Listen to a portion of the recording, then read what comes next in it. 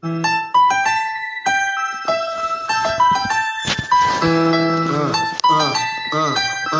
Democrats don't speak for me. Speak for me. Speak for me. Republicans can't speak for me. Speak for me. Speak for me. A bitch ass nigga can't speak for me. Speak for me. Speak for me. You coon ass niggas can't speak for me. Speak for me. Speak for me. Listen here. This is a fact of life. I be rapping like Nat Turner came back to life. Grab Donald Trump by the pussy, he ain't acting right. I never run from a conflict. I be glad to fight. It's a very cold world that we living in. Somebody please tell Elizabeth you're not an Indian. You just trying to con them people to get the benefit. Just another immigrant stealing from the Indians. That's some punk ass shit and that's too lame. Now we finna step over to Andrew Yang. And you a sucker, you can never speak for black folks. Fake ass candidates trying to get the black vote. The Democrats don't speak for me. Speak for me. Speak for me. Republicans can't speak for me. Speak for me. Speak for me. A bitch ass nigga can't speak for me. Speak for me. Speak for me. You coon ass niggas can't speak for me. Speak for me. Speak for me. You know your boy be high off sativa. Kamala wasn't popping, so we said bye, Felicia. She ain't had a right policy. We ain't trying to meet her. Y'all can take Biden too. Bye. We don't need her. We don't need Roland Martin or that coon Al Sharpton. Didn't need Cory Booker from the start, man. I don't fuck with police and no snitch. You know I'm coming with the heat when I spit it. The Democrats don't speak for me. Speak for me. Speak for me. Republicans can't speak for me. Speak for me. Speak for me. A bitch ass nigga can't speak for me. Speak for me. Speak for me. You coon ass niggas can't speak for me. Speak for me. Speak for me. If you ever go to court and this is your luck, try not to get fucked by Benjamin Crump. I know it's hard. You and all go is hard. But who the fuck is Amy Cloak? Put her picture up on the bullseye and start throwing darts. People cut our organs out our bodies, that's a stolen heart. They can't save us from the flood like Noah's Ark. Black lives always matter, we finna go for ours. So then we savages, we don't need to pot the piss. Mike Bloomberg is sub thick with that stop and frisk. Bitch, you ain't speaking for us, we don't know you. Bernie Sanders, and get your funky ass on too. The Democrats don't speak for me. Speak for me. Speak for me. Republicans can't speak for me. Speak for me. Speak for me. A bitch ass nigga can't speak for me. Speak for me. Speak for me. You coon ass niggas can't speak for me. Speak for me. Speak for me.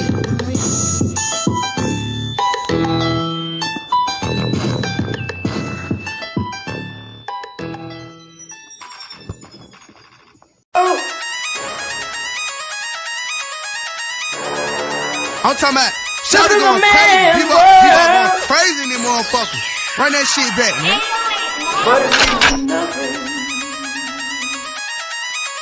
Nothing. Got a woman on the bed.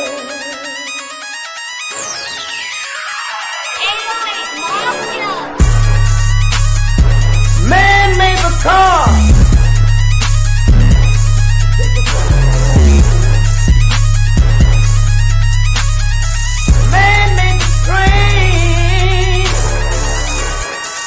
Carry the heavy load. Man made the electric light to kick us out of the dark. Man made the boat for the water like the 7-no-meter. Man thinks about a little bit of baby girl and a baby boy. Make them happy because man make them dark. But after man make everything we can, do you know that man makes money?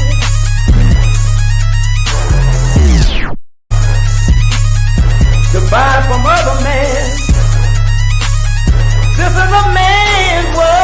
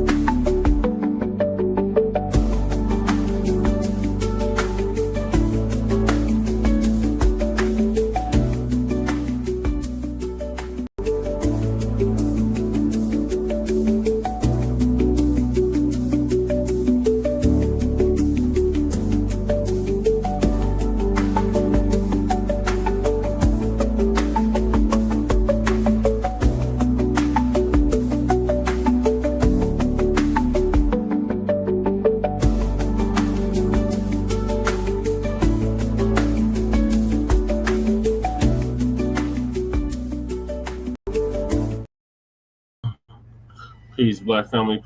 Peace, greetings. Thank y'all for tuning in to another episode of the Frontline Black News. I'm your host, Chain Crewman. We're joined with the other host, Lady Che, and we should be joined here shortly with our West Coast correspondent, Shabaka San Corey. That's Shabaka's Black Experience Enhanced, which I'm the co-executive producer and co-host of, and join us tomorrow for a brand new episode of Shabaka's Black Experience Enhanced. Greetings, Kahari. Greetings, Twin. I seen that you were doing a 24-hour marathon. Are you still, or a 24-hour stream? Are you still doing that? Twins in the building. I think Max in the building. And that's it so far. And on this season 4, episode 51, part 3 of the Frontline Black News, we'll be discussing the topics we didn't get to in part 2. Let's just read now part 3. Willie D and Slim Thug heated reparations debate, leaving Neverland 2 when the finesse doesn't work. FBA Brotha opens 3 businesses after facing anti-Black racism while working for them folks. Then President Baracc Osambo was MAGA in 2008 before President Trump coined the term. Then Michelle Obama's podcast and Jasmine Crockett's Dusty Dancing. Fani Willis ordered to pay fines over failed Trump case. Bishop Patricc Wooden calls out FBAs for thinking being black is to be a Democrat. Well, convince us otherwise. Okay, you're still doing it. Okay, Kahari. Well, thank you for tapping in. So, what up, twin?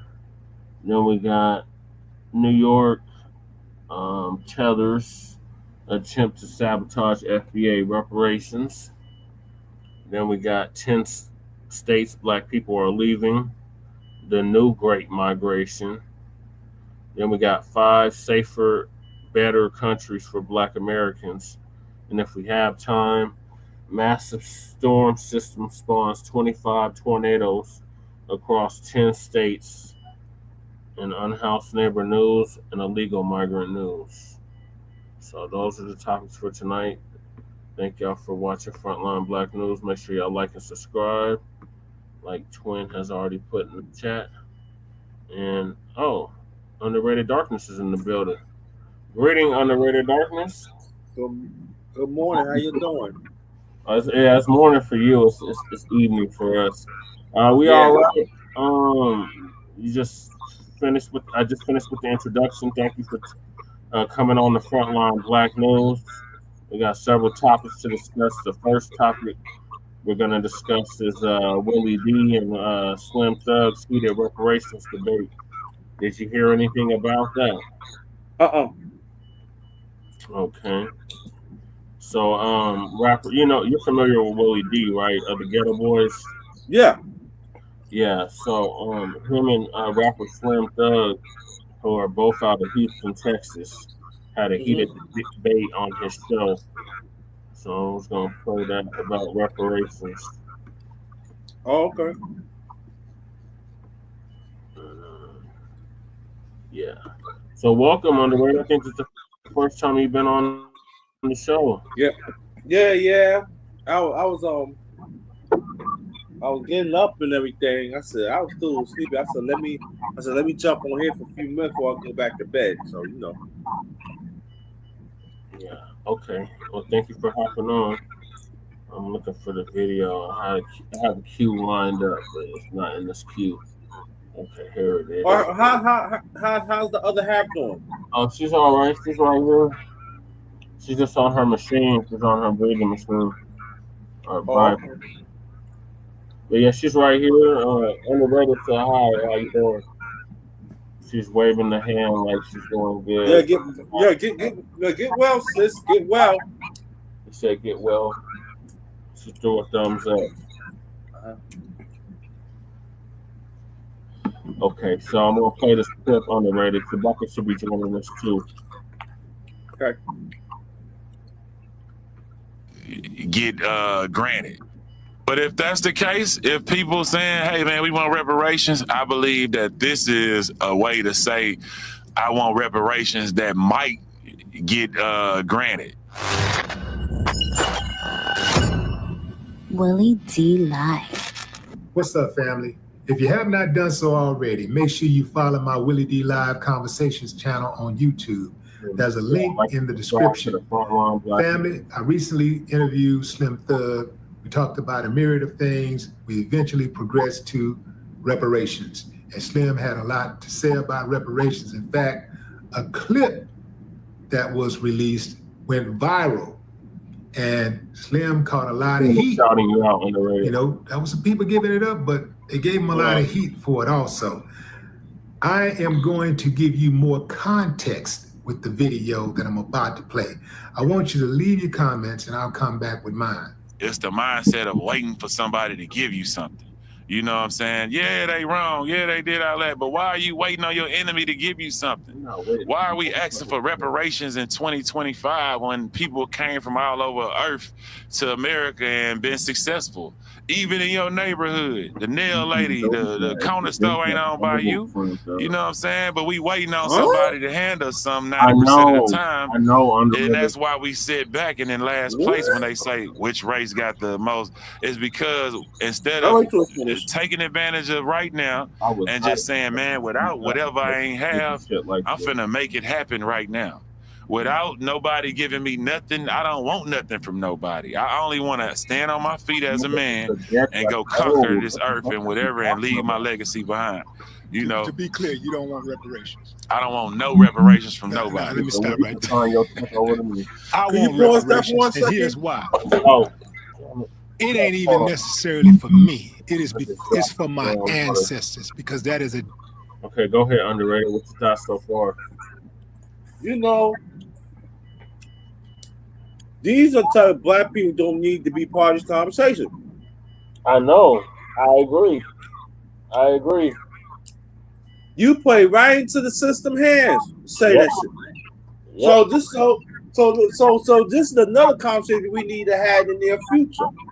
Yep. All right. These celebrities can't be speaking for us. These celebrities cannot be speaking for us. But they are. No, you can't. That's right. You can't speak. So this is what I'm saying. If you don't want reparations, give it to the ones that really needs it. Right. That's all. Right. That's why I said he could send his check over to me. You don't want some reparations check? I'll gladly take it.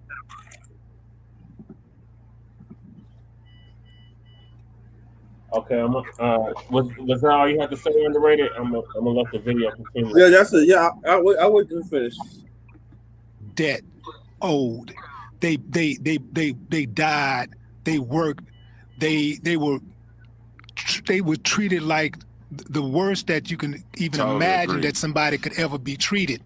And it didn't end with slavery. It moved on into the Jim Crow era, and it's still going on right to this day. Right. So reparations would absolutely give black people some get back and some seeds to plant. Like right now, a lot of us, we don't have seeds.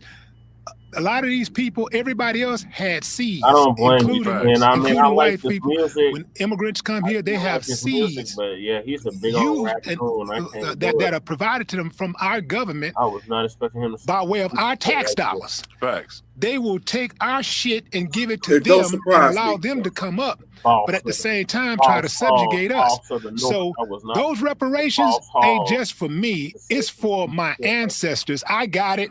I could say I don't necessarily need it, but I do know a whole lot of black people that could use them damn reparations to get on their feet. 100% agree with everything you're saying. And so we need those reparations because it's a debt owed. It's almost like what if I totally agree gave with somebody some money? What if you gave? But look, hold on. What if you gave somebody some money? Let's say it's a substantial amount of money. Mm-hmm. You gave somebody, let's say, $100,000. Right.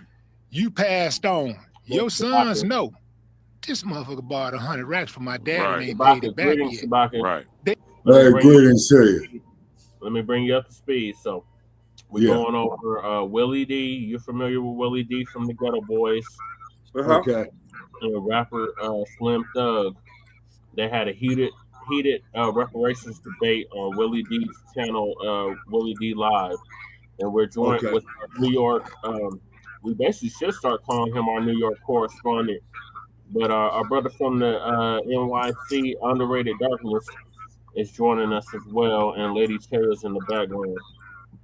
Okay, all right. I look forward to dealing with him. Looking forward to dealing with him. I'm watching John Q on TV. I'm getting ready to turn that was a good movie, Shabaka. I loved it. That was one of Denzel's best movies. You know what I'm saying? That and Malcolm X. You know? He should have won an Academy Award for both of those.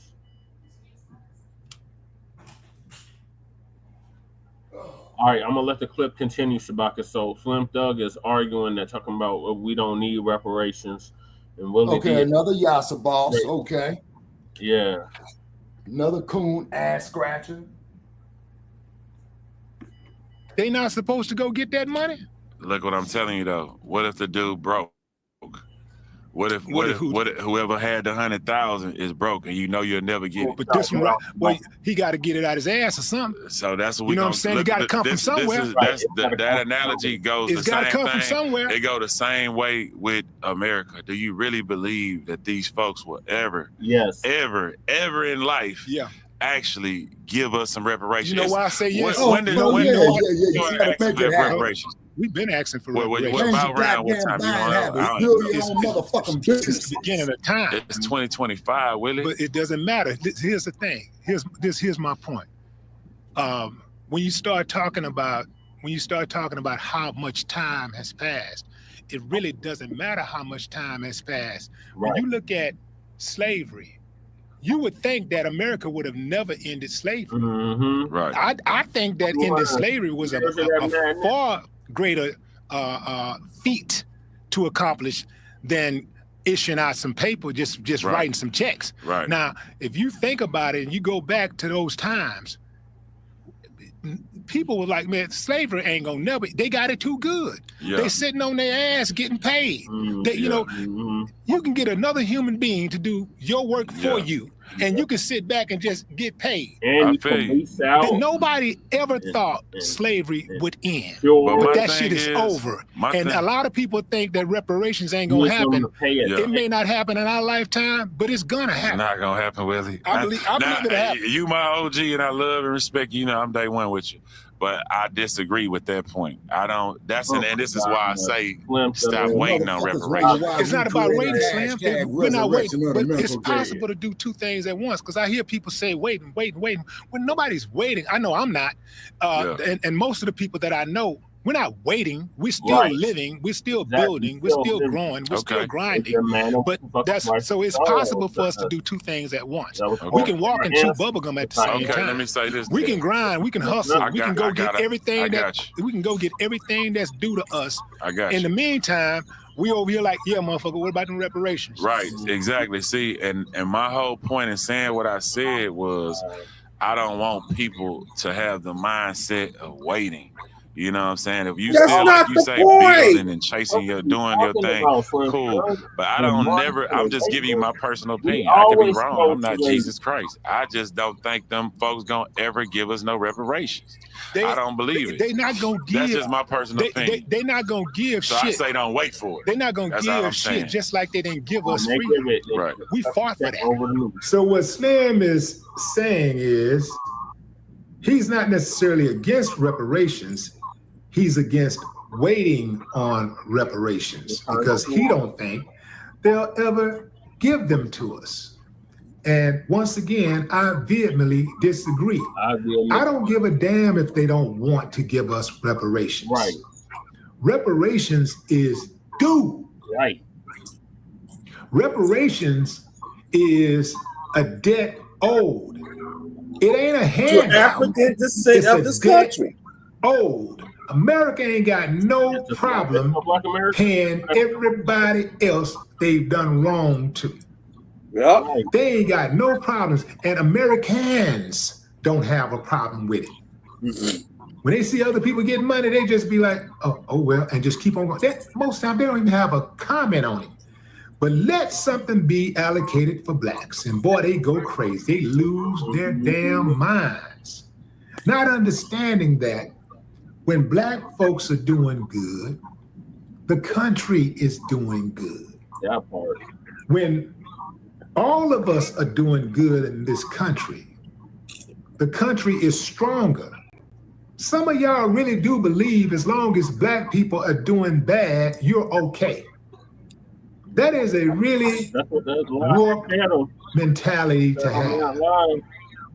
If we're all Americans, if we're all paying taxes, if we're all living in this society that we want to be productive, and we want to live in a cohesive society, wouldn't it behoove us for our fellow man and woman and child to be doing good?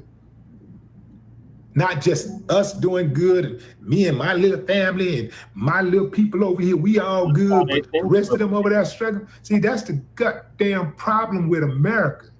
The only time we have enough sense to come together, the only time we want to see somebody win that doesn't look like us is when we're at a concert or some type of sporting event.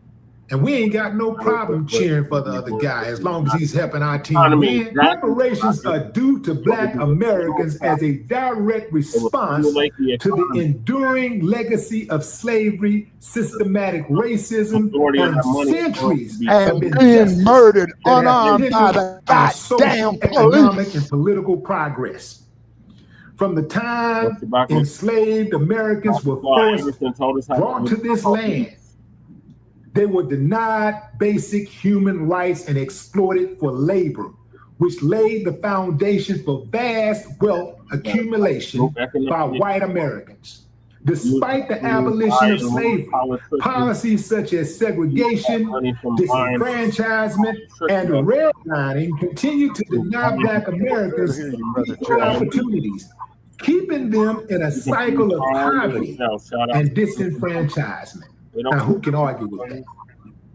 The effects of these systematic barriers still resonate today as black Americans experience disparities in wealth, education, healthcare, and criminal justice, all of which stem from a long history of state-sanctioned oppression. There it is. Reparations are a moral and practical acknowledgement that the United States directly benefited from the exploitation of black people, and that this country has a responsibility to repair the harm caused.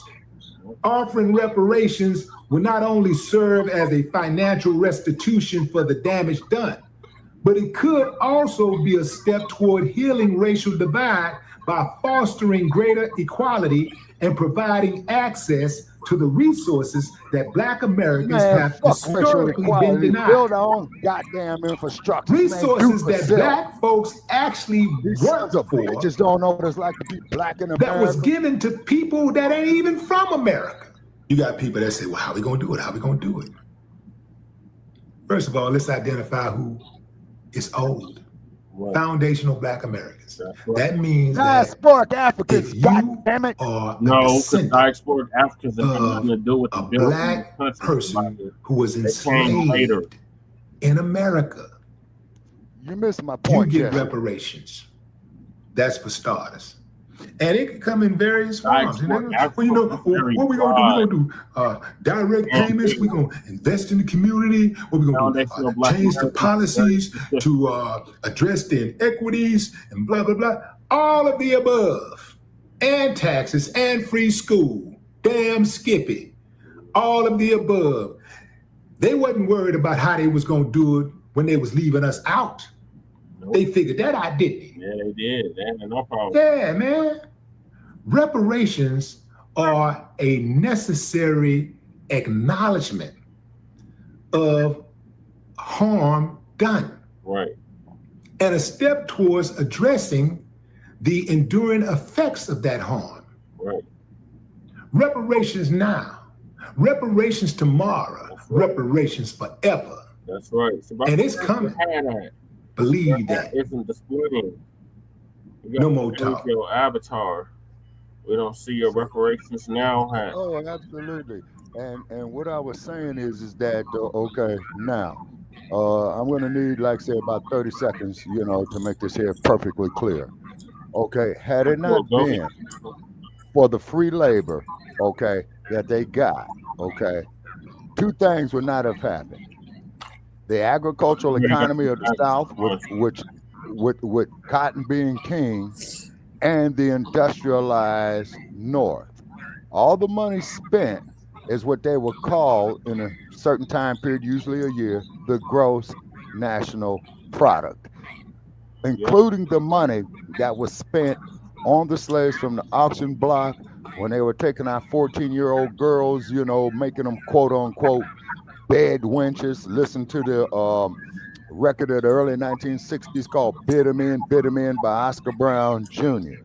Are you familiar with that underrated? You remember that song by Oscar Brown Jr., Bid 'em In? Yes. Yeah, Bid 'em In. Yes, sir. Oh, okay, brother. How you be? Good, he was closer to your age. He's my elder. Okay. All righty. And then, too, what had happened as we was doing the mass migration from the South, like my family did, then we started working off, we tried to get unionized jobs. My family migrated from the South to the North as well. Okay, so when we got to the North, you figuring, we get these jobs and all these trade unions like carpenters unions, construction unions, painting unions. They had the white only unions. Exactly. Unions. Exactly. Okay, so therefore that there took away the ability for a man in the long run to provide for his family. Now he is forced to make his money to go into the fucking rackets. We all seen Harlem Nights. Also too, same thing in Shy. Everybody from that movie is dead. Oh my God, except Eddie Murphy. Yeah, and then on top of it as well too, with the gambling, okay. Well, we was running the numbers, and they sold that and turned it into the lottery. Okay, there you go. You see, right there. Okay, so this is what I was saying, Brother Che. For all these goddamn states that had this lottery, man, shit, you know what I mean? All the fucking money that they're making on there, motherfuckers only hitting the big money, 1 out of a million. Tap that ass too for the goddamn reparations. And what will happen? Baracc is at right now. He's in Sin City. Oh yeah, out here in Sin City. Yes, sir. Okay, come on. Also, and then also too, is that then we start educating our own, particularly in the science, mathematics, engineering, and technology, is because all this internet shit, they went and stole our intellectual property from our people as well. Too, look at the woman, man, who came up with the hidden figures. If you don't think that goddamn space program didn't boost the motherfucking U.S. economy, man, shit don't stink. Shabaka, hidden figures is based off of Hidden Colors. Yeah. That was Hollywood's response to what Tariq Nasheed and others have put together to educate our people. Yes, sir. Now, another industry, too, and I know my man is in New York, another industry that we contributed to greatly, that they stole a lot of our talents from, is movie making. Yeah, all of that. We were the first whales they ran, racist ass whales, W.E. Griffith. And, hell, they got a goddamn park named after W.E. Griffith, who was an avid racist, which is the world's largest municipal park, even bigger than Central Park. It's called Griffith Park. Where the hell do you think the goddamn Hollywood signs sit up at? Right. And also, I want to add this on too. Let's not forget about in this USA, Alabama finally abolished slavery of pitting cotton and sugar going towards the early 1970s. That was not long ago. Well, we Yes, sir. played that underrated on Shabaka's Black Experience Enhanced. They took the video down. Yeah, they sure did. They sure did take the video They down. put slavery into the 19th and 20th centuries. They tried to make it seem like it was that long ago. No, it really wasn't. It was not that long. It was not long ago because I remember I was a little boy when they finally abolished, and I said I'd let people know this is after Martin Luther King. This is after Martin Luther King got assassinated. The brothers and sisters of the Black Panther Party got assassinated. Right. So we have to understand that when we talk about reparations, what about the ones that stand for reparations? And then the ones who had this USA still had them picking cotton into the 60s, going to the 70s, into the 80s. Yes, sir. Into the 80s, right? There are some big toward the 80s. Yeah, I was a teenager. I was in the 80s. I was just a twinkle in my mommy and daddy's eyes. That was not long ago. Yeah. And I was in my 20s in the 1980s. You see, I was now baby.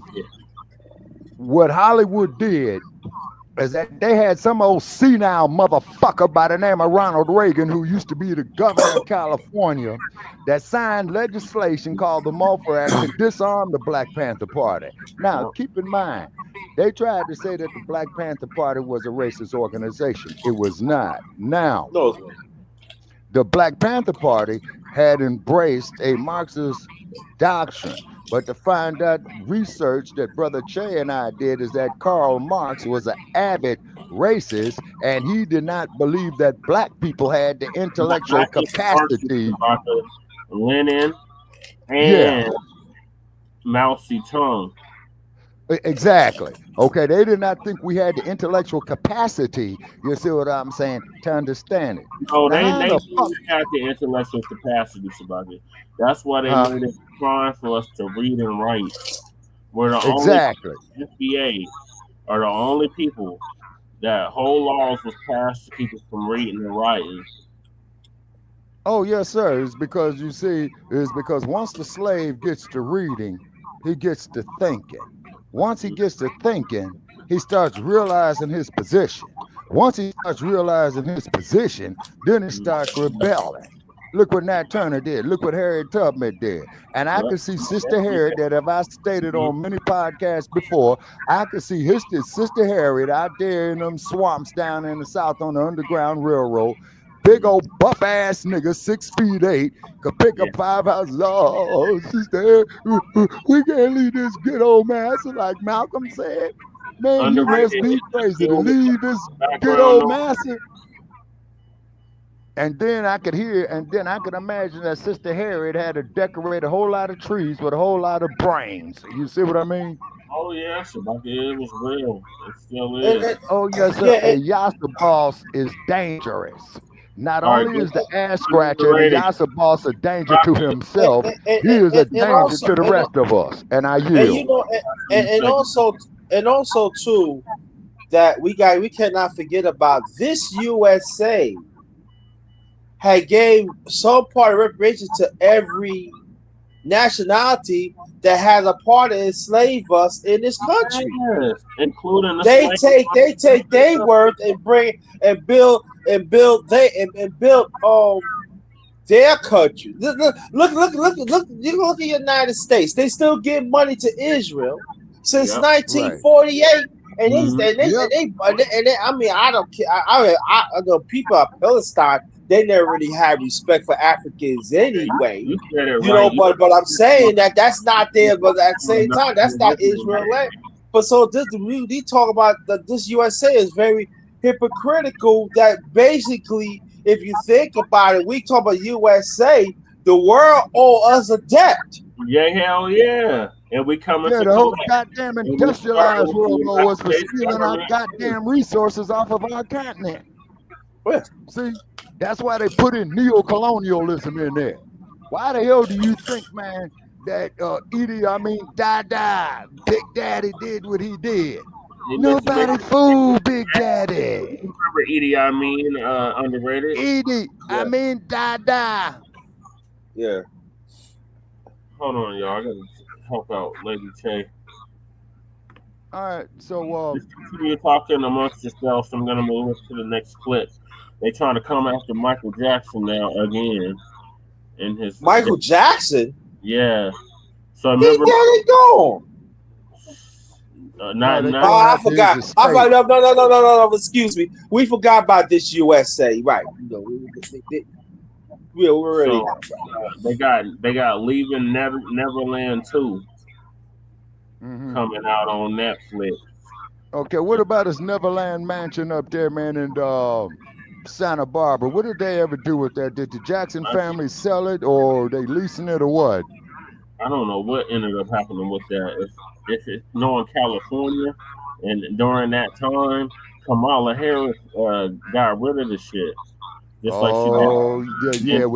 The same shit she did with Nina Simone, yeah. Yeah, you know what though? That's a good point, Shabaka. That a lot of people, they talking about the former vice president. Look how she did dirty to black women too. Oh yeah, especially Nina Simone.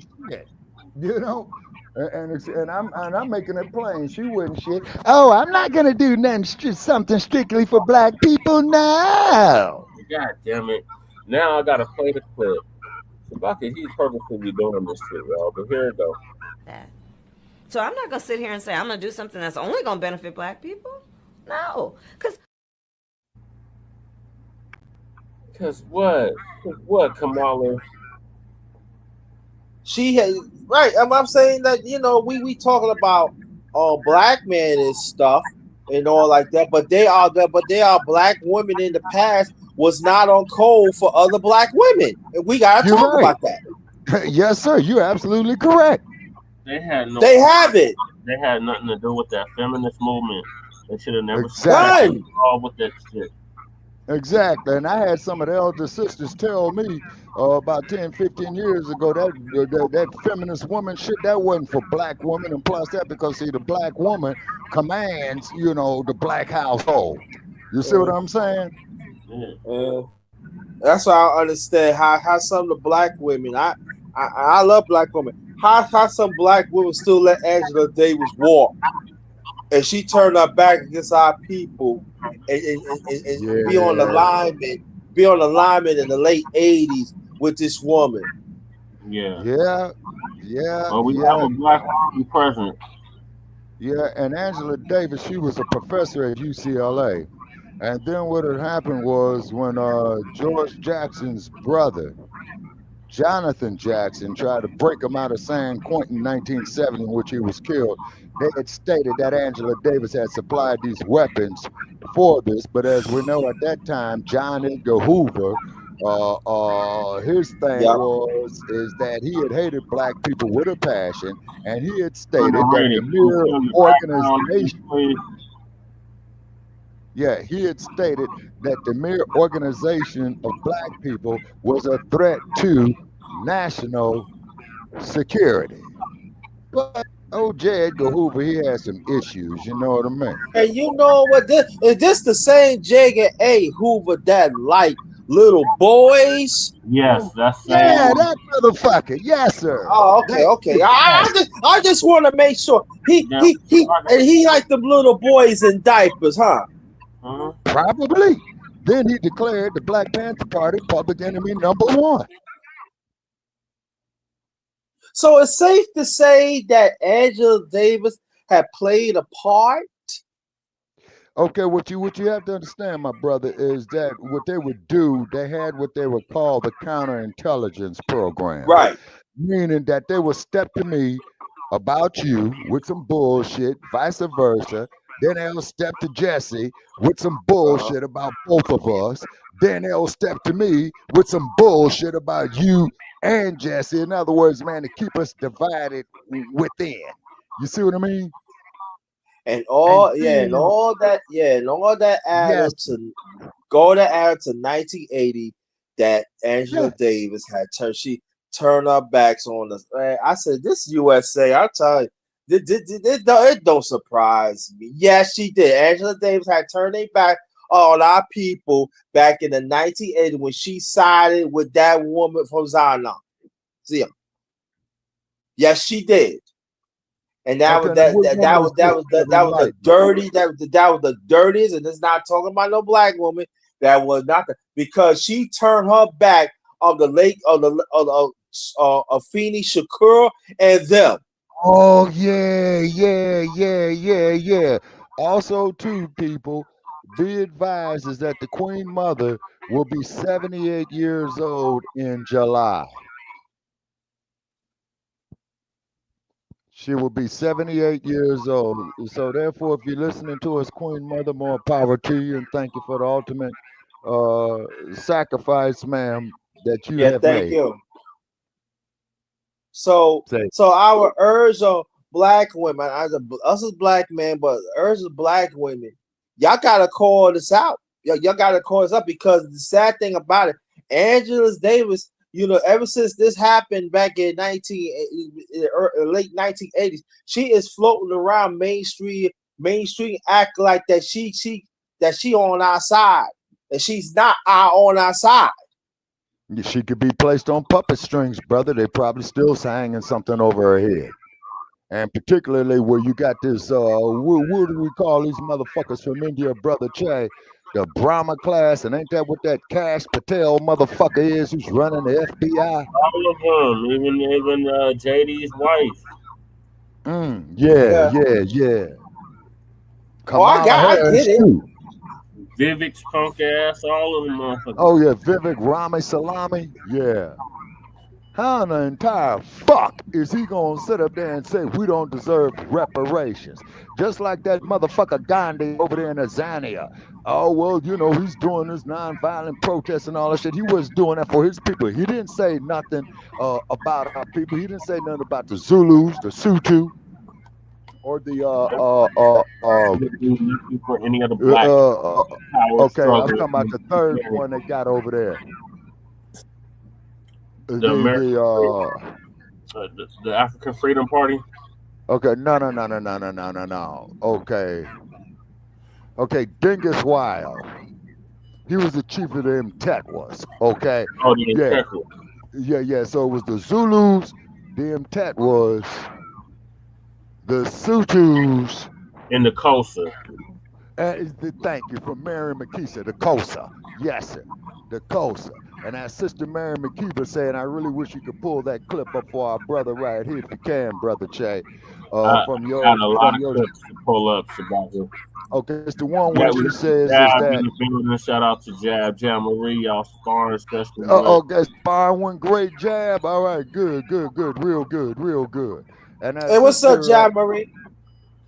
And then we got Crow in the building. My shit. Crew has made his presence known. What up, Crew? Hey, what's up, Crew? Okay, so therefore, as Mama Africa had stated in the early 1960s, it was a black and white film.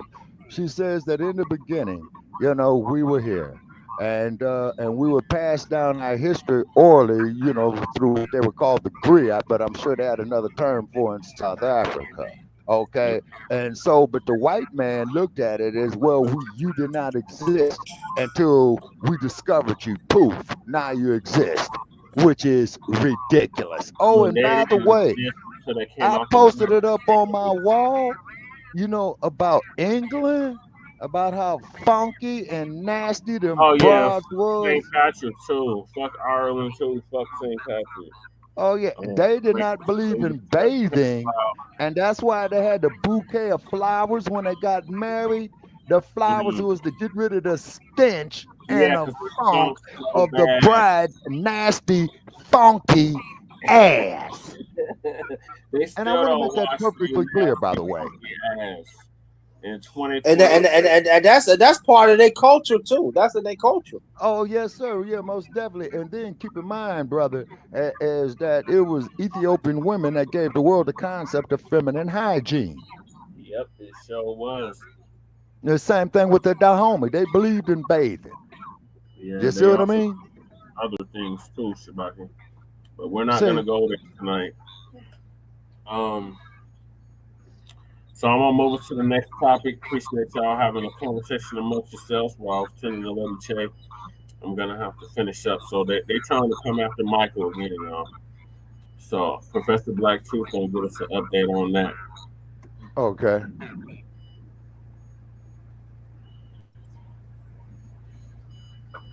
If you're not already subscribed to this YouTube channel, go ahead and hit the subscribe button now, along with the bell icon, so you can be notified whenever a new video is posted.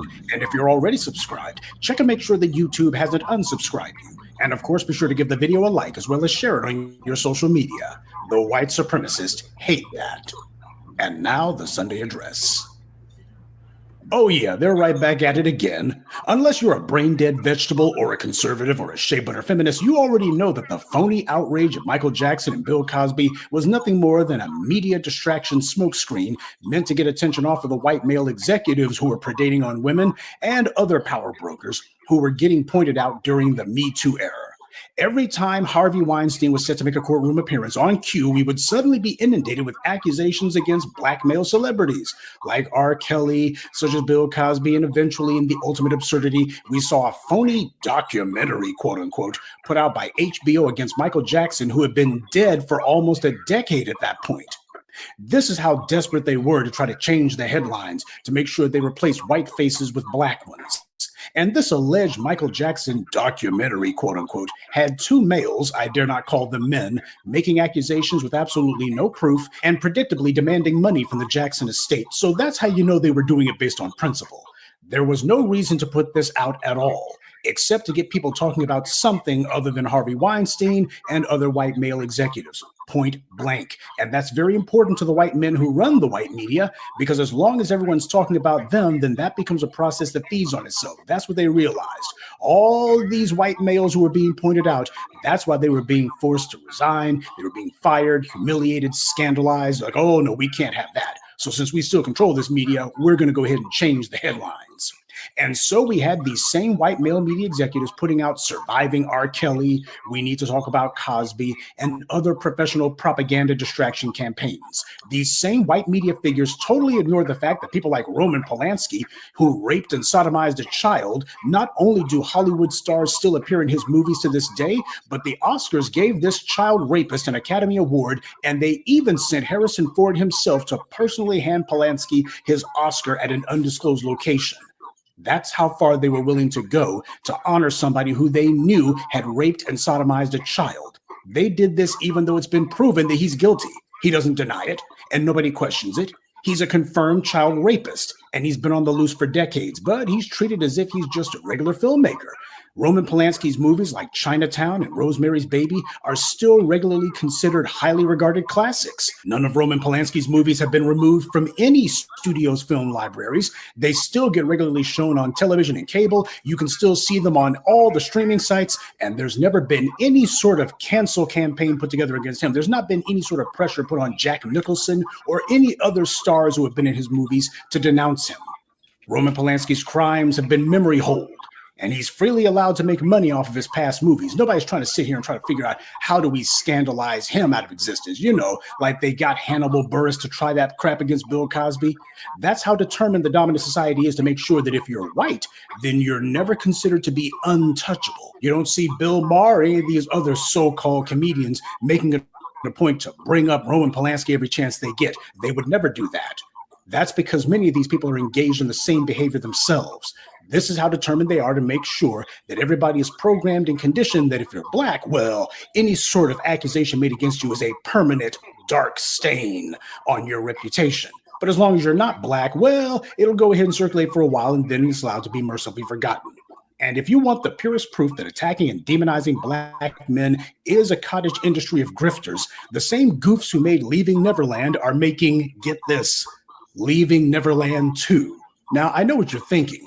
These guys had absolutely no actual evidence for their first so-called documentary. It was just them saying stuff. So what are they going to say this time around? Well, believe it or not, they actually have even less to say this time around, if that was possible.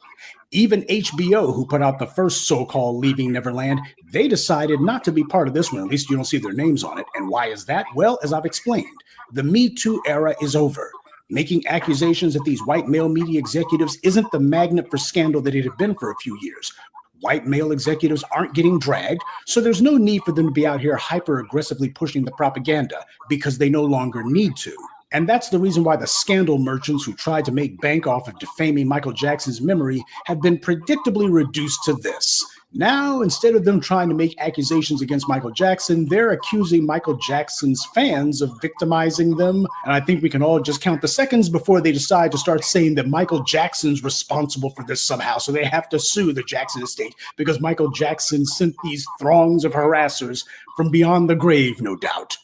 At last, they've come full circle. This is pathetically trying to make another nothing burger into something. This is what happens when you run out of rumors, gossip, and empty accusations to make about Michael Jackson, but you don't have anything else you can market because your hit piece fell flat.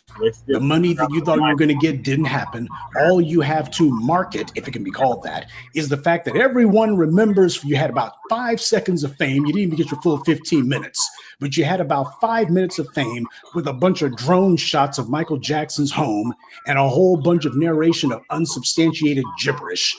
So they shot their quiver. It didn't become the payday they had hoped for. And since they can't claim any new empty accusations against Michael Jackson, well, now they're saying, well, Michael Jackson's fans are attacking us, so we got another documentary. Remember the last one? Everybody's already forgotten.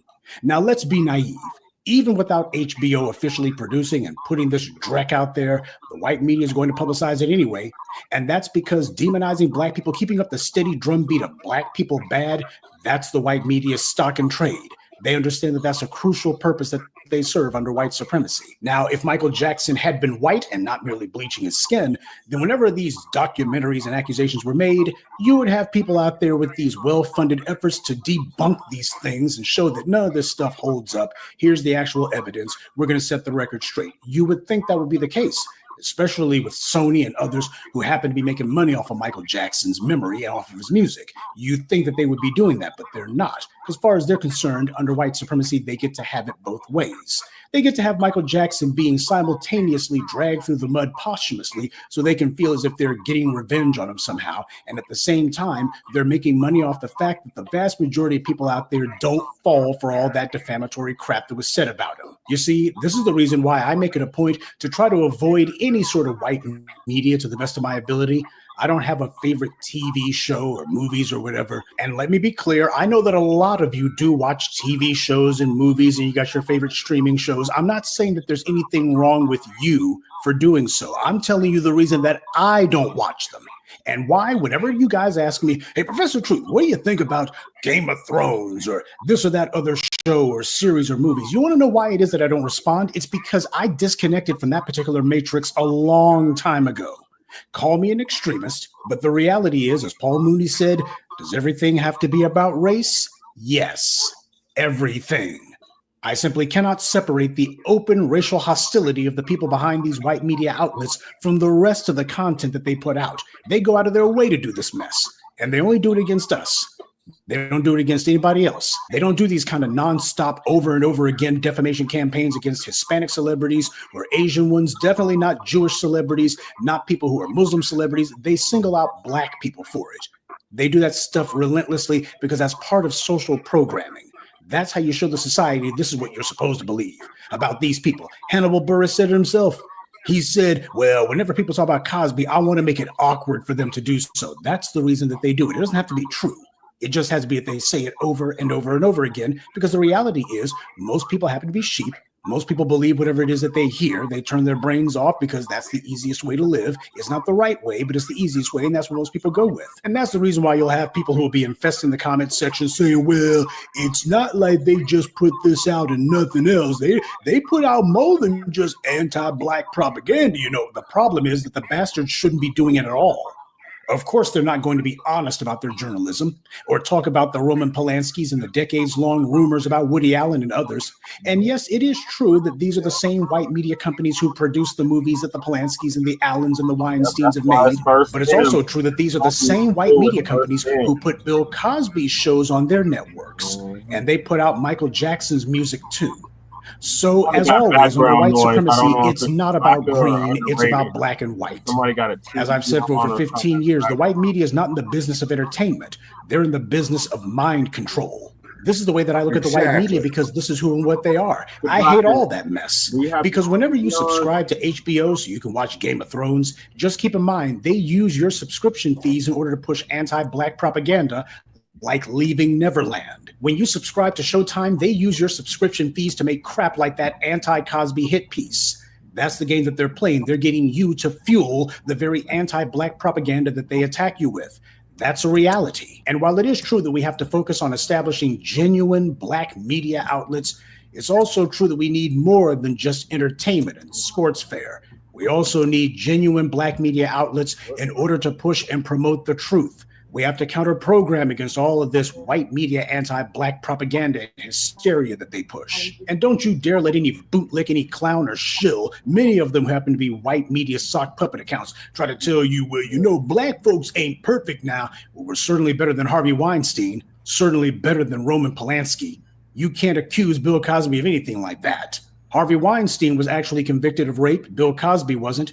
And Bill Cosby's phony conviction was overturned, something that Harvey Weinstein probably won't be able to say, at least for a little while at least. And yet the man who was the very reason that the whole Me Too era kicked off, for some strange reason after he was convicted, we haven't had an orgy of Harvey Weinstein documentaries come down the pike. Shouldn't there be a tsunami of pieces about the man? All of these stories talking about the rise and fall of Harvey Weinstein, just an endless parade of it.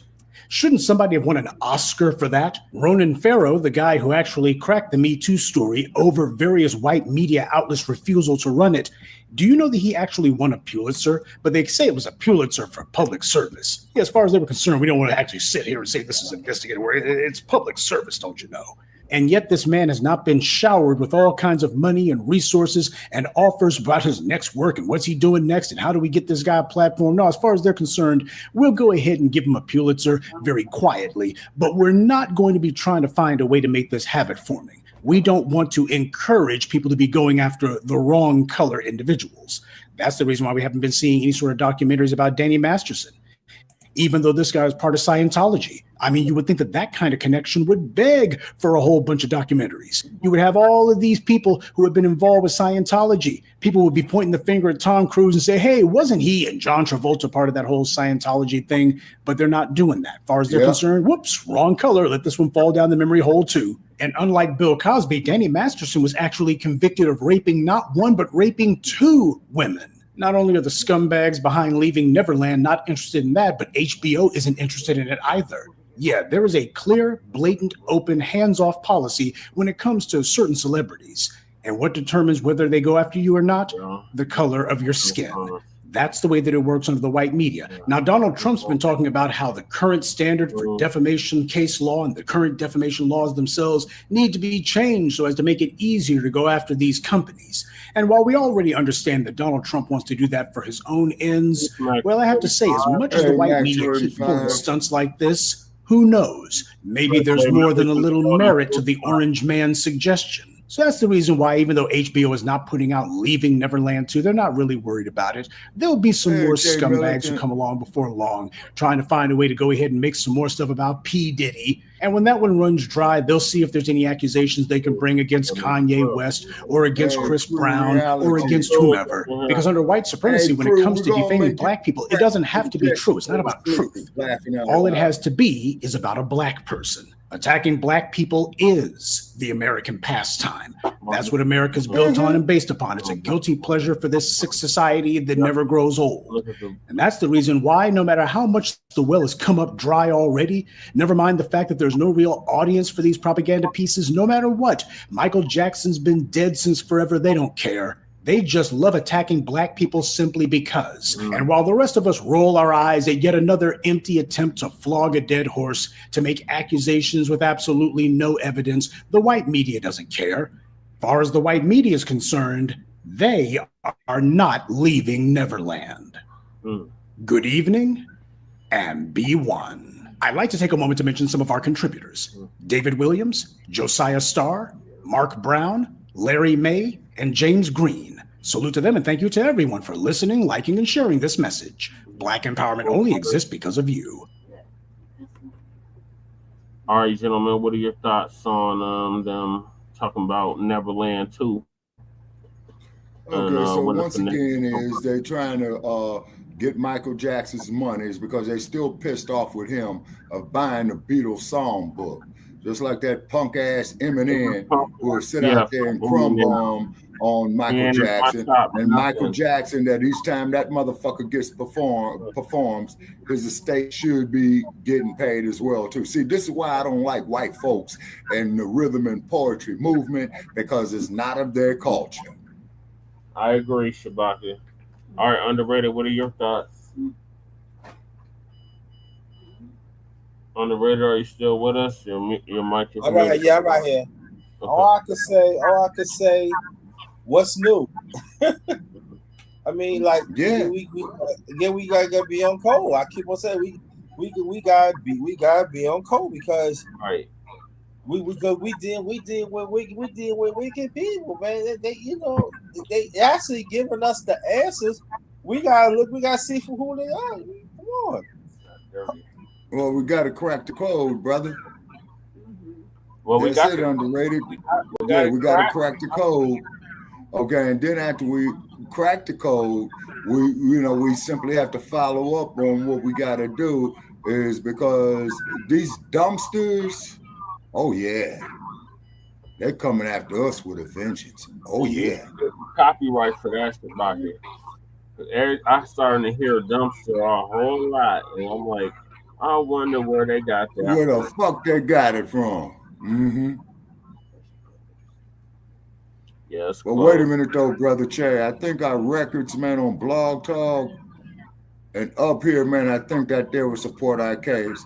So once the fuck again, we would have to go into the California courts, and we would have to go in LA County. So we need donations, people. You know what I'm saying? We need donations. Yep. No, we are. No, we are. But yeah, we definitely do. We are barely keeping this platform afloat. We got Win-Lose, Kahari, he says, laugh out loud. Do you white folk know your family? No, apparently. Okay, specify Win-Lose. Do you white folks know in your family? Okay, could you specify that Win-Lose? I don't, yeah, he gonna have to elaborate on that. Yeah. But yeah, like Underrated said, this is nothing new. They always coming after a black man or a black woman, especially one that's high profile as Michael Jackson was. Right. Even in his death, they still ain't forgotten about him.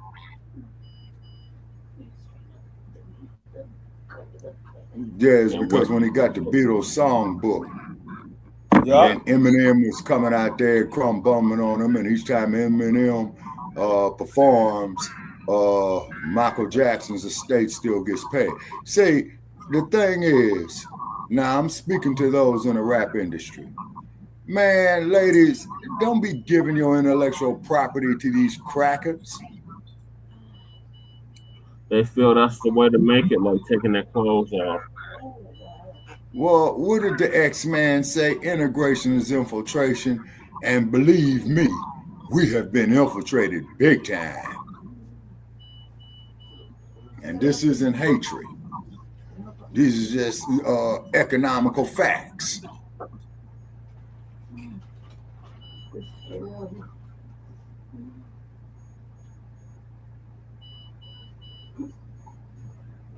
Mm-hmm. Our people. I mean, this USA. Oh yes, sir. And then also too, Underrated Darkness. Brother Paris knows what I'm gonna go with this. Okay, Underrated Darkness. If you ain't never been to LA, Los Angeles, right? What happens is, particularly to a lot of our sisters who go out there, right? They get approached by these white boys that do them adult films. And what they do is they tell the sister this will really boost your career.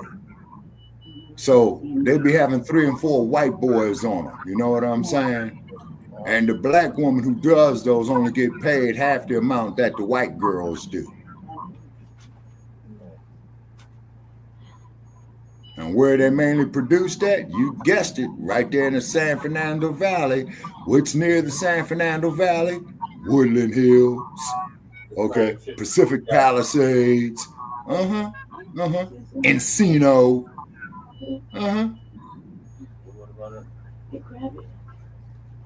I mean, look what they did to Vanessa Williams. You see what I mean? You saw how they smeared Vanessa Williams. You know, when she became the first black woman to win the Miss America crown, and she had to relinquish it. Sure. And no disrespect to you, Miss Williams. You know what I'm saying?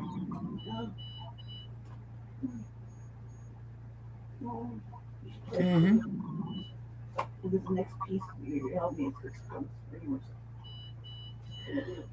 All right. So is that your final thoughts on Neverland 2? Yeah. All right. So moving right along, we got an FBA brother. Shout out to him. He has opened 3 businesses after facing anti-Black racism while working with them folks. Okay, how many black people is he hiring?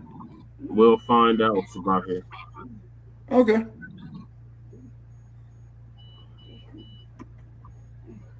The other brother, you know, that after the civil rights movement, he went to get a job. And what this brother had been through, I definitely can relate to. But I want you to hear what our brother has to say, because this is something a lot of us have dealt with.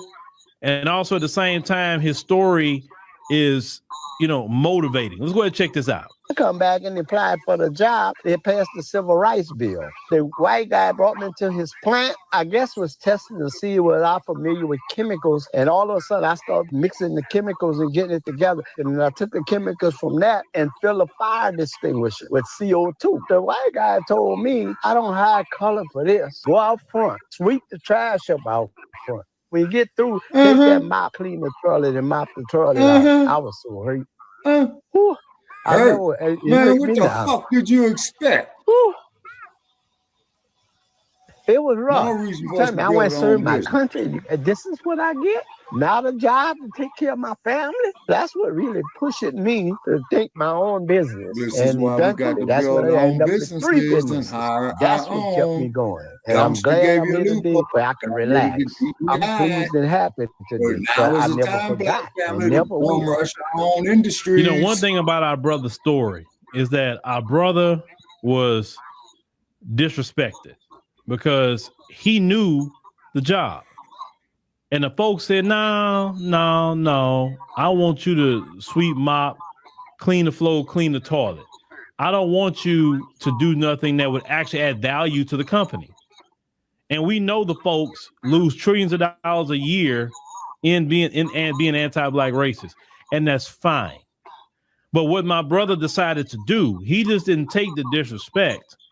You understand? He said, I'm using this disrespect to motivate me to do something for myself. And our brothers created 3 businesses, 3, based off of the way he was treated. And see, the folks a lot of times will be your greatest motivation to do great things for yourself, your family, and for your community. Like me, for instance, I've been through those things where I knew I had the knowledge for supervisor positions, applied for supervisor positions, had the experience, and I couldn't get it. Then you see some white guy who don't have your experience, don't have your knowledge, can't do anything, yet he gets the job all the time. The good old boy system.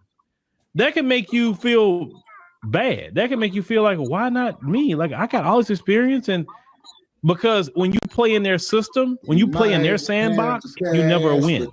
That's what it is. You cannot win playing in their sandbox because they rig the rules where you gonna always stay at the bottom. You can only be a worker ant. You can only be a worker bee. You can't be the queen ant. You can't be the king. You can't be any of that. Okay, in their system.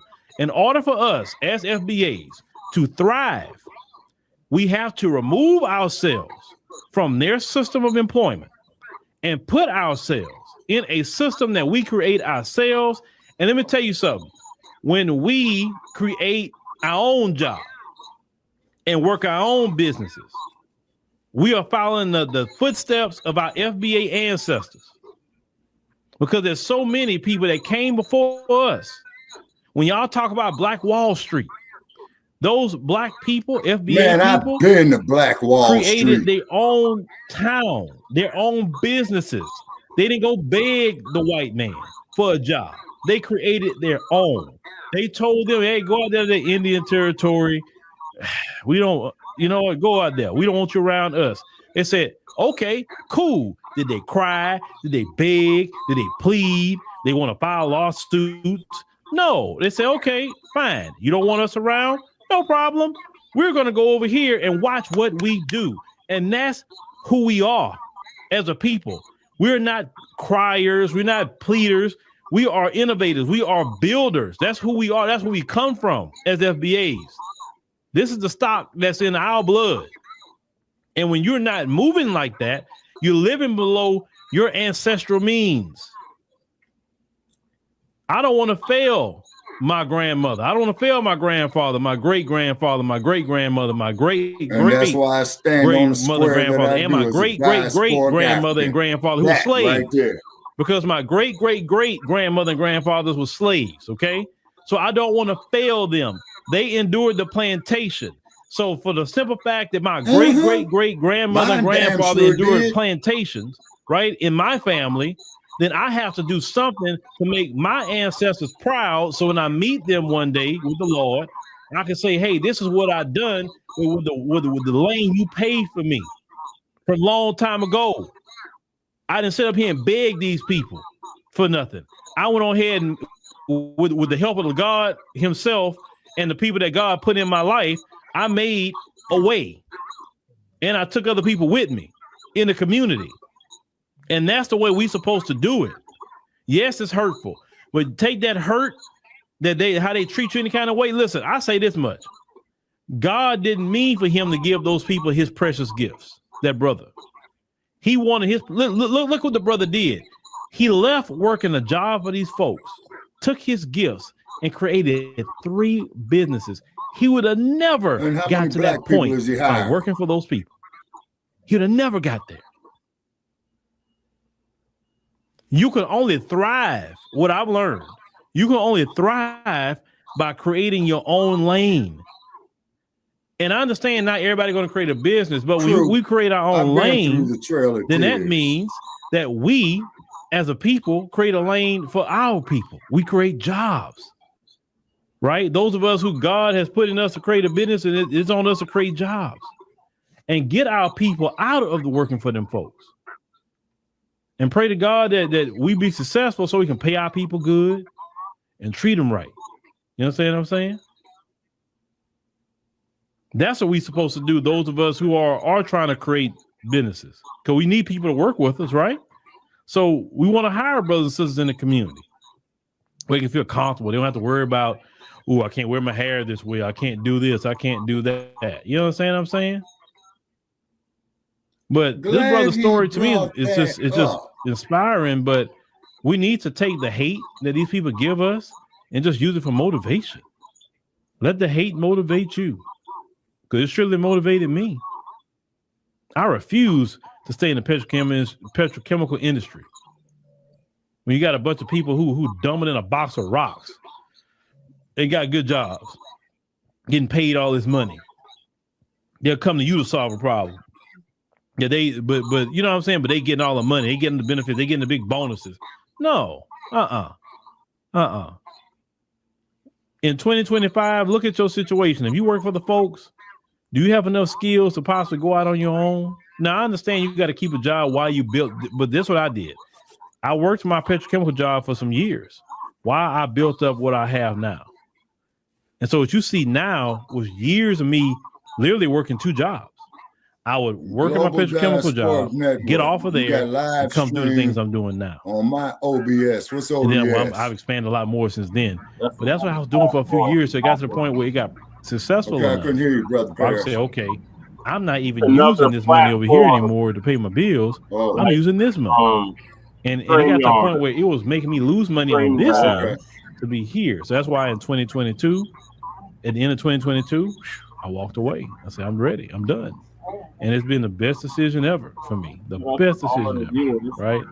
So, you know, shout out to all my brothers and sisters out there who possibly dealing with this.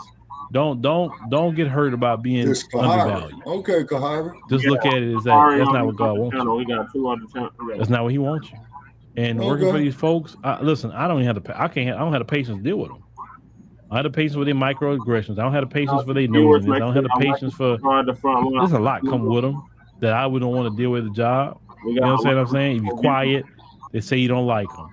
If you're enjoying yourself talking too much, they try. It's just too much. It's too much. And I just encourage my brothers and sisters just to hold on, stay strong, and if you got a business idea, follow through with it. Pray about it, follow through. Goddamn right, I'm gonna follow through with it. I got one.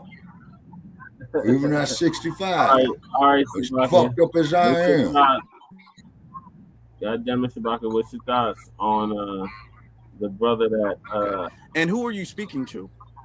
Had the 3 businesses, opened up 3 businesses after. Hey man, more power to him. But there's one thing I must say. Okay, here's one thing I must say. Shortly after the rebellion in Los Angeles in 1992, right? I went to a business mixer.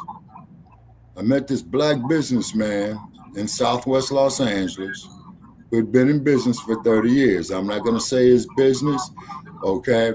So I asked him for a job, okay? So I went to the job, but he had a supervisor who was very, very disrespectful. A black guy now, very disrespectful. And we would go out and we would have to ride vans to the job site, right? Yeah. So he's going to tell me when I sat in the front seat, oh, get your ass in the back seat. Oh. Hold it. You ain't heard nothing yet. So we went out to a celebrity's house doing the maintenance. I'm not going to say the name of the celebrity, but it's somebody that's very, very familiar, but I'm not going to say the celebrity's name, you know, for legalities. Okay. Okay. Okay, so the celebrity's child had asked me, would you like a piece of cake and a cool glass of lemonade because I see you out here working and look like you could use it. And I says, well, thank you. So this nigga is sitting in the house having the same glass of Kool-Aid and having a piece of cake. This trick says to me, you're supposed to ask me for a break. And I said, well, wait a minute, man. You know, they invited me, right? So I started having problems with him. Yeah. So I had to tell the owner of the company, I said that, you know, your man here, he has, how should I say, managerial problems. He says, what do you mean? This man is speaking to people with foul language, and he put his hands on an employee. Yeah. And the day he puts his hands on me, I'm gonna break the motherfucker, and then I'm gonna break his goddamn neck. Yeah. Do you understand? Well, man, this is unbecoming of you, man. It's not unbecoming. It's that you treat people with respect, give respect. Plus that, I was traveling 20 miles a day to get to this job because it was a black-owned business. Mm-hmm. So what the fuck I did, I said, fuck it, man. And about a year and a half later, I went on and did my own shit. Yeah. See, that I can no longer do now. You see what I mean? Let's hear from Underrated. Underrated, what's your thoughts on the brother with the businesses? Open up to the businesses, do the anti-black hatred. Underrated. Brother JT, #1 grinder. Can you hear me? Underrated. Earth calling underrated. Las Vegas calling NYC. I hope it didn't pass out on me. I hope Boy. I hope Underrated didn't go to sleep on us. It's because he is in Eastern time zone. It is 2:30 a.m. in his time zone. All right, so we'll leave his mic open. We'll leave his mic open. You know, if brother wants, to come back on, please leave his mic open. Okay, so it's very, very important for us to build our own industries. And this is what I was saying in regard to with Donald Duck getting rid of DEI. That means we can hire our own people. And when they step to us on it, Mac 285 says Underrated probably passed out. Yeah, Mac 285, yeah. More power to him. Leave the brother's mic on. He might have to go get a cup of coffee to stay up to do night duty. Okay. All right, so it is essential now in these times that we build our own businesses. Say, patent your shit. You see what I'm saying? Like that damn patent office had fucked us out of so many businesses and opportunities. Yep. You see what I'm saying? Be very, very unforgiving to the descendants of the raping, slave trading pedophiles. This is very, very important. It's because if they are sincere, they'll be supporting the reparations. For the simple fact is the reparations revenue is going to get submerged into the gross national product of the United States. Now, what is the gross national product? That is the total amount of goods and services that were paid for in any society, local level, state level, community level, national level. You see what I mean? Yep. And what happened. And then the reason, as we all know, why they burned down the Black Wall Street, and I visited Tulsa, Oklahoma in the Black Wall Street, Greenwood, Orchard, and Pine, and that's where the Gap Band is from, and that's what GAP means, and this is why they made the song, You Dropped a Bomb on Me, Baby. See, a lot of our music, people, is also code. See what I mean? Such as Swing Low, Sweet Cherry-O, Looking for to Carry Me Home. Okay, so this is the slaves who was getting ready to get with Sister Harriet, okay? And once you made that move, there was no turning back. That took a lot of guts. You know what I'm saying? It really did. So we're going to let these... move us along to the next topic. And that is President Osambo was MAGA in 2008 before President Trump or the dump as a human shit. And we want to make that perfectly clear. Coin the term. Oh, yeah. And by the way, that term is our intellectual property. And so is dumpster. Yeah. Wait, which one? We want to make that perfectly clear. As in human shit. And I want to make that perfectly clear, by the way. The whole thing? That whole phrase? Yes. Okay. Yes. All right. Well, I hope all 12 of the And I'll talk to you about it off air, Brother Che, because we got a lot of work to do on that one, and I don't want to breach our security on it. So I'll talk to you about that off air. Okay, Shabaka. All right, so I'm going to play the clip from Uncle Phil again, this time about Barack Obama, Osambo, who was MAGA in 2008 before the dump coined the term. All right. It is 3:17. It's 3:17. It's a Monday. I know at least some kids are starting their spring break. They say my children, or at least a grandson and my daughter, right? They was spring break last week. So shout out to all the kids out there. Listen, kids, you got a couple of more weeks to go. You got Good Friday coming up. And then after that, you'll be out of school. So it'll be summertime for y'all know it. I know you're tired of your teachers and all of that, but just hold on a little while longer, kids. Hold on, right? Then y'all be at the house sucking up air holding the refrigerator open, keep looking for food. Oh, then as parents, we got to be dealing with that for a couple of months. So, but it is what it is, man. Kids, you only got them for so long, then they become adults, and then hey,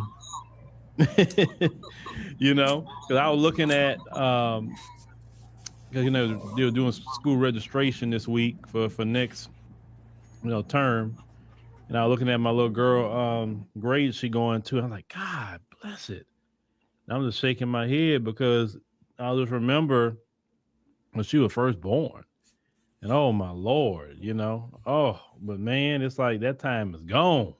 That time is gone. So, but hey, the good thing about it, if you have a grandchild, let me tell you the beauty about grandchildren. You can play with them, you can buy them stuff, you can have fun with grandkids, but you don't have to deal with all the stuff that come with a kid. That's the beauty of a grandparent. Like, trust me, grandparents, it's the best thing ever. Oh my God, it's the best thing ever. You love it. You love it. You ain't got to get up 3 o'clock in the morning because they sick. You don't really have to be changing diapers too much or nothing like that, because that's what their mom and daddy doing. You just get them, play with them, buy them stuff, and hey, that's the beauty of it. I mean, grandparents is awesome. I will tell y'all that I take grandparenting any day over being the mama or daddy. Trust me, because you stuck with that kid. Grandparents come have fun with them, take them wherever they want to take them, and bring them right back to you. Beautiful, beautiful, beautiful. But all right, everybody. I hope everybody doing good. A few things. The Ohio Black Expo that's coming up Memorial Day weekend. How many of y'all in Ohio, Columbus, Ohio, to be exact? How many of y'all are in the stream, or maybe you'll catch it afterwards? We'll be out there at the Ohio Black Expo. First time going out there, and shout out to them for inviting us, because, and let me tell you why they invited us. I say it on the stream and say, you know what? I get more love in Africa. I don't get no love here in America. Really. I don't get invited to nothing too much. I said people support, but they really don't invite us too much. And they say, hey, well, we invite you. Okay, well, come on. Well, shoot, we'll go. No problem. So Sister Demetria is going, and Sister Vicky is will be there as well. So shout out to them. And and also too to mention to them that we try to contact them and they never got back with us. They say they got some good food. Now, this is my first time being in Columbus, Ohio. I've never been up there, so hey, I'm anxious to break bread with the brothers and sisters in Columbus. All right. Oh, excuse me. Ooh, hate that happened. Advertising. If you like to advertise your business, your book, your whatever you may have, you can also reach out to us for that, and we'll play your ad on the live stream. Of course, I would say if you have a 15 or 30-second ad, be great, whatever. And we'll put it up for intellectual property, Uncle Phil, going to your business. Also with the app, thank y'all for joining us on the app. We are, don't do apps. I'm happy to see that trajectory. I'm very happy about that. It definitely means a lot. And like I said, our ultimate goal is 10,000 members. Of course, we'll go higher than that once we get to 10,000, right? But hey, 10,000 members is our goal. So what we say on every stream, that we like to get 10 people to join the app every live stream. And make sure you do that. We just now started back up the series Fire Cross Teachers. If you remember that, yeah, some people are new, you may not know what that is. Like and subscribe, so on that series, I used to cover all the freaking pedo teachers, right? And all the stuff they would do in these homeschool the children. Raise awareness by keep That's your eyes the solution. on teachers. Don't just trust these teachers. And so I picked that series back up. Now, for those of you who may say, okay, well, let me see what the app got going. We have a free section, a free content section, and we'll give you a little bit there, right? So the first episode that I put up of 2025 is actually in the free section, also behind the paywall too. But that's it. You're only going to get one episode. That's good enough. All the rest of them, the other 3 that's coming out, one to be released. I think one was released today. And you got to pay us, Uncle Phil. We'll do it if you pay us, bro. So you can check it out. when I get a little bit more episodes going on Slay Queen, I'll probably give you maybe episode 2 of Slay Queen in the free section. You can watch it. That's what I think I will do. I will give one episode for free in our free section, and then the rest of them you ain't getting them, just so you can kind of see what we have going on. Okay, and I wouldn't have no problem working with the brother. Can join the app once you kind of see that. We're not going to do a 7-day free trial. We just want a free section, so that'll be that. Don't. I had one person, y'all. Oh, it got on my nerves. Well, you should be giving it for free because why you got to look? Do you go right Netflix and tell them to give it for free? Paramount Plus. That part. Now that part. That really part. What it is. It's for people that really the payment is just to support the platform and help us keep that going. So I have to pay people to keep it going. It's not like I just. If you got it, brother Che, you ought to show it. Other, companies is helping me. The one I did on HB where you told me to get away from that certain organization. People who's working behind the scenes is helping us with posting. It's a lot going on with that, right? So those funds do help to pay to keep that going. We have to have funds also for the shows we're trying to produce.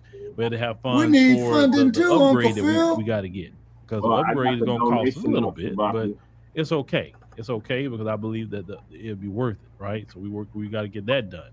So the more and more y'all join, the quicker we can get all these things done. But we're gonna do this. All right. You say yes.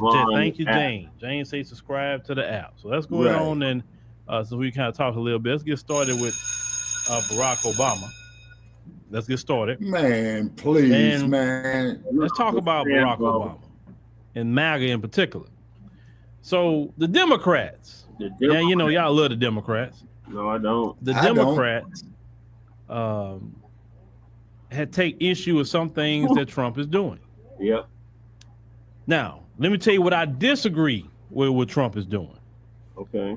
I think the way Trump is doing the letting people go at the federal level, I mean, just kind of the way it's being done, I think it could be done a little bit better than that. I'm not saying you don't cut employees, but really, I understand about employee costs. Don't understand, but I think you cut the fraud and the waste. You focus on cutting that first. I would say cut that first, and then once you get that down to nothing, then you can start seeing who you have here that's not really doing much of nothing, right? That's how I would do it. Is what could we cut operationally first before we start touching people? Because you can't just touch people, because sometimes what Trump is making mistakes on is that you letting people go, then you have to call them back because you're not looking at operations first. You cut operations first, get that down to where you're making a profit. Then you go look at the employees and see, do I have too many? Like, what are they doing? If I let this person go, can this person do extra? Like what do we got going on, right? So that's really what the mistake I think they're doing, but Trump moves with chaos. That's just how he do things. What I do agree with going through the books. I do agree with causing chaos on the guys of the IRS and all the status quo. I do agree with the chaos of that. Yeah. Because clearly the status quo don't benefit FBAs. I keep saying that, and I will forever preach that. I love to see them scrambling. I love to see them just in chaos. Like they don't know what to do. They stressed all the time. I love it because when they're comfortable, they do a lot of bad stuff to us. I've noticed that when they're too comfortable. Yeah. When they got to stay on their toes, you're talking about the folks in particular. Then they kind of leave us alone a little bit because they don't know what's going to happen to their livelihood. Because one thing that the folks pride themselves on is comfort. Yeah. They do not want to be uncomfortable. They do not want to struggle. They do not want to go through remotely what we go through as FBA in this country. Okay? And the calamity and the chaos belongs to the FBAs. When it comes to us folks, we don't do nothing but sip tea, eat do our broccoli, green bean casserole. Yeah. We do that. And we go to plantations in America and get married on plantations because that's just what we do, that sort of thing. But we do not supposed to suffer in this country. And if we're suffering, that's a problem because the system's not working because we're suffering. You have to understand. When you hear them crying about the price of eggs, you hear them crying constantly, and like, the eggs been high, gas been high. What are you talking about, bro? How do we figure it out? You know what I'm saying? But they don't know how to figure things out because they've been living prices, luxury. man, So they don't may say, buy the shit. What do you mean? I'm poor. I don't have no. Your group has created a system for you where you could fail up. You understand? We can be successful and still fail as a black person. And because we know that, we create a lot of times contingency plans for it as FBAs. So now we say, what Obama got to do with this? Just hold on. I'm building my case. Just hold on. What is a God is not? He said, I don't appreciate it affecting us that didn't vote for him, period. Well, you know what, sister? We were suffering anyway. We didn't get nothing out of Biden. We was already suffering. What more can we really suffer? That's how I take it. Listen, when you're at the bottom, the only place you can go is up.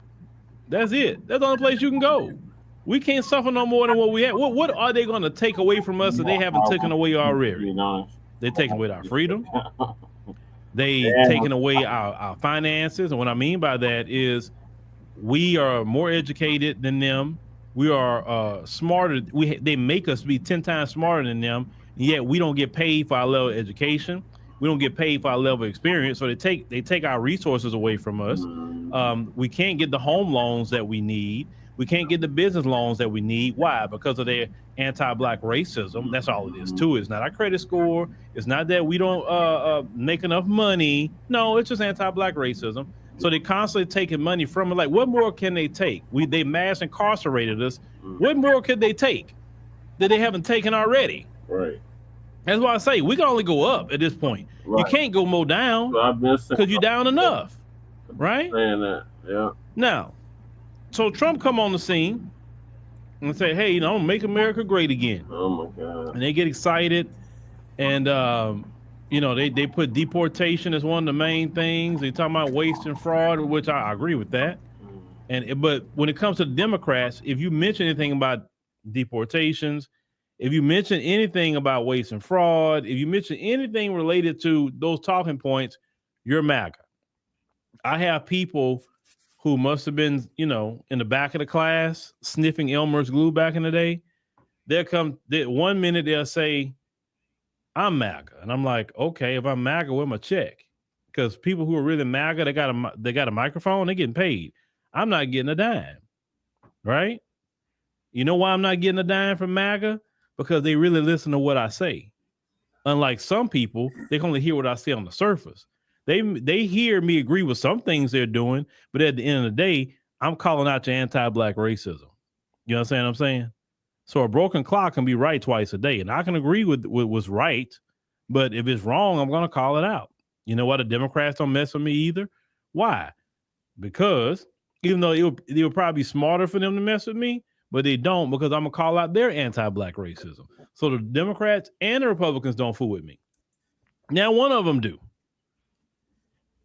The Democrats don't like me talking about reparations, and the Republicans don't like me talking about reparations.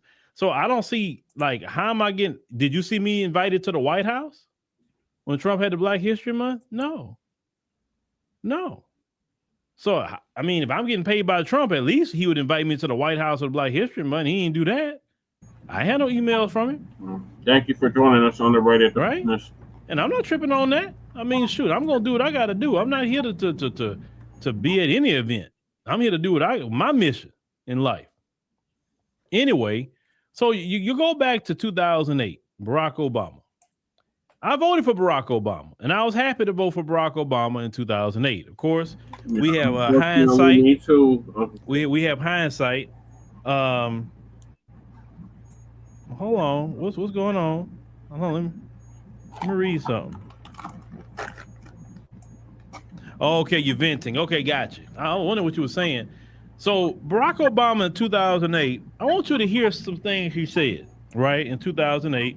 And you tell me if this sounds like MAGA. Listen to this. Administration, the Bush administration, has done nothing to control the problem that we have. We've had 5 million undocumented workers come over the borders since George Bush took office. It has become an extraordinary problem.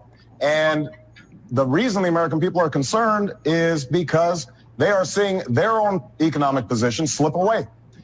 And oftentimes, employers are exploiting these undocumented workers. They're not paying the minimum wage. They're not observing worker safety laws. And so what we have to do is create a comprehensive solution to the problem. Now, I have already stated that as president, I will make sure that we finally have the kind of border security that we need. That's step number one. Step number two is to take on employers. Right now, an employer has more of a chance of getting hit by lightning than be prosecuted for hiring an undocumented worker. That has to change. They have to be held accountable. Well, now, don't that sound like MAGA? That kind of conversation, minus. I got to give a minus. The prosecuting of businesses that hire them. Don't that kind of sound like MAGA to you? That was Barack Obama. And really, it was a whole lot. You should hear what he said about gay marriage back then. He wasn't for it. And don't even get Joe Biden on it back then. They was on one. If anybody was MAGA in 2008, it was Barack Obama and Joe Biden. By today's standards, you would call them MAGA.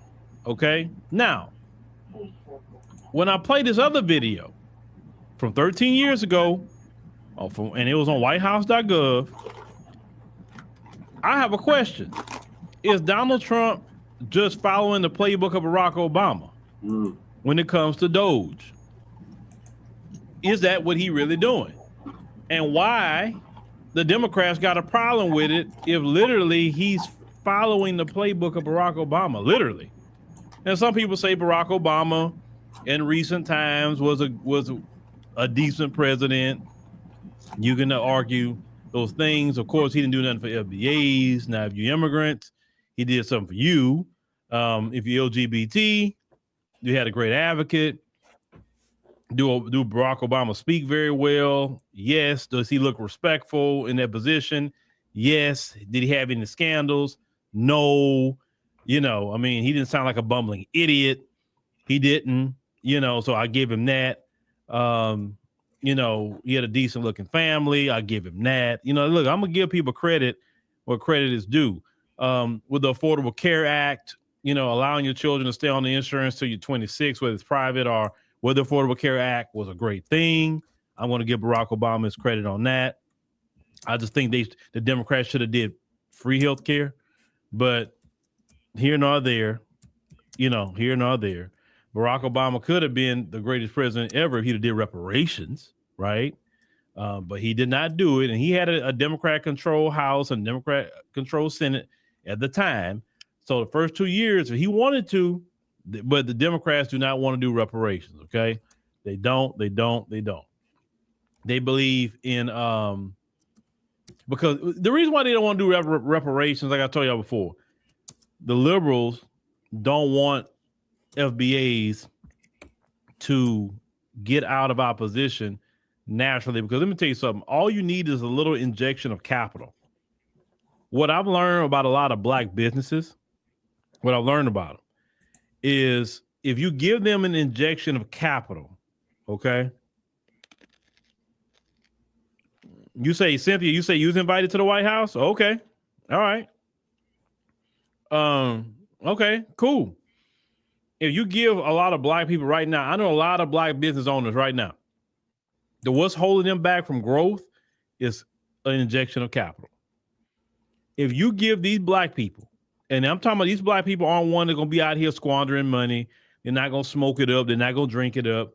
They're not going to go buy a bunch of name brand clothes and cars and purses and shoes. And no. You give them the money, they're actually going to put it back into their business.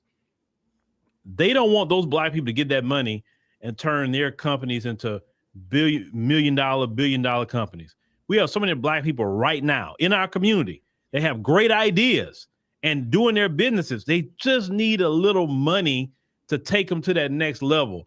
And one thing these people know, they know that there's plenty of people out here who could be watching right now who are FBA. If you get reparations right now, even if you're not in business, maybe that capital help you start your business. If you got that capital right now from reparations, you wouldn't go trick it off. You wouldn't go smoke it up. No, you would actually use that money as seed money, plant that seed, and then you're going to have a bountiful harvest. That's what the main reason why they don't want you and me to have reparations is because they know that people like me and you, we're not going to trick it off. We're not. We don't care about name brand this. We don't care about whatever. No, because that don't mean nothing to us. We rather leave a legacy for our family, a legacy for our community. So that's why the Democrats don't want us to have it. Okay, we already know the Republicans are on. Whether their reasons are, oh, we just don't want you to have it. The Democrats are smiling in your face, but they don't want us to have it. Listen, I told y'all, California, you can't get more Democrat than California. And if California won't give you reparations, then that let you know Democrats don't want to give you reparations. Republicans have no control in California, none.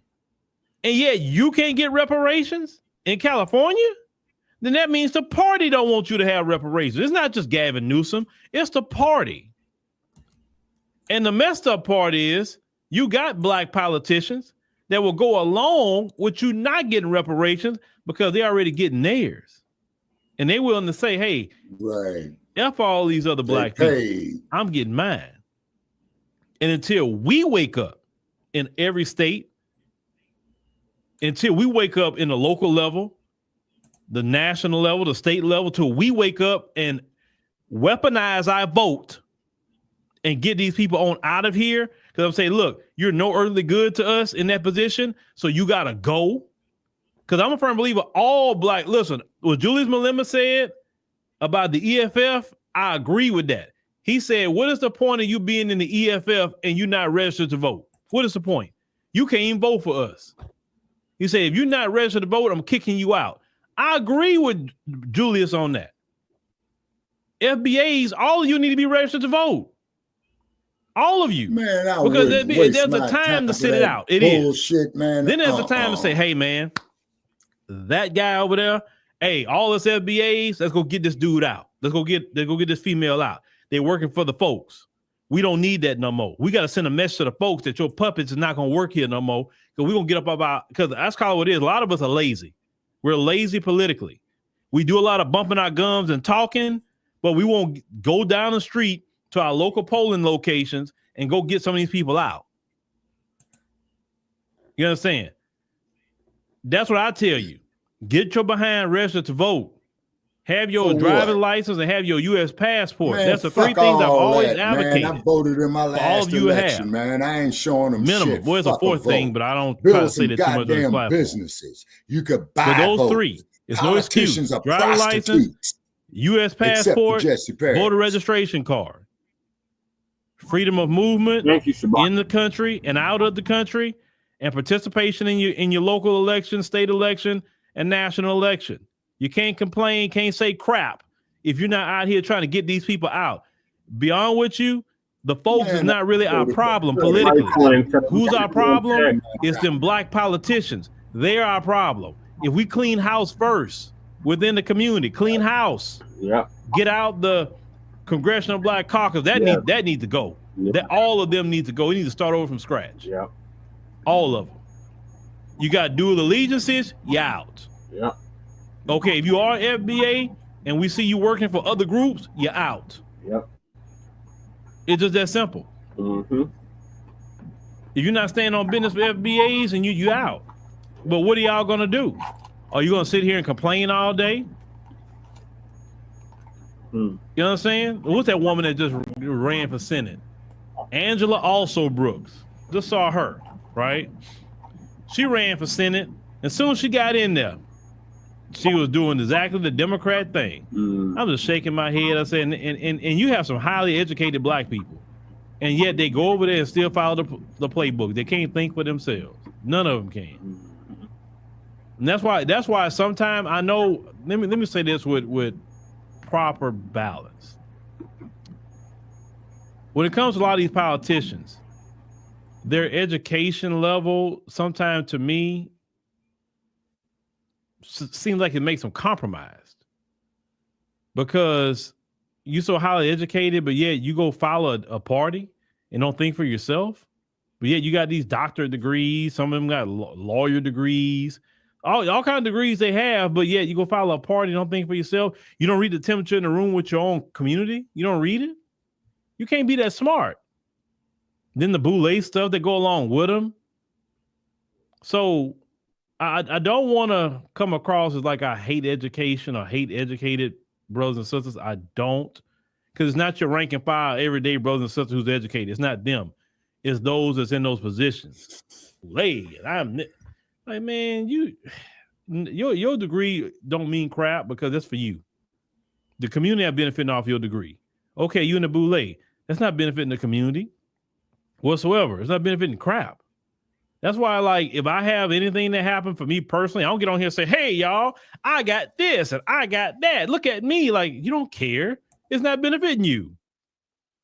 Now, Courtney says, yeah, Trump literally following Obama's playbook with Doge because it's a rebranding of USDS, which was created in 2014 from Obama, and it's already fully funded. Trump is practically out democrating the Democrats. Yeah. Now, let's get to that video. The one that you're talking about. You talking about the U.S. Digital Service, something like that. Let's get to the video with Obama. And now, isn't this Trump one-on-one? Let's play this. And now remember, Obama's the author of this. What you see today, Doge and all that, it's not them. It was Obama. Hi, everyone. This stack of books right here is called the Federal Register. For decades, copies have been printed, bound, and sent to thousands of government offices all across the country, every single day. And while you might think that most people just can't wait to dig into their copy as soon as it arrives, the truth is no one reads this thing. And that's because it's been available on the internet for years, which means taxpayers have been funding some pretty expensive doorstops. So we're putting an end to that, saving you millions of dollars each year. But that's just the tip of the iceberg. Everyone knows that getting rid of the deficit will require some tough decisions. And that includes cutting back on billions of dollars in programs that a lot of people care about. But what should be easy is getting rid of the pointless waste and stupid spending that doesn't benefit anybody. Waste we should be getting rid of, even if we didn't have a deficit. We're off to a good start. Over the last 2 years, we've pulled the plug on all kinds of ridiculous practices. Apparently, the government used to overnight containers filled with nothing. Don't ask why that is. Sure, some of these cuts aren't that big, but no amount of waste is acceptable. Not when it's your money. Not at a time when so many Americans are already cutting back. Just as families are living within their means, government should too. So we can invest in the things that we know will create good jobs and grow the economy. Things like education and technology. Besides, after a while, all these cuts add up. Already we've identified about $33 billion in savings just for this year. And we're not finished, not by a long shot. Did you know the federal government pays for a website devoted to a folk music ensemble made up of forest rangers? They're called the Fiddlin' Foresters. I'll put their music on my iPod, but I'm not paying for their website. And there are hundreds of similar sites that we should consolidate or just get rid of. By the way, you're not only paying for websites no one needs, you're paying for thousands of buildings all across the country no one uses. For the last decade, the government's owned a massive and completely empty warehouse in the middle of Brooklyn, for example. Now, the government hadn't been able to sell this building and others like it because of red tape and Washington politics that held things up for years. But we're finally cutting through all that and plan to get rid of these buildings in the months ahead. All of these efforts to target waste and make government more efficient have been a priority for my administration since day one. Hey, Mac 285. But as we work to tackle the budget deficit, we need to step up our game. We need to go after every dime. We need to make government work for you. That's why, starting today, I've asked the Vice President to lead a renewed effort to hunt down misspent tax dollars in every agency and department of this government. We're calling it the campaign to cut waste. And I know Joe's the right man to lead it because nobody messes with Joe. There's a new standard by which the government is going to function from this point on. The American people are entitled to transparency. By that, I mean they're entitled to be able to figure out where their dollars are going, and they're entitled to accountability to make sure that we're using the dollars for what we said it was for. That's our job, and we take that job very seriously. Look, a lot of this depends on new, sophisticated methods, but it also, we know, depends on relentless focus on making this a priority. Focus that can't be delegated. We're holding ourselves accountable, and we're deeply committed and focused on making government function better. We're not just eliminating fraud and waste. We hope to be instilling an entire new culture that not only our administration, but every succeeding administration will in fact pursue. Exactly, crew. We're going to give you the government you expect and deserve. So I want to thank you all, and we're ready to get to work. All right, y'all. Well, that was Barack Obama and Joe Biden. You know, the Joe Biden, the old Joe Biden, right? Not the one that was president, but that version of Joe Biden. That version of Joe Biden was something else, right? We know that. But all the same language Trump is using about government efficiency, like Elon Musk had come up with nothing new. Barack Obama said all that. Cutting fraud, cutting waste, not sites that the government is paying for, and it's the same thing. So was Barack Obama MAGA back then? I just had that question. Was he MAGA? Did Donald Trump see what Barack Obama was doing, thought it was a great idea, and copied it? So really, he's only continuing a policy of Barack Obama. And a lot of Democrats love Barack Obama. So why are y'all mad at Trump when he's literally copied Obama's playbook to the T? Minus the firings of federal workers, minus that. I'm just trying to figure that part out. I don't have a problem with cutting waste, fraud, but when people say fraud, this is my issue about them saying the term fraud. They're locking people up for PPP fraud all the time. I seen a deal on TikTok. A dude went to jail like for PPP fraud for $20,000. Not them 2 million, 20,000. So regular people go to jail. So when these people gonna start going to jail? That's what I want to know. I mean, if I had to ask Trump a question, I would say, hey, okay, when you find this fraud, when the indictment is going to start dropping? Because I would tell them, people are going to jail for $20,000 PPP loans. Okay, $20,000. You got people that's defrauding the government in the millions and billions. So when are these people going to jail? Seriously. No, when is Trump going to jail? And do you know they just extend? They want to extend the statute of limitations about the felon. He is a habitual COVID era criminal. Fraud.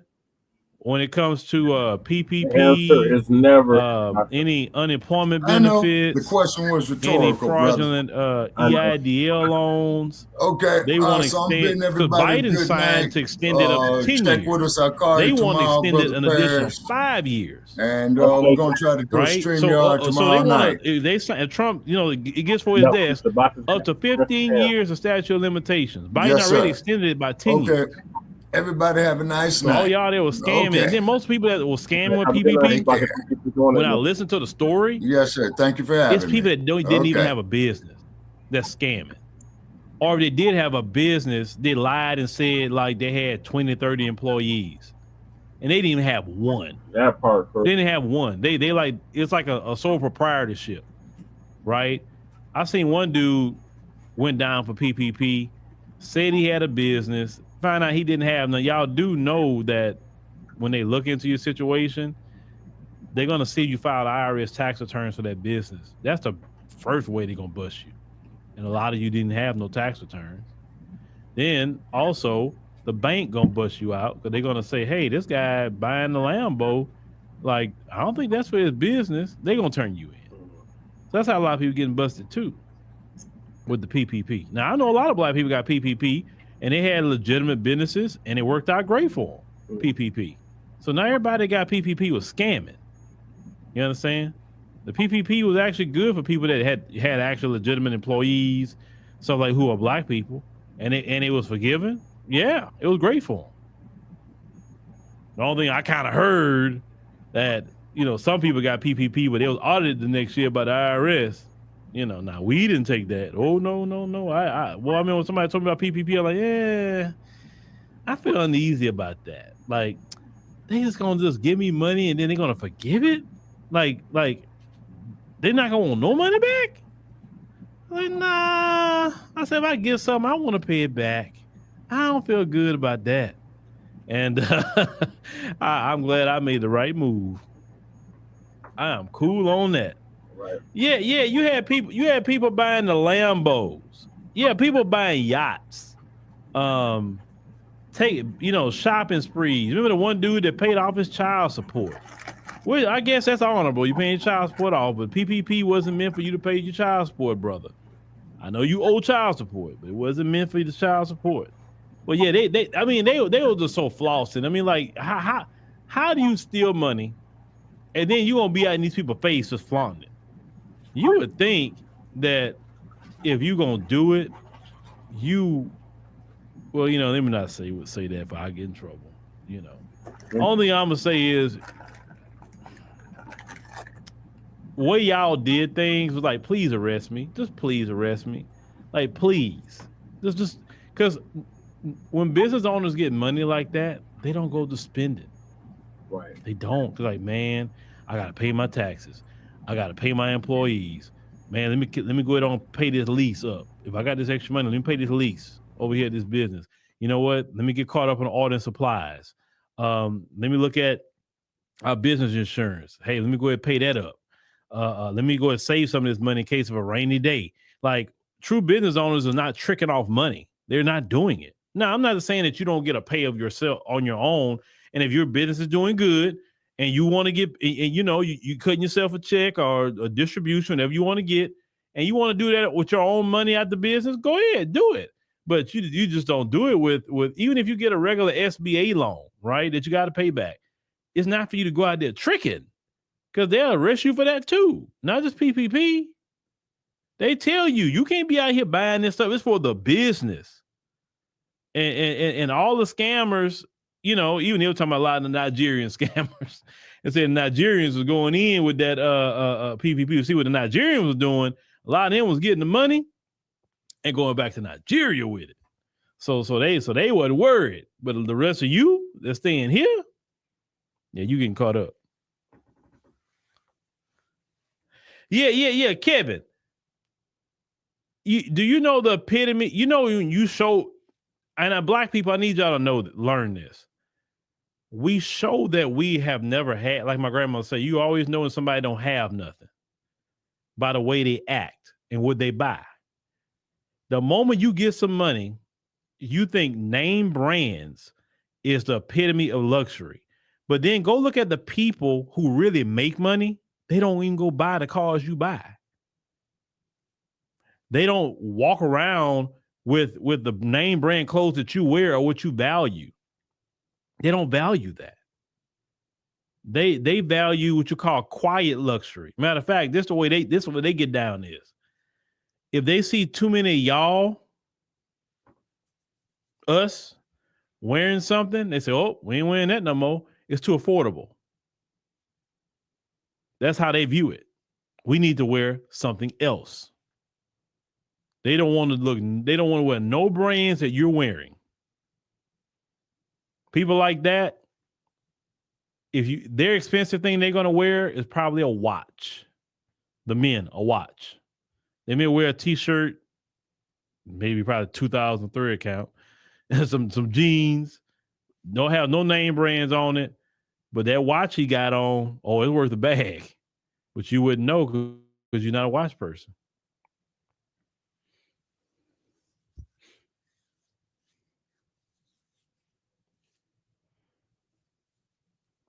Yeah, and that's why they have money, because they're not blowing it. Or some men, you get money. Well, I mean, it's men of all communities do this. But, you know, when men are disciplined in their money, they're not tricking it off. See, if you do research on the wealthy, they get them a wife. They get them a wife. They don't have a bunch of girlfriends. Because whether you agree with this or not, a lot of rich people understand the spiritual. Whether they believe in God or not, they understand the spiritual. And they know it's a spiritual law and biblical principle that you get a special blessing on your life when you have a wife. You don't get that special blessing as a man being single. You can disagree with me all you want. I'm just telling you what the Bible teach. Why you think these rich men, they divorce one woman and you see they get married to another one? Have you noticed that? And they divorce one woman and or the woman leave them and they go get another one. They may be married 3, 4, 5, 6 times, but they constantly staying married. Have you noticed that? It's a principle for that. That's what they're doing it for. But what do I know? The rich men try to stay married for the most part.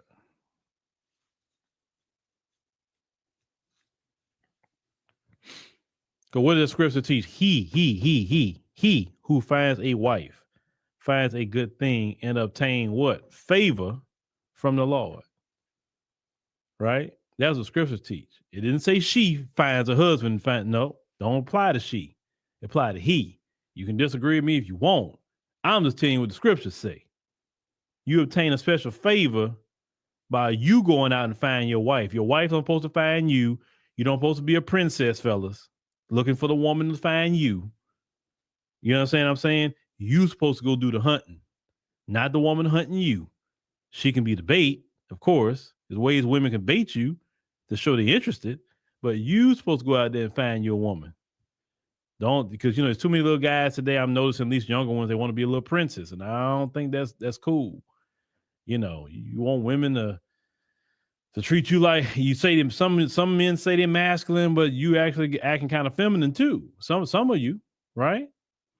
So start being masculine, and you're not gonna run into that too much.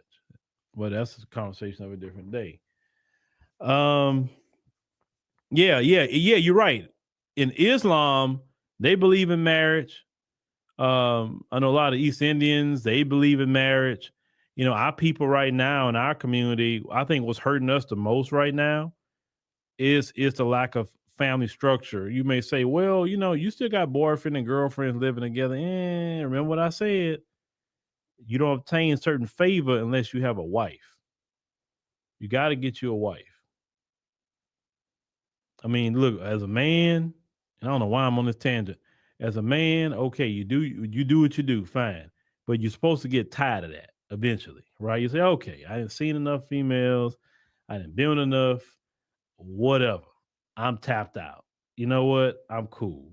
And you don't wait to be 50 to say I'm tapped out, because that shows you immature, okay? I think you should tap out maybe in your late 20s. You should be able to go ahead and tap out and say, yeah, I'm done with that. Or mid-20s, whatever. I'm cool. And then say, I'm looking for something that's worthwhile now. I'm looking for my wife now. I think it's utterly despicable, in my opinion. You wait till you're 50, and now you're talking about you want to marry somebody. Why you didn't get married sooner, bro? At this point, you're looking for a woman to take care of you. And then some of you want to get married when you get sick. Why? That ain't one responsibility to come be a nurse for you. You should have got your wife a long time ago, and your wife won't get on you behind about your health. When the last time you been to the doctor? You keep saying you hurting. I'm going with you. Come on. A lot of guys don't have that. You gotta have that. My wife will get on to me. No. Call that doctor right now. Right now.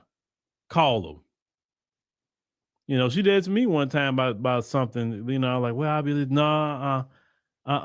give me that phone. I'm calling. Wives will do that to you. But if you're single, who gonna do that to you? Nobody. And your little side pieces you're fooling with, they don't care about you. They don't care about what they can run your pockets, bro. That's all they care about. They don't care about you. You gotta have you a wife. Just a piece of advice. As a guy who's been married, 13 years. All right, ladies and gentlemen, thank you for joining us on the stream tonight. We greatly appreciate it. Make sure you subscribe. It's greatly important. It's free on the channel. Make sure you click the like button, download the AD&C app, and become a member today. That's you say, how can I support the show greatly? Just get the app. That's the best way, and become a monthly, quarterly. You can do yearly, annual, or you can do a lifetime. That'd be even better, right? So thank y'all for listening. We'll catch you on the next one.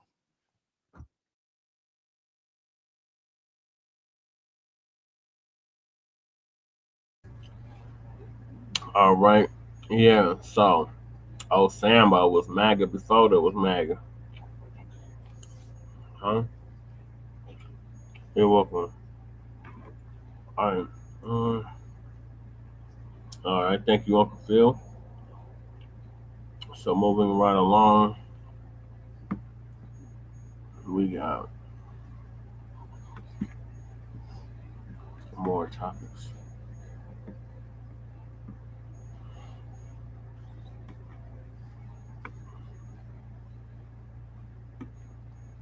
And computer done froze up. Okay, then.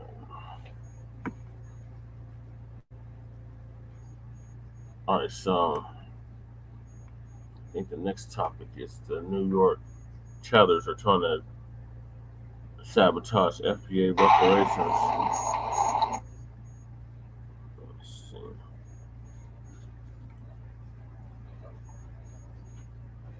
Michelle Obama's podcasting now. That's right. So Professor Black Truth's gonna give us an update on that.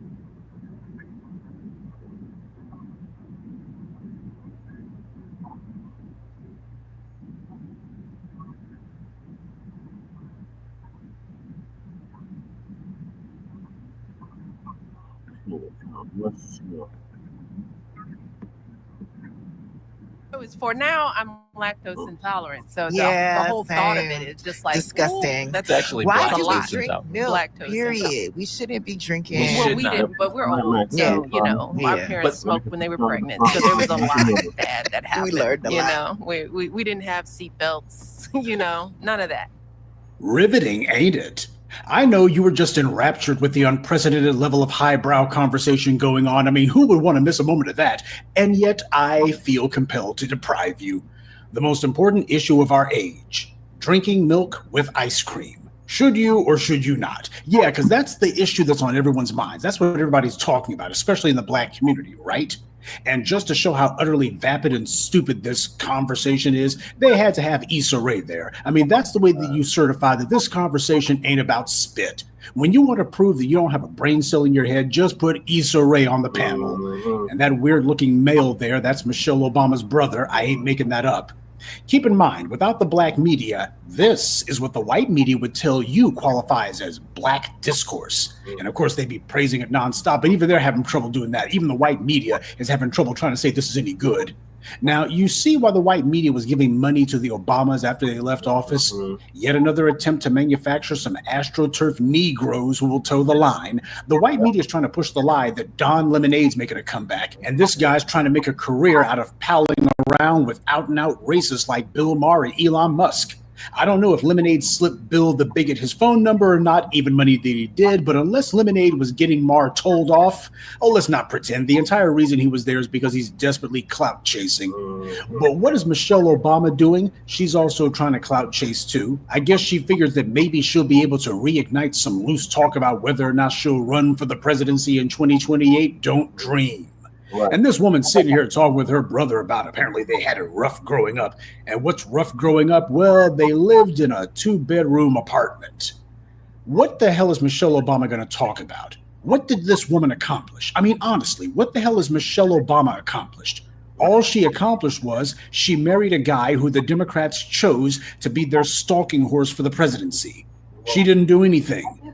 No unmarried man has been elected president in over 120 years. That's why Kamala Harris hurried up and got married in a jiffy when she decided she was going to run for the Senate, which I told you from the jump was just her stepping stone to what she hoped would be the White House. That's why Barack Obama chose Michelle Obama as his campaign mascot. That's what she is. Michelle Obama thinks she's going to make herself a comeback on the political scene, at least the social part of it. And somebody must have told her that having her hair braided was going to connect with younger black female voters. She's got a podcast with her brother. I mean, who asked for this? Neither of them has anything interesting to say. They have nothing insightful. They're not funny or particularly witty or charming. They're not natural storytellers. And even if they were, none of their stories are worth hearing. They don't have a take. It was amazing to me that Michelle and her brother, they were sitting here trying to talk as if they were coming up from a lower class background and just going on and on about, oh, we just had it rough, etc., whatever. I mean, they were sitting here trying to take what was a normal background, a normal upbringing, and trying to make it sound like these guys came up from the dirt when they didn't. And why the hell bring that stuff up anyway now, 40 some odd years later? Michelle and Barack Obama are multi-millionaires. They certainly have far more money than the black community. They didn't do a dang thing for us. So Michelle and her brother talking about how decades ago they claimed they didn't really have that much, that means absolutely nothing. Today is what counts. She wants to talk about people who ain't got any money. She should talk about how her husband chose to bail out the banks instead of Main Street when he became president. Why not talk about that? Oh, sure, it may not be the most flattering thing for her to talk about, but at least it'd be a hell of a lot less boring. Now, let's go ahead and get this out of the way early. This is the Democrats' clumsy attempt to rebuild their broken support with black female voters in particular. That's what this is about. Sure, they're hoping the black community in general might watch, but they already know the Obama's name is mud in the black community. So as far as they're concerned, maybe the Shea Butter Twitter crowd can help Michelle get some of her street cred back, huh? One thing's for sure, no self-respecting black man's going to be wanting to hear this, because Michelle Obama's brother alone, this dude comes off moist as hell. He is freaking moist as cardboard left outside in the rain. Michelle Obama, though, likes this, and that's what they're hoping this is going to appeal to. This is the kind of person they want to appeal to. She likes having weak, spineless males around her, and it shows. Her husband dang sure fits the bill. She's used to having males around her who are submissive and deferential. She's used to being blatantly, openly disrespectful towards black men, and then she has them nod their empty heads in agreement. So when she's around men who act like men, she doesn't like that.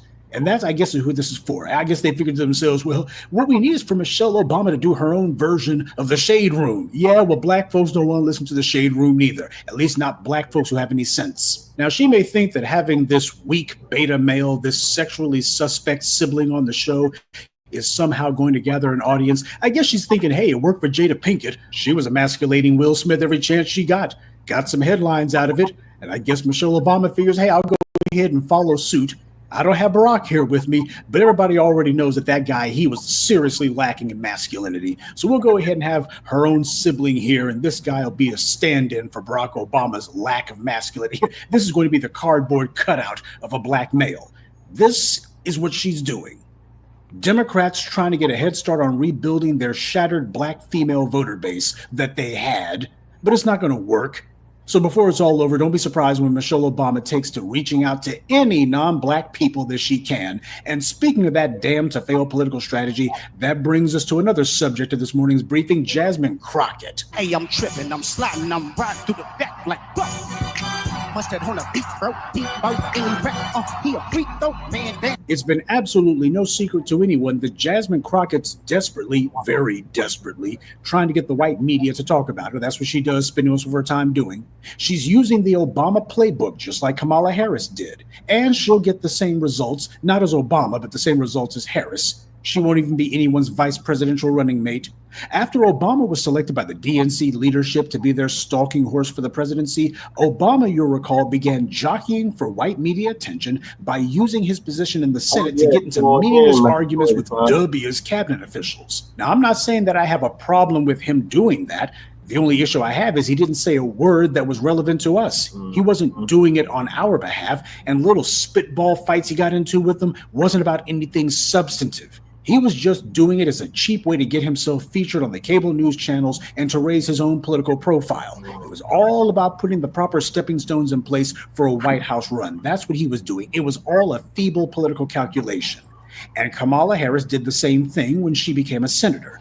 constantly getting into spitball fights with Trump's cabinet officials too. The exact same thing Obama did. She got into the Senate in 2017, and she was just so sure that by the time 2019 rolled around, she would have enough name recognition that she would instantly be catapulted to the front of the Democratic pack for the presidency. Instead, she wound up being the first one to throw in the towel and bow out of the Democratic primaries. Joe Biden gave her a temporary new lease on life, but without black voter support, we all see how long that one lasted. But there's also another glaring similarity between Jasmine Crockett and Kamala Harris, and that's dancing. Oh, you can tell the Democrats told her to do this. This is what they always tell these Negroes. Get out there and dance for us.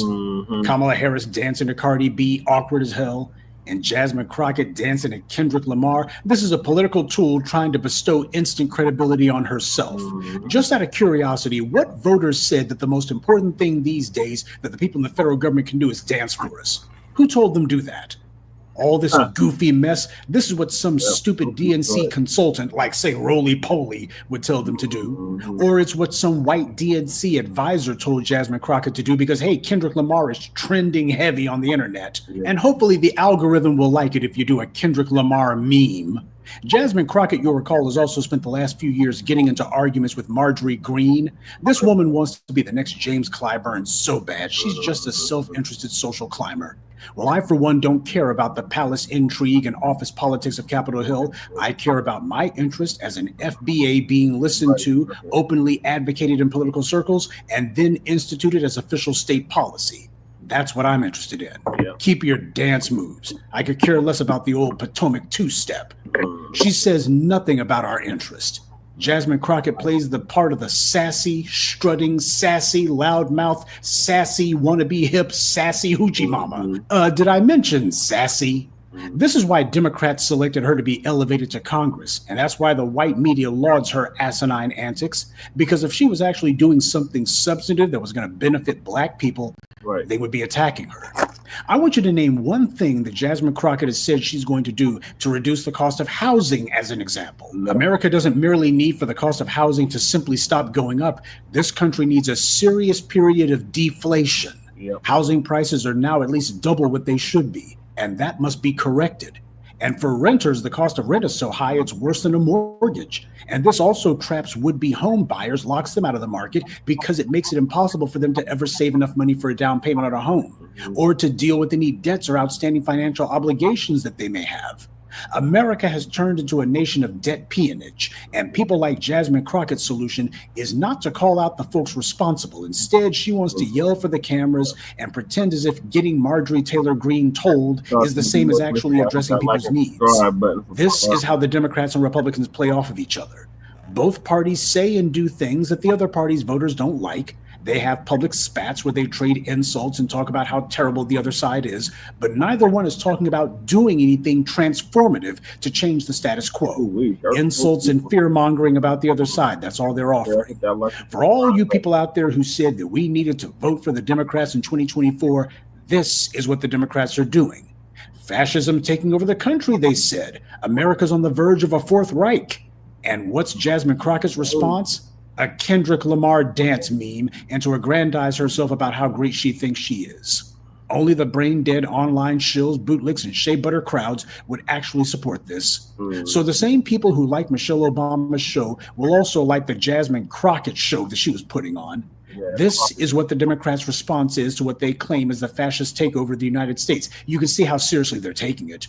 Michelle Obama and her brother are sitting around talking about ice cream, and Jasmine Crockett's trying to make herself into an internet meme.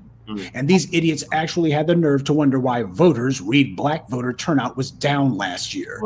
Because they're not offering black people anything except a show. But more and more black people are giving their show thumbs down. The day of having Roly-Poly do a jig with Hillary Clinton is over. Talking about ice cream or hot sauce, that ain't gonna cut it. Democrats created the very forces of fascism and oligarchy that they're today whining about.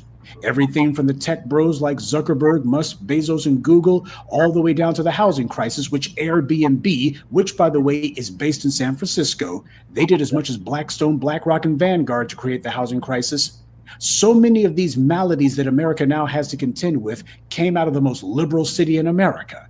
which is in the allegedly most liberal state in America, and yet it's California that's been catering to the most rabidly capitalistic forces in the country. When Gavin Newsom was mayor of San Francisco, he bent over backwards to accommodate people like Elon Musk. They thought that that was the feather in their cap. That was the crown jewel of California. Oh, look at all these tech companies. Forget about the fact that California went from being the most affordable and upwardly mobile state in America to being completely unaffordable. We got more billionaires than anywhere else on earth. And when you think about it, isn't that all that matters? Isn't that the real population of California that actually matters? They talk liberal on social issues, but as we've seen, when their constituents press them to turn their talk into social policy, well, you see who Gavin Newsom's taken to hanging out with these days. He'd rather hang out with Charlie Kirk before he does anything about all those gay folks that he was pandering to back in the day. So Democrats are to blame for a lot of the mess that we're having to contend with. Okay, and what's the Democrats' plan to clean up the mess they made? Their plan is to do nothing, just like they did for Trump's first term. The Democrats' goal, their objective, is to let Trump and his racist pals do whatever they want. And then the Democrats hope that if the left-leaning mouthpieces like Rachel Maddow and others tell you that the Republicans are rubbing your face in all of their political victories, then hopefully you'll be so angry at them and so eager to give Trump and his pals the middle finger that you'll turn out to vote in 2026, even though the Democrats aren't offering you anything. That's the Democrats' plan, and why not? That's exactly what happened during Trump's first term. Democrats regained control of the House during the 2018 midterms, and then they took back the presidency and the Senate in 2020. Only that time, Biden was forced to have to actually make some feeble promises to the black vote, however insincere the promises were, but he still made them. And yet, as soon as he got elected, he was declared the winner. He immediately went back on all of those promises. See, that's what happened the last time we were in this position.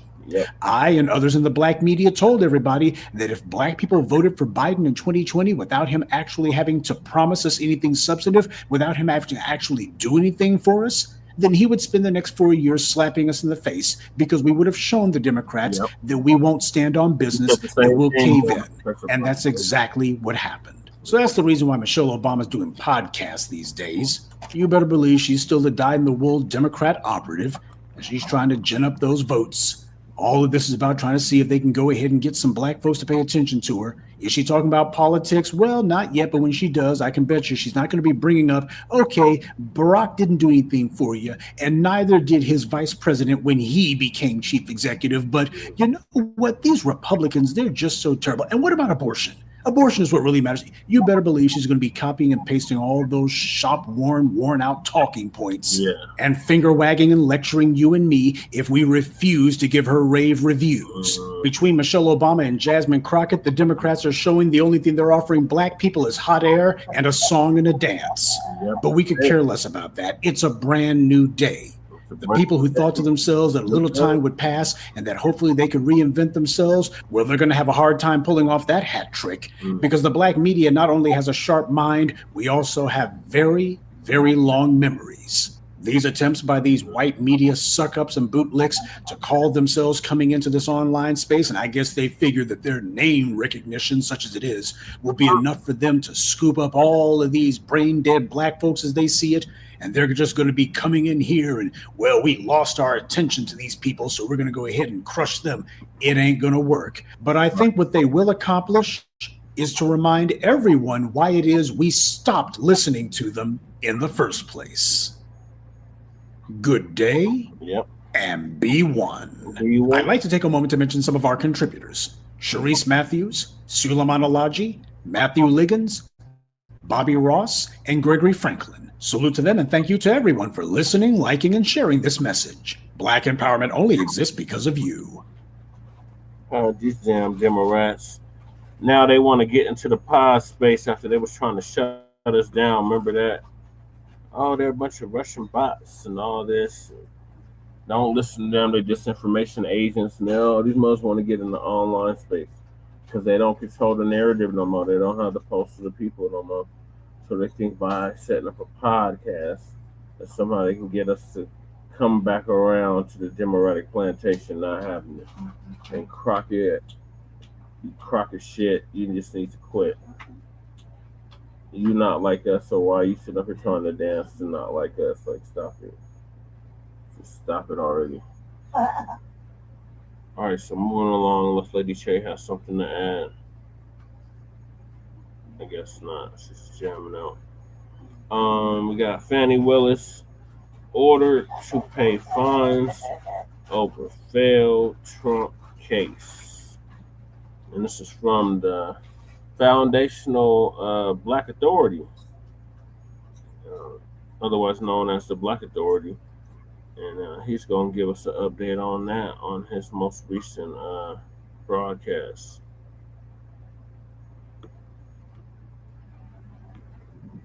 Tonight on the Black Channel. All right, let's go ahead and give a very brief recap here. Last night's program about the Democrats wanting to get podcasting, thinking they'll reverse their fortunes.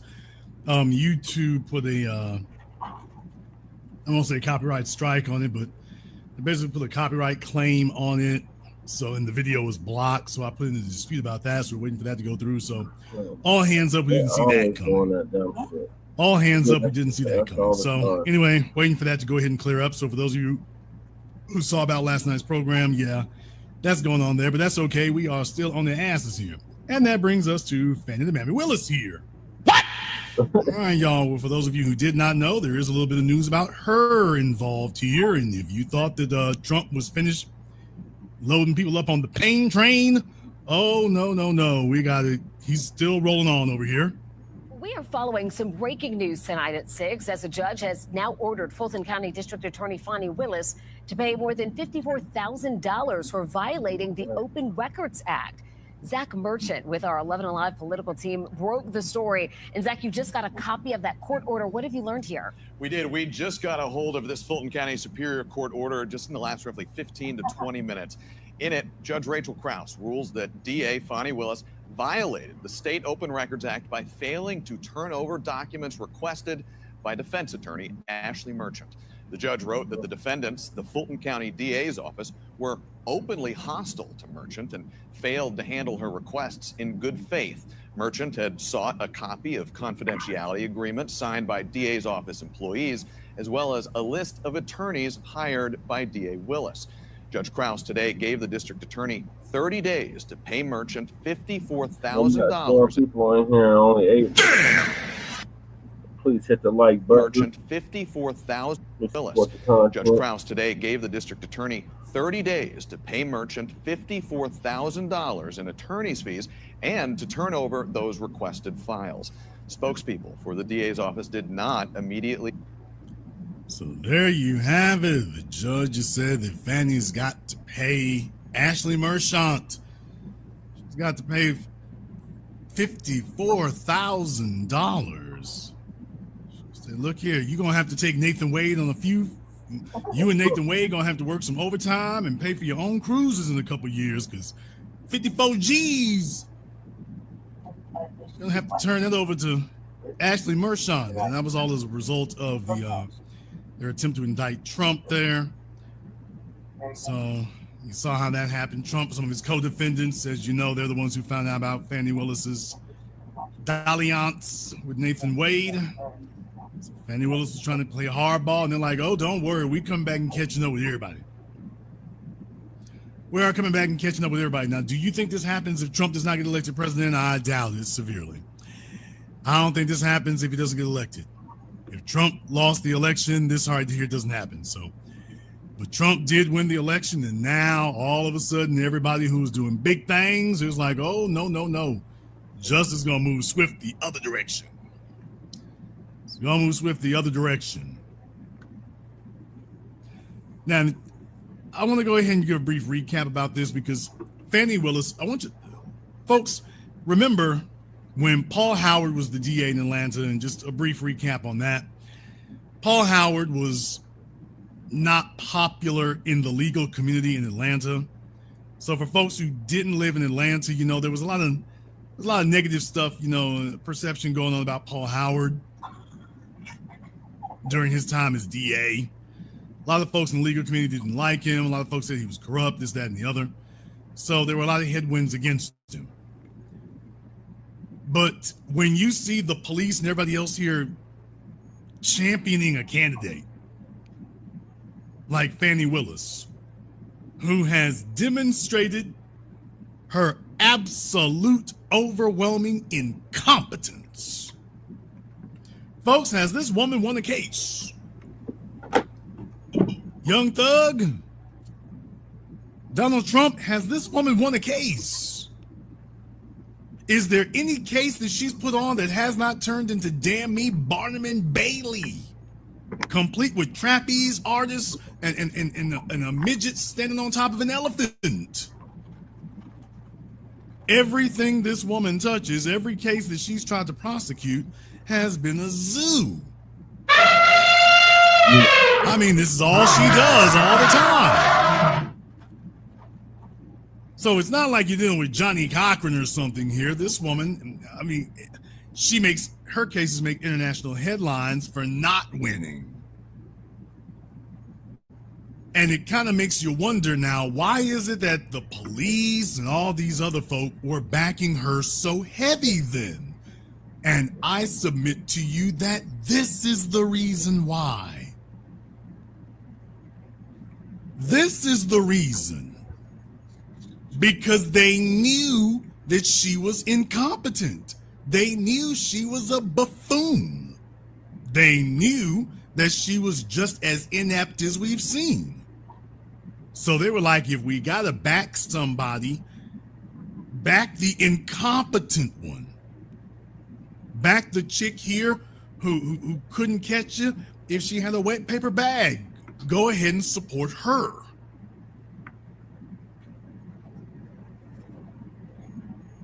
And I think when you take a look at her track record, they're like, look here, man, she couldn't put nobody in jail if you gave her 5 pairs of handcuffs, a squad car, a CNI dog, and an armed escort.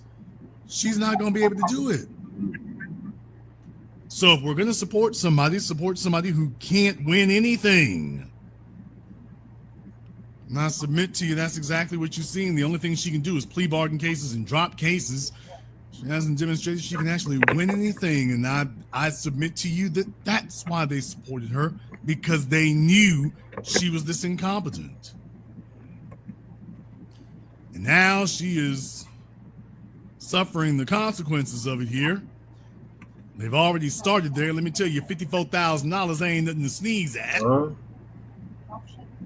I mean, that came around quick there. $54,000 here. Hold this bill.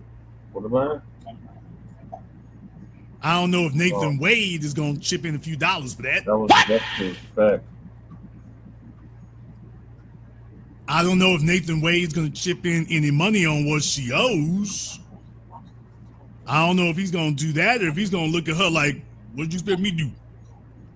She's like, we got the bill. Listen, oh, heifer, we ain't got nothing. The judge said your name. I thought you was my man. Look here, baby. Relationship ended the cash register. What you saying? I'm saying all money in, no money out. That's what I'm saying. All money in, no money out. I suggest you do some overtime and pay that $54,000. I got kids and child support to take care of. I can't be throwing no $54,000 around. Ain't nobody tell you not to get that woman them damn paperwork. No way. You should have gone ahead and gave it to her. So, like I say, yeah, you stick around here long enough and you start seeing that happen. In case you thought it wasn't going to be, you start sticking around long enough and you start seeing that happen. So, no, they are going back over their Rolodex and grabbing folks who thought they were off the hook. It's like, no. Come here. We want to holler at you right quick. So here's $54,000. Don't be surprised if it keeps going. Somebody said, can she pay the fines with the money she has in her bank? Auntie, chill. She might call DJ Deuce or whatever and see if she can borrow a few bills from him. Not DJ Deuce. Yeah, she might call DJ Deuce, see if she can borrow a few bills from him. I've been saying it for weeks now, folks. I've been saying it for weeks. If you thought this was going to go easy and pretty, no, it wasn't. What did you think was going to happen with you messing with the president of the United States? What did you think was going to occur? Right. She will be lucky if she's not in prison when this is over. Right. Right. I meant when I said, folks, Cash Patel and Pam Bondi, they are going over every damn thing. You already got Elon Musk looking through social security numbers and everything else. They're already looking over everything. So no, we got to talk about this. I would not be surprised if this is just the first among many. I wouldn't be surprised at all. They're worrying about Donald Trump. You need to be worrying about the state legislature and the governor. That's what you need to be worrying about. Speaking of what you need to be worried about here, oh, there's some folks out there who are finding things out the hard way here. Oh, they're finding out some things the hard way. What are they saying? The Trump administration is deporting Venezuelans. They say they're members of Trinidad and Tobago, but despite court orders, says judge has no authority. And y'all, I'm telling you, they're grabbing them. They're grabbing them and saying, look here, let me get you on this plane right quick. Let me get you on this plane right quick. Now, the footage you see on your screen, I don't think this is the ones who were sent down there. But that's that place down there in El Salvador. They built that prison that can hold 40,000 inmates. That's that prison where they can hold 40,000 inmates. And they told Trump, yeah, we can hold a few thousand more. We can take a few thousand more down here. So bring them on in. Bring them on in. So, yeah, buddy, I'm telling you. They're grabbing them left, right, and center and saying, look here, we got a place to put you. The judge said we can't go, dude. Damn a judge. Damn a judge. So Trump is like, look here, by the time the judge calls us, the plane's in the air. There are going to be some folks who don't like that. There are going to be some people who don't like that right there. And they'll be calling us for assistance here. No. Don't really got nothing to do with that. Don't really have anything to do with that. Yet 40,000 is a sports stadium.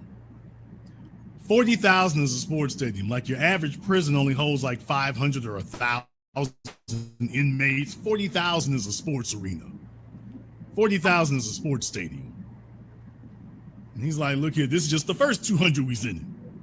So, I mean, he's like Guantanamo Bay, El Salvador, Siberia, the dark side of the moon. Wherever they got an extra piece of earth that's not in America, you going. Yep. That's where you gonna be. Where you gonna see? So let me tell you right now, folks, people think about crossing the border, they thinking about this right now. Think about that for a few moments. You think about crossing the border, thinking it's like the good old days. Well, don't worry, if I get caught, they'll send me back to Tijuana. Trump is like, oh, no. Tijuana is too damn nice. We got illegal air, nonstop flight to El Salvador. Think about that for a few moments. You snuck into the U.S., you working at Taco Bell, you hanging out in one of them apartment complexes. They didn't grab your ass, and you thinking you going back to Mexico, or you going back to Venezuela, and they're like, oh, no. We making the stop before we get to Venezuela.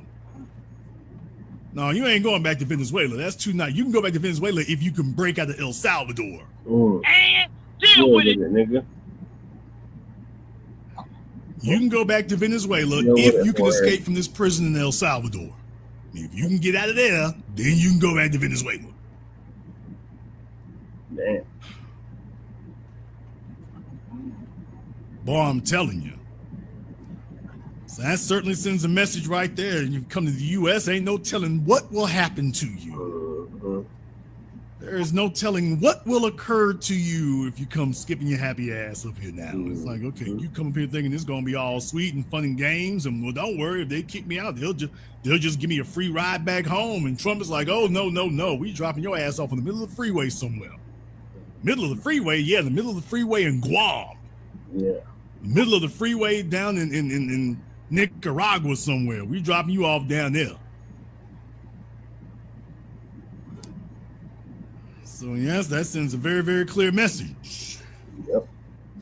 And I was looking around for the protests. I was looking around for man, you have more people protesting about their federal government jobs getting cut than you are about this. There's nobody hitting the streets. Ain't nobody trying to do that.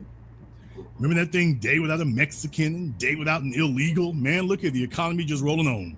Yep. Oh boy, that went bad quick, didn't it? Mm-hmm. If you kickers are allowed, who will do your jobs? Okay. Plane just full. Plane got so many people in it that damn near can't take off the ground. Can't book an extra ticket, can't nothing. Plane is so damn full, the ass is scraping the runway when it takes off. What we gonna do without y'all? It's gonna be more open freeways. I ain't worrying about that. So, like I say, they've been calling people, the NAACP, trying to figure out if they can get some extra money out of it or whatever, and it ain't coming. That's not happening. If you thought that somebody else is going to help, you know that's not going to be occurring there either. Maxine Waters and Chuck Schumer and whatnot, Trump is putting through the new budget, and Chuck Schumer done caved on that, so, well, there you go. There you go. And there's a lesson to be learned from this, people. There's a lesson to be learned from this. This is what you do when you're in charge. This is the way you run it. You're sparing no blows. They're making no excuses. They're giving everybody the business. You're putting everybody on notice. It's a new day. It's a new day. Unplug the cord. Now, I want to go to this other part here because there's a reason why I'm bringing this up now. There's a reason why I'm bringing up this particular part of it. The reason why I'm bringing up this particular part of it is this is kind of important. Trump is deporting people. You talking about you got judges saying you can't do that. And Trump is like, look here, if the judge can fly up to that plane and deliver these papers, we'll bring back down. Unless you can do that, we're rolling on out. And there's a point I want to make here. There's a point I want to make because this is a trial. Yeah, that's very interesting. But I just played the clip so y'all can hear about Fani being ordered to pay the fines over her failed Trump case, which is great news. Great news. So I'm gonna move us along to the next topics, and those are states that Black people are fleeing from. The new Great Migration, or is it the sabotage of the reparations in New York? Damn, was underrated was still here with us. I dropped my phone. Okay. It is sabotage. No, it's Bishop Patricc. So Bishop Patricc Wooden calls out FBAs for thinking being Black is to be a Democrat. Well, I can't tell. They keep telling us that's our party, and they do nothing for us. So Uncle Phil's gonna give us an update on that.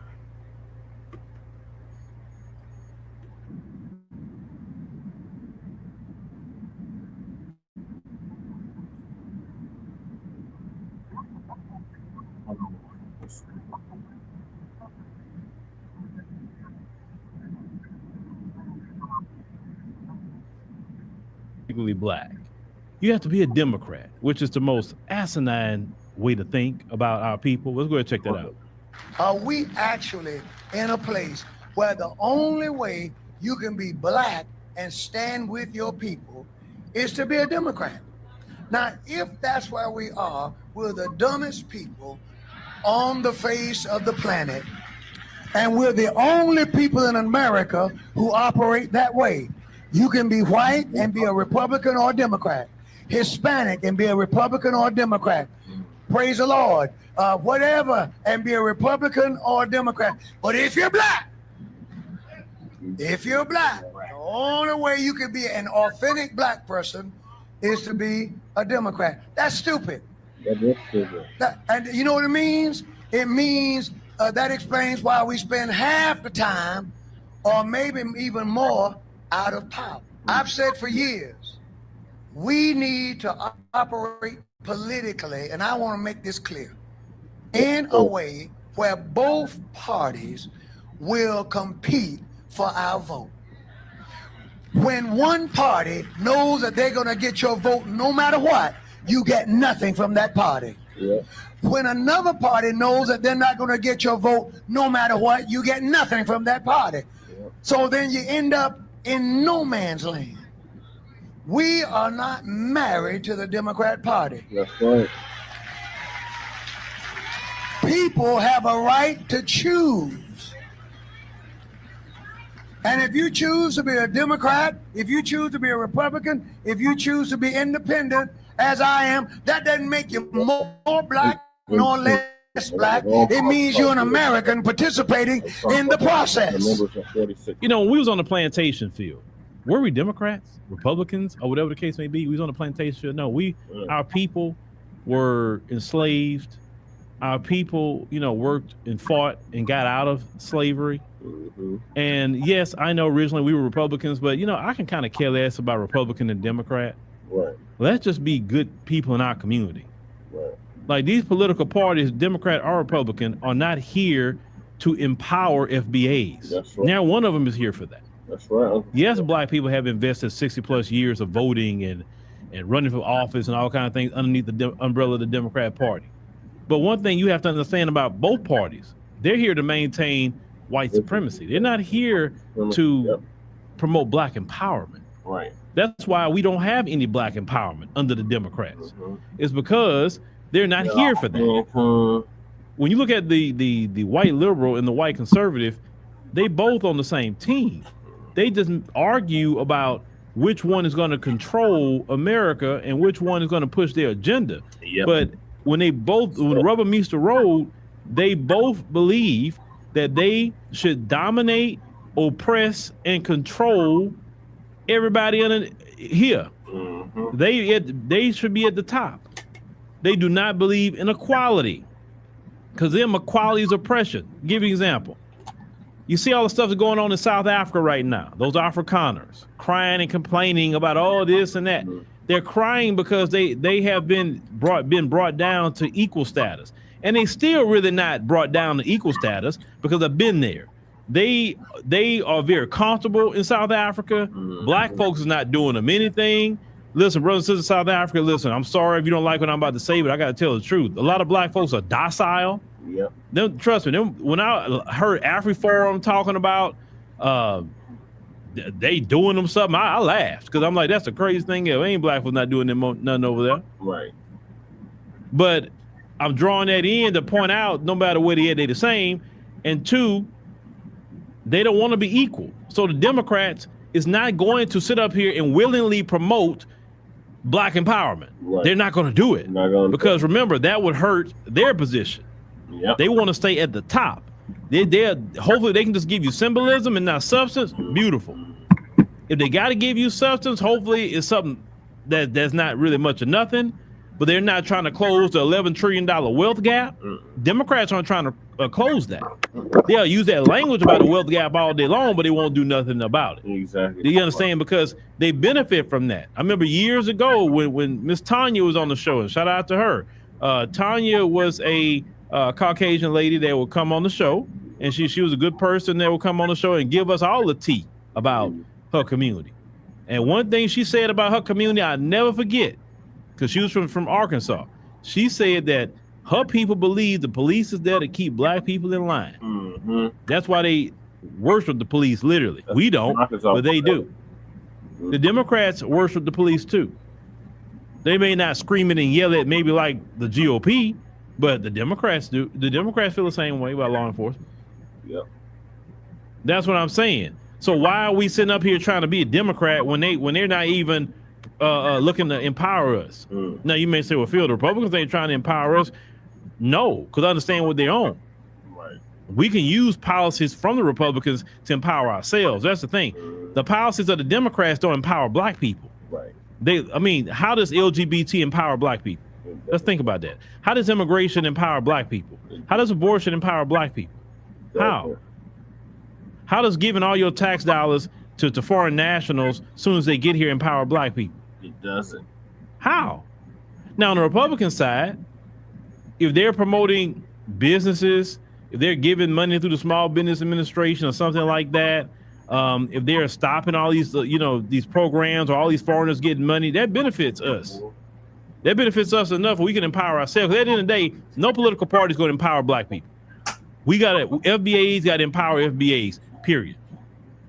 We got to take care of our own self in our own house. But these Democrats, are not going to ever look out for us. If they haven't proven it by now, I don't know what else to tell you. The boule is running up and down the Democrat Party, and the boule is there to be symbols and to make sure that we don't get anything. Because if the white Democrats, if they do it, then you will say, wait a minute, hold on, I see they racism. But if the black ones go along with it too, then they can say, well, it's not race. It's just we just don't think it's a good policy. See, all the black Democrats agree with us because they in on it, right?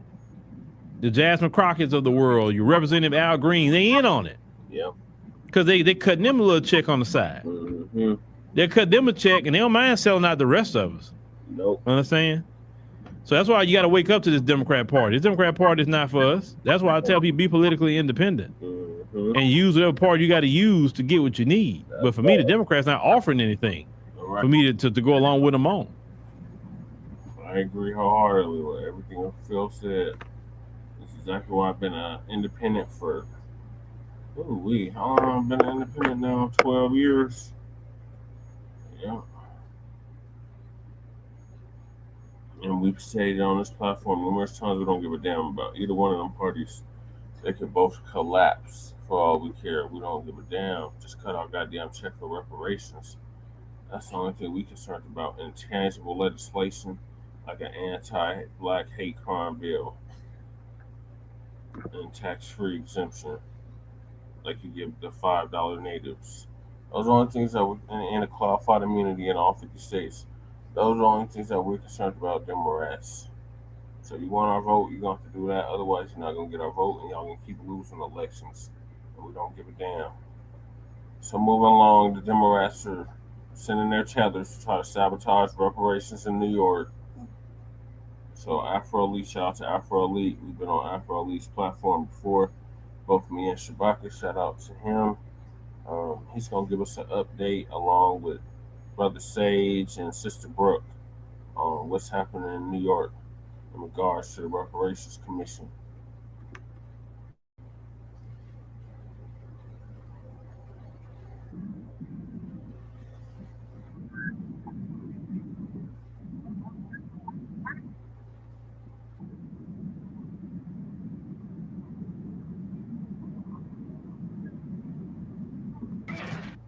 Black first, my brothers and my sisters. Welcome to the Afro Elite YouTube channel. I appreciate you guys for being here.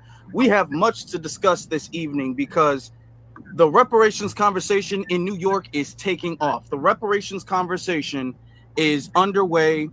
Everybody knows because we've been reporting about it. Kathy Hochul, she started a commission to study reparations, and that's been going on lately. But here's the problem with that. The problem is not just the fact that reparations is not actually being done, unlike, reparations for, breaking the law and coming into the country. The immigrants that broke into the law illegally and everything like that, and then just came into our neighborhoods and got all this type of money. Not their reparations, okay? I'm talking about the reparations for slavery. The actual only reparations that are deserved and warranted in this country. Those are the reparations that we have to have this long conversation and this long sit down, and everybody got to go through their family tree. That part is important, but everybody got to go through every other thing to discuss, if reparations is something that is warranted. We need to talk about it because we just don't know yet. And we got to get everybody on the same page. Now, as that's going on, we already see the nonsense at play here. We already see the nonsense at play because they got a panel full of tethers and operatives that are meant to sabotage reparations, okay? They're in here, all lives mattering the conversation. They're in here talking about everybody and their mama. They don't want to offend nobody. Boo out the bam. And we all know what this means. We all know where that leads, all of this stuff. Now, what's interesting about that is that I made the announcement on Twitter or X, whatever y'all want to call it, it doesn't matter. I made that announcement, and that got a lot of the tethers pissed off. A whole bunch of the tethers was pissed off, acting like I was just assuming something. So I just want to let people know that Afro Elite does not assume anything. Right. If I say it, I know. So when I say these are tethers, meant to sabotage or here to sabotage reparations. I'm not saying it because I don't like a couple of them. I'm saying it because that is what they're doing. Let me show y'all something. Because this was the pushback that I was receiving. Let me show y'all some of the pushback that I was receiving when I had made this announcement. Hold on. Let me share my screen for 1 second. All right. This is my screen right here. Sharing it for a second with you guys. Y'all know StreamYard just had an update, so you know y'all gotta bear with me because we talking about reparations and they don't want us to talk about that. We got a bunch of people in here. So I said, important call to action.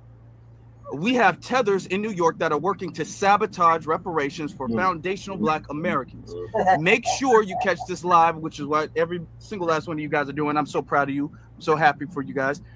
We locked in, family. We locked in. Make sure you guys catch this live because we are going to not just talk about what we're going to do. We're also going to give you guys the step-by-step plan. We're going to lay out the plan to stop this from happening. Oh, and the Tethers were mad. Look at the Tethers. African elite. Trump blocked any chance of this happening for so-called FBAs. So Trump blocked any chance of what happening for FBAs as he's with the Haitian flag. As you can see, he's already triggered here. Okay, scrolling down. Of course, you have some brothers and sisters who was locked in, ready to go. Okay, where's your proof of sabotage? Y'all see it? Let me zoom in. Where's your proof? There's no proof of sabotage. Do y'all think I would say that they're sabotaging if I did not have proof that that's what they were doing? Right. If I didn't have no proof, that's what they were doing. You think I just, even if they're non-FBA, I wouldn't just assume that they're sabotaging unless I know that. And I know that because I saw that. Okay, there is literally nothing in this article that states that Black immigrants are sabotaging reparations for Black Americans. You see the flag. Hit dogs holler. Hit dogs are hollering. They're already upset. Oh, they're not. Here's another article in Source that doesn't further support your bold claim. Oh, but this dude don't stop. I want y'all to understand that. This dude doesn't stop. Hold on, where he got another one. Here's another article that doesn't showcase any evidence of Black immigrants tampering with reparations. Oh, this dude, hold on. I got to take this off the screen so you guys can feel me when I say this. He was so triggered. This man went to ChatGPT. Oh my God. He wanted to debunk me so bad. He went to ChatGPT. I'm not lying. I'm not exaggerating. I'm not joking. Look at this. Okay. Look at it. Okay. This man went to ChatGPT and he screenshotted the conclusion. 5 conclusion.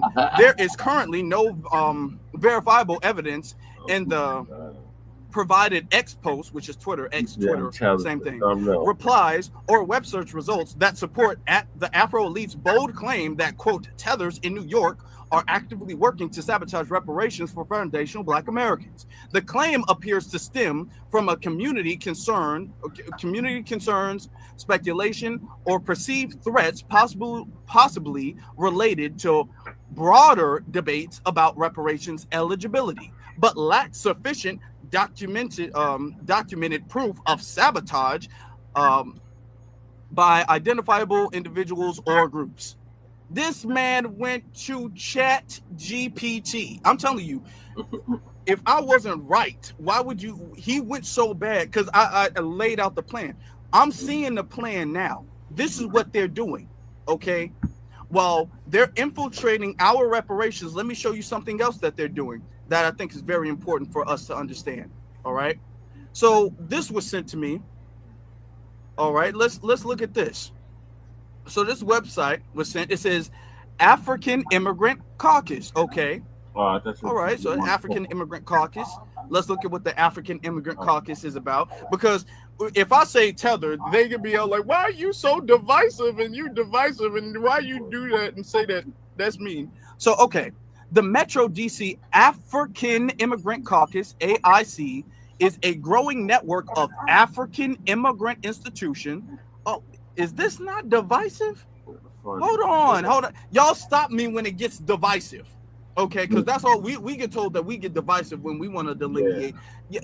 Does this sound like delineation to you guys? Yeah. Okay, but let's continue. Hold on. I'm not done yet. It says immigrant institution that have come together to affect change through the power of our numbers, launched in November 2013. So they've been on this. Okay, this ain't nothing new. It continues to say the group consists of community clergy, community clergy, and business leaders who believe African immigrants in the diaspora need a voice in the political system as other ethnic groups. Hold on, I'm not done. I'm not done. Watch this. Asians, Hispanics, African American, Jewish Americans have done in the past. So why did they, if we're all African, right? That's what they say. We're all African. Why are they, because by putting us in these groups, when they say other ethnic groups, and then they put African American as if we've done anything to separate ourselves, okay, as politically, we just getting on this delineation page. They've been on this since 2013, and they talking about how we getting divisive because we're delineating and we're referring to ourselves as a different ethnic group. But they've been on this and they ain't said nothing about it. You ain't seen no Pan-Africanists say nothing about it. You ain't seen none of them say, hey, hold on, our African-American brothers and sisters, they deserve to have a voice too. We should all be included. Ain't we all from the motherland? Ain't we all from Africa? Don't we all need to be together and stick together and work together in Pan-Africanism and all da da da da da da da? They don't do that. Nope. Do they do that? No. No. Oh. That's kind of telling. That's actually very telling that they don't do that. But let them tell it. We are the divisive ones. Yeah. Let them tell it by just saying that we're FBA and not African American. We hate ourselves. Okay. We don't want to accept where we're really from. We're divisive. We're all of the bad names and everything like that. Mm-hmm. Now, going back to my other point, when I brought this up and I talked about these being tethers meant to sabotage reparations, people's like, there's no proof. There's no proof. Well, first off, we got to start off with the basics. Let's start off with the basics. Are these people tethers? Well, we shouldn't just assume. I mean, we know for a fact some of them are, but we shouldn't just assume. So let me provide to you all the proof, because I don't make anything up, y'all. Y'all know me. Y'all know me long enough to know I don't make nothing up. So let me provide to you guys the proof. All right, here we go. Bam. Same picture. Okay. This is Jermaine, I believe it, yeah, Jermaine D. Williams. Let's just read a little bit about Jermaine D. Williams, okay? Who's really like second in control to Eric Adams right now. But don't worry, we'll have that confirmed a little bit later. It says, is the public advocate of the city of New York previously. He served in the city council, Okay, so let's get to Okay, public advocate Williams is a first generation Brooklynite from Grenadian heritage. Grenadian. He is a Grenadian. On the panel, speaking about foundational Black American reparations. Okay, reparations he doesn't qualify. But that's just one. That's just one. Okay, well, let's go to the next one. Okay, let's go to the next one. Okay. Because we can't just assume it's just one. Okay, Crystal Hudson. So we're going to go down a third. Let me highlight it because the tether's going to be tripping. So let me highlight it for you. A third generation Brooklynite and daughter of Jamaican and Honduran immigrants. Okay, so that's two people who are not qualified to receive reparations, but they are here to speak on our reparations as the thought leaders in the authority of reparations. Okay, all right, so that's two. So let's get to this one. Now, she was slick. Ms. Lewis, she was slick. She put out all the way at the bottom right here. I had to go all the way at the bottom. They put this stuff at the top. When you go all the way at the bottom, then you're gonna see where is it? Okay. A first generation, man, we only got first generation, the other one was third. First generation Brooklynite council member Lewis was raised in a immigrant and pro-union household. Okay. Do we really need to continue? Now with this one, I've been trying to look, I can't confirm, but don't worry, we'll have people here who will be able to confirm this to me or not. But we already got the top 3. And then we have this lady down here whose last name seems kind of like, I don't know. I don't know. I can't tell you. But this is what we have going on. These are the people who are supposed to be in charge of reparations, okay? So there's a commission going on, and these are the people who are going to be having the conversations and the panels and stuff like that about reparations.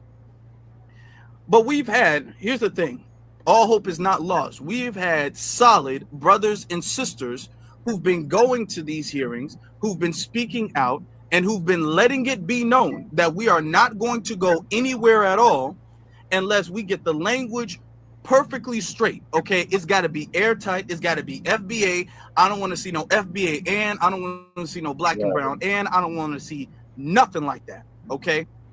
So, without any further ado, I'm going to introduce some of our guests for this evening, where we're going to confirm what's going on. We're going to have a backup of what's going on, and then we're going to show some of the clips of them at the hearing.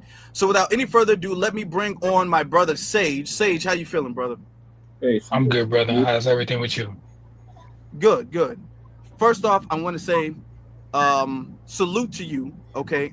And I have tremendous respect for the work that you've been doing. Let me show the audience the work that our brother. Now, a lot of the stuff he does is offline and behind the scenes, you know, but sometimes he does get in front of the camera, and I want to show the audience this, and then I want to get your feedback of why you thought to say this in your time and what's going on, you know. So it's playing right now. How y'all doing? Hi. So I'm probably young enough to be anyone their son, so I'm speaking to my elders. How y'all doing? Hi. So I'm probably young enough to be any one of you guys up there, son, so I'm speaking to my elders. First of all, I want to thank you guys for everything that you've done so far, and I do ask you to take this situation serious. This is about our grandchildren, my grandchildren. I have no children as of yet, but I do plan on having some in the future. Reparations is about a debt owed. It's about cash. We're talking lineage. We're not talking anything else. We're not talking people of color, disenfranchised communities. We're talking about our lineage, people that come from this soil. I was one of those people in 2024 that voted couch. I did not vote for Kamala Harris. I did not vote for Donald Trump. If you want our vote, the young, the grassroots, you're going to have to pledge tangible specifically to us. We just saw what happened to Jordan Neely. Jordan Neely was just strangled. We need reparations starts with cash, but it does not end there. We actually need an anti-Black crime bill to add on to our reparations. No one should be able to harm me and then go home at the end of the night. The man wasn't even arrested. So again, we're talking cash. 20 trillion, I think my brother Cash just said it. We're talking cash payments. No, I didn't mean to do that. I apologize. To the descendants of American slaves, not the Americas as in South and Central. We're talking about North American, this government. So again, I thank you so much for your time. Oh, by the way, we do not support HR 40. We do not support a study. We've been studying for 400 years. We're done studying. Thank you so much for your courage for doing this. And again, this is someone speaking to his elders. Thank you again. Much love. All right. That was Sage. So talk to us, brother. Okay. First off, salute to you. Everything you were saying, everything you was doing, speaking just straight facts, straight fire. Can we get some fireball emojis in the chat room for our brother Sage? So the first question I want to ask, where was that? That was in Queens. I forgot the location, but it was like a little deep in Queens. And it was at a reparations hearing. They have them all across the state. So they have them in Rochester, Buffalo, Albany. They have it in New York City, but that specific one was in Queens. Okay. And who are you speaking to? So Governor Kathy Hochul put together a reparations task force. It consists of like 6 or 7 people and people that of her choosing. And they're basically going to decide what reparations look like within the state of New York. Okay. So these are the people who would essentially lay out what would be the bill that would be taken to Kathy Hochul, or who, I guess the mayor, right? So these are the people. The governor. The governor. Yeah. Okay. It has nothing to do with Eric Adams, Officer Adams. Okay. And we have another person, and I do have some more questions for you, brother. But Yes, I sir. also want to get you another advocate, okay, who's doing activist work in New York as well too. We have our sister Brooke.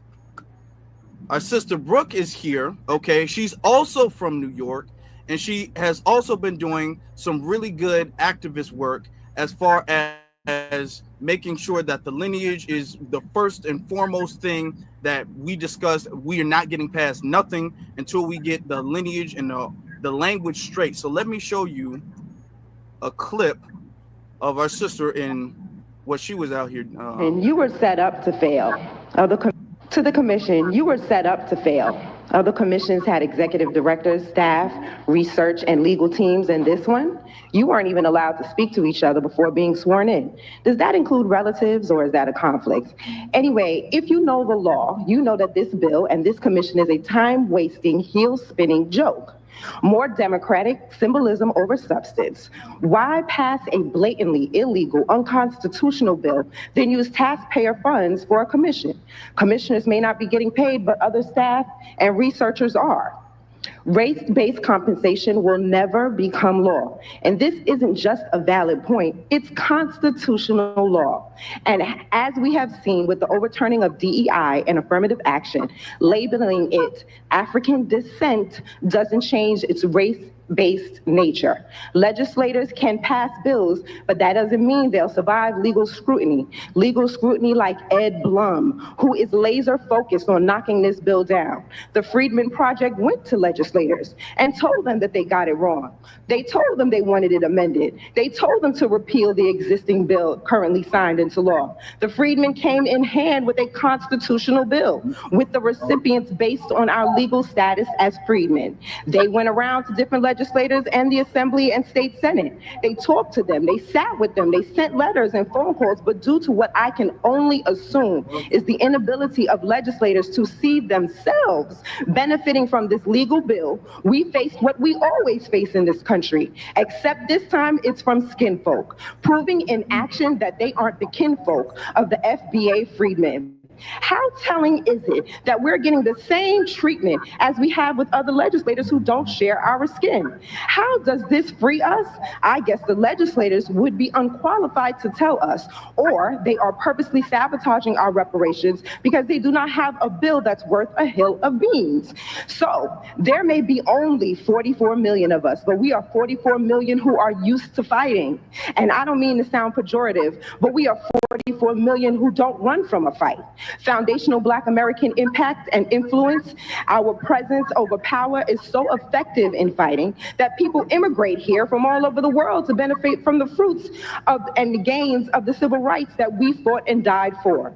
Since this bill is already deader than a doornail, I come to speak before my neighbors. I come to serve you notice that when this bill dies, we, the FBA freedmen, will remain standing and fighting as we have for centuries on this land drenched in our blood. And in closing, include in your report that this bill is unconstitutional and illegal and isn't worth the paper it's written on, and you know it. Have a good day. Thank you, Brooke. We appreciate you. All right. That's our sister Brooke letting it be known that we getting the paperwork and the language straight. So first question, Brooke, is where was that? I think your mic is muted.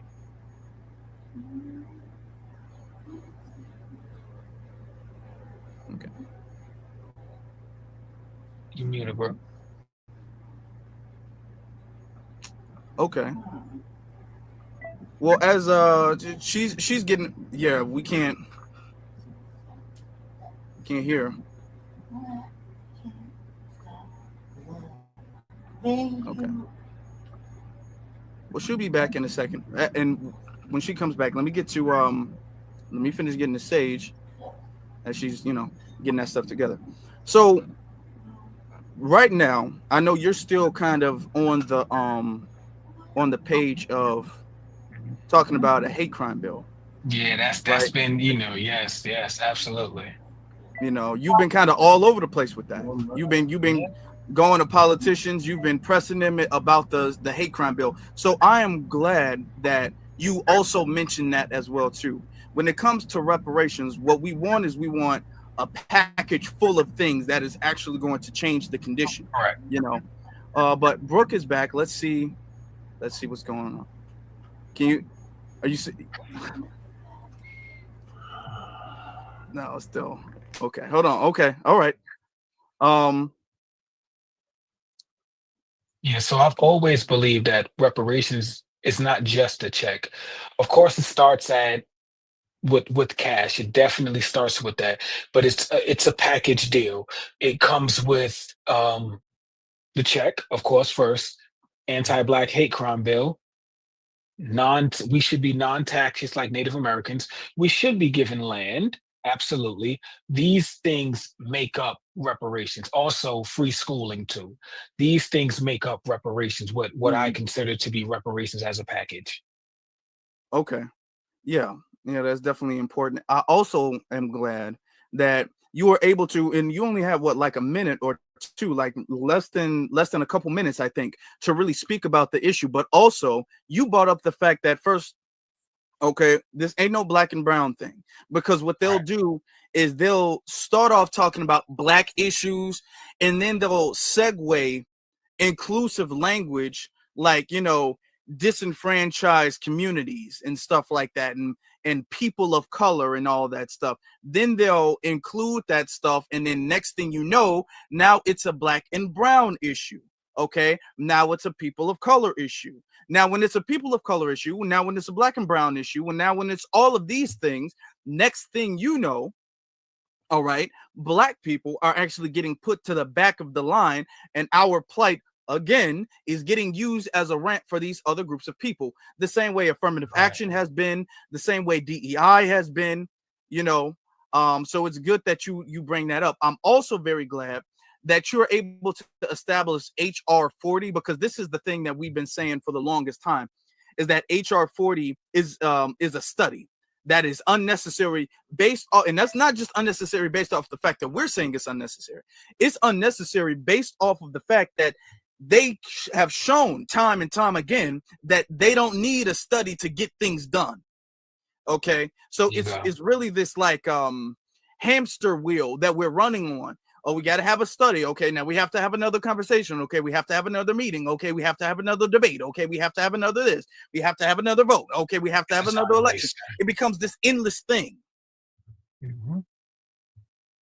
So thank you for that. Now, I know you had a lot to say, and you had a point that you wanted to make as far as reparations are concerned, right?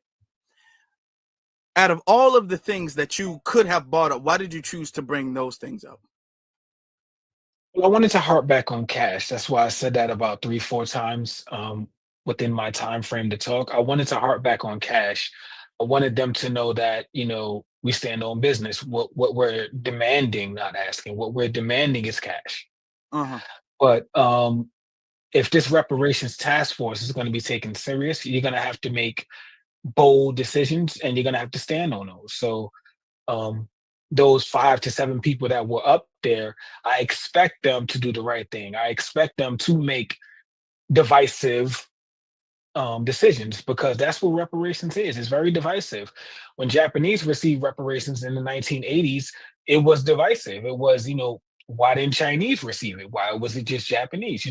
So again, these things are divisive to a certain degree. Does it mean that we want people to be harmed? No, we just want what's owed to us. And that's what I believe reparations are. It's not about being friendly. It's not about being on, everybody's good list. It's about getting what's owed to you. So I wanted to harp back on the cash. And again, I believe the two most important things when it comes to reparations is the cash and the crime bill. Because once we get our cash, we don't need another Tulsa happening.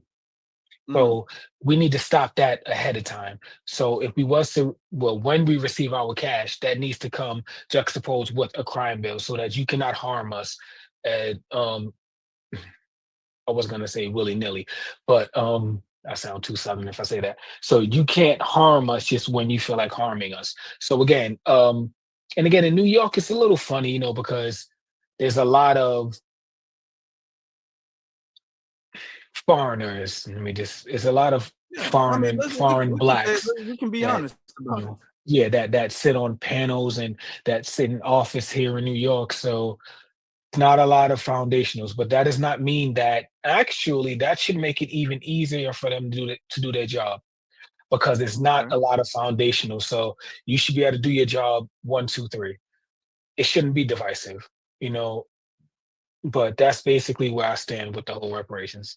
Okay, well, thank you. Let me get to the super chats real quick because there's some questions going on. It says Afro Peace. This comes from Freedmen's Network. It says Afro Peace. I'm here in Brooklyn, New York, and I work very closely with the United States Freedmen's Project with Divine Prince, and the commission are flooded with foreigners. With foreigners. Yeah. It's kind of split up. Yes, yeah. And then shout out to Brother Divine. Shout out to him. Yeah, absolutely. Are you going to do call-ins? Possibly. We'll see how things go. But speaking of, foreigners and tethers and stuff like that, Sage, let's do the rundown on these characters on this panel. Okay, let's do the rundown. If we can. Hold on for 1 second. Though. Hold on for 1 second. Hold on. Okay. Hear me? All right, there we go. Okay, got you. I had to go to some weird setting. Yeah. Good evening, gentlemen. We had like an update, so now everything is kind of like different. But we'll just do a small little recap, like the last minute or so. Okay, because I did miss the last minute while I was trying to troubleshoot. All right, hold on. This time it's from skinfolk, proving in action that they aren't the kinfolk of the FBA freedmen. How telling is it that we're getting the same treatment as we have with other legislators who don't share our skin? How does this free us? I guess the legislators would be unqualified to tell us, or they are purposely sabotaging our reparations because they do not have a bill that's worth a hill of beans. So there may be only 44 million of us, but we are 44 million who are used to fighting. And I don't mean to sound pejorative, but we are 44 million who don't run from a fight. Foundational Black American impact and influence, our presence over power is so effective in fighting that people immigrate here from all over the world to benefit from the fruits of and the gains of the civil rights that we fought and died for. Since this bill is already deader than a doornail, I come to speak before my neighbors. I come to serve you notice that when this bill dies, we, the FBA freedmen, will remain standing and fighting as we have for centuries on this land drenched in our blood. And in closing, including your report that this bill is unconstitutional and illegal and isn't worth the paper it's written on, and you know it. Have a good day. Thank you, Brooke. We appreciate.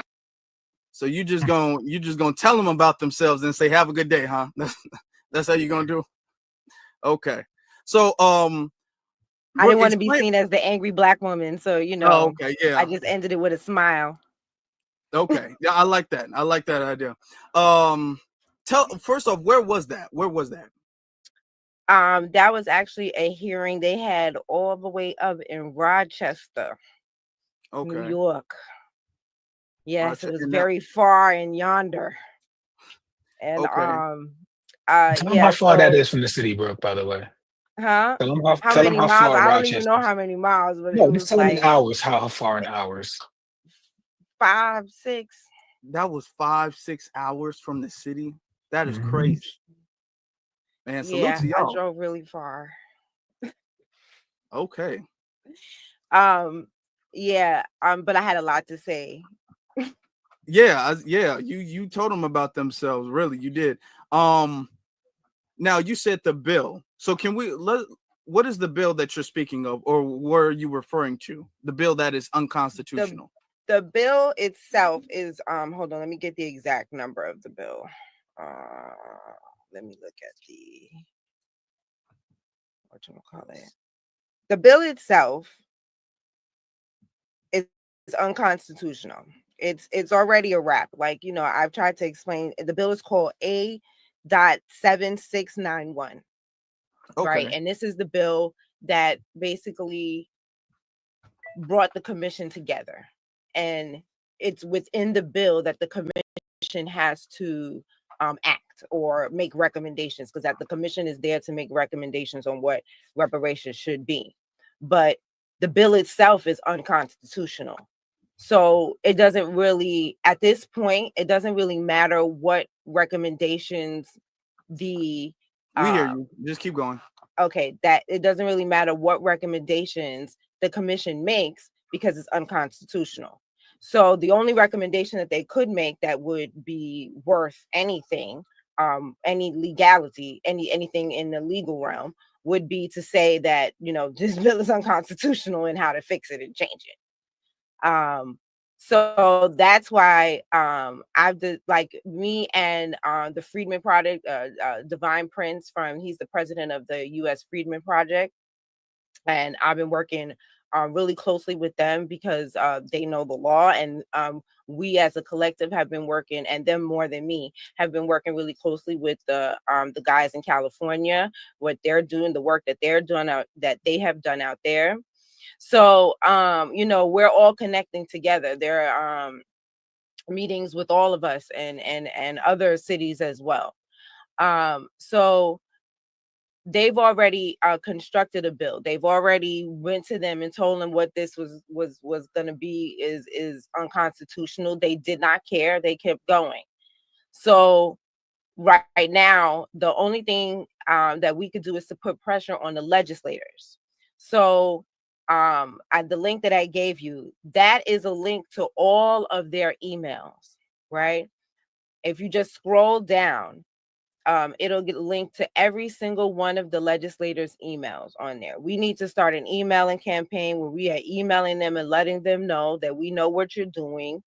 We know it's illegal. It already comes, once you press the button, it already comes with a automated form, right? Which will lead back to the website where we tell them the business.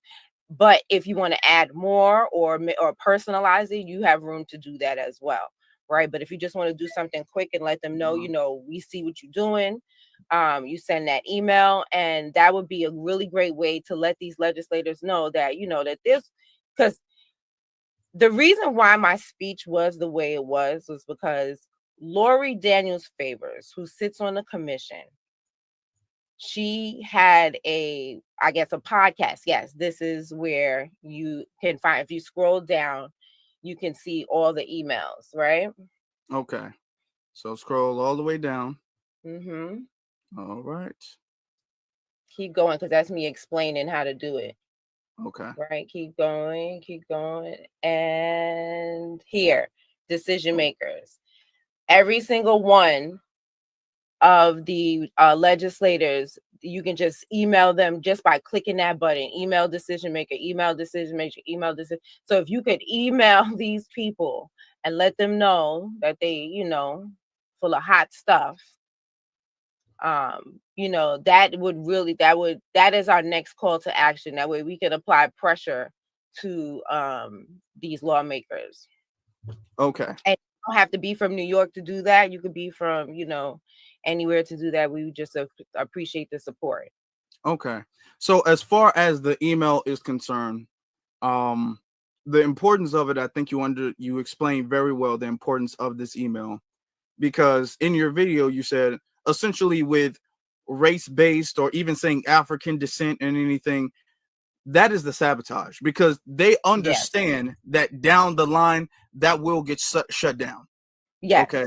Down the line it will get shut down, and they know that. So yes, because they've been told. by Divine Prince from the Freedmen Project. Yes, they've been told. They've had meetings. They've been told before this. They even had the Freedmen Project. They even had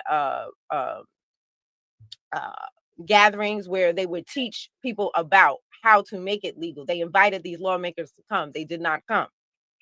So not only did they have meetings and talks with them and their staff in person, writing letters, doing all of these things, but they also invited them to come to classes that they had to educate people on what reparations should be and what it should look like and how to make it constitutional. And these people refused to come. So not only did Kathy Hochul is also complicit in this as well, because she knows this bill is unconstitutional. Everybody knows. Everyone knows this is unconstitutional. I mean, it's right in front of our face, especially with affirmative action and DEI. At this point, this is not something like, before, when Divine and them was going down there with the Freedmen Project. When they were going down there, it was, this new thing. But come on now. Since then, affirmative action has been overturned and DEI has been overturned. So this is front and center of everybody. Everyone knows what this is. So, we have to let them know that we know, because I think they think we stupid. I think they think we don't know. They might believe that. And it's important that we let it be known that we do know. And I'm glad that you did what you did, because you need to essentially, we as Foundation Black Americans need to essentially let it be known that unless we get the language completely straight, unless we get that aired out and get the foundation 100% straight, and the language is straight, there's no inclusive language, there's no trick bag, we're not proceeding.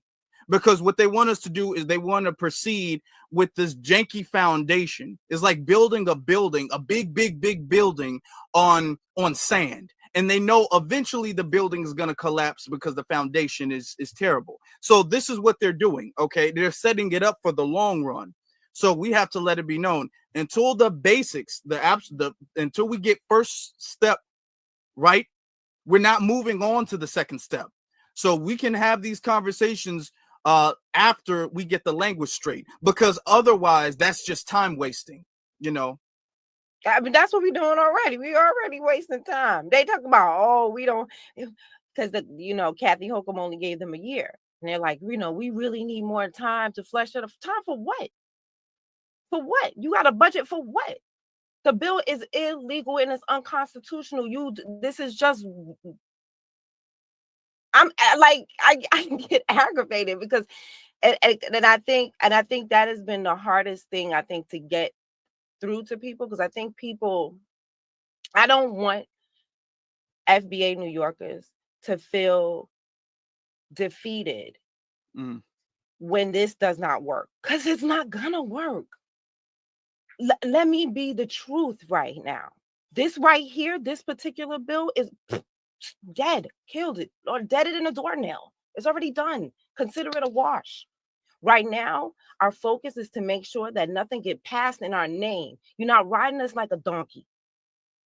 You understand what I'm saying? You're not going to get money for your Cobras and your National Action Networks and your who else, and your New York Reparations Foundation, or whatever. We here to make sure they don't get paid off of our name. That's what this is right now. And then this email that we're doing right now, that's what we're doing. When me and the Freedmen Project and Sage, Brother Sage, when we're down there, we're just letting them know that we know this is BS.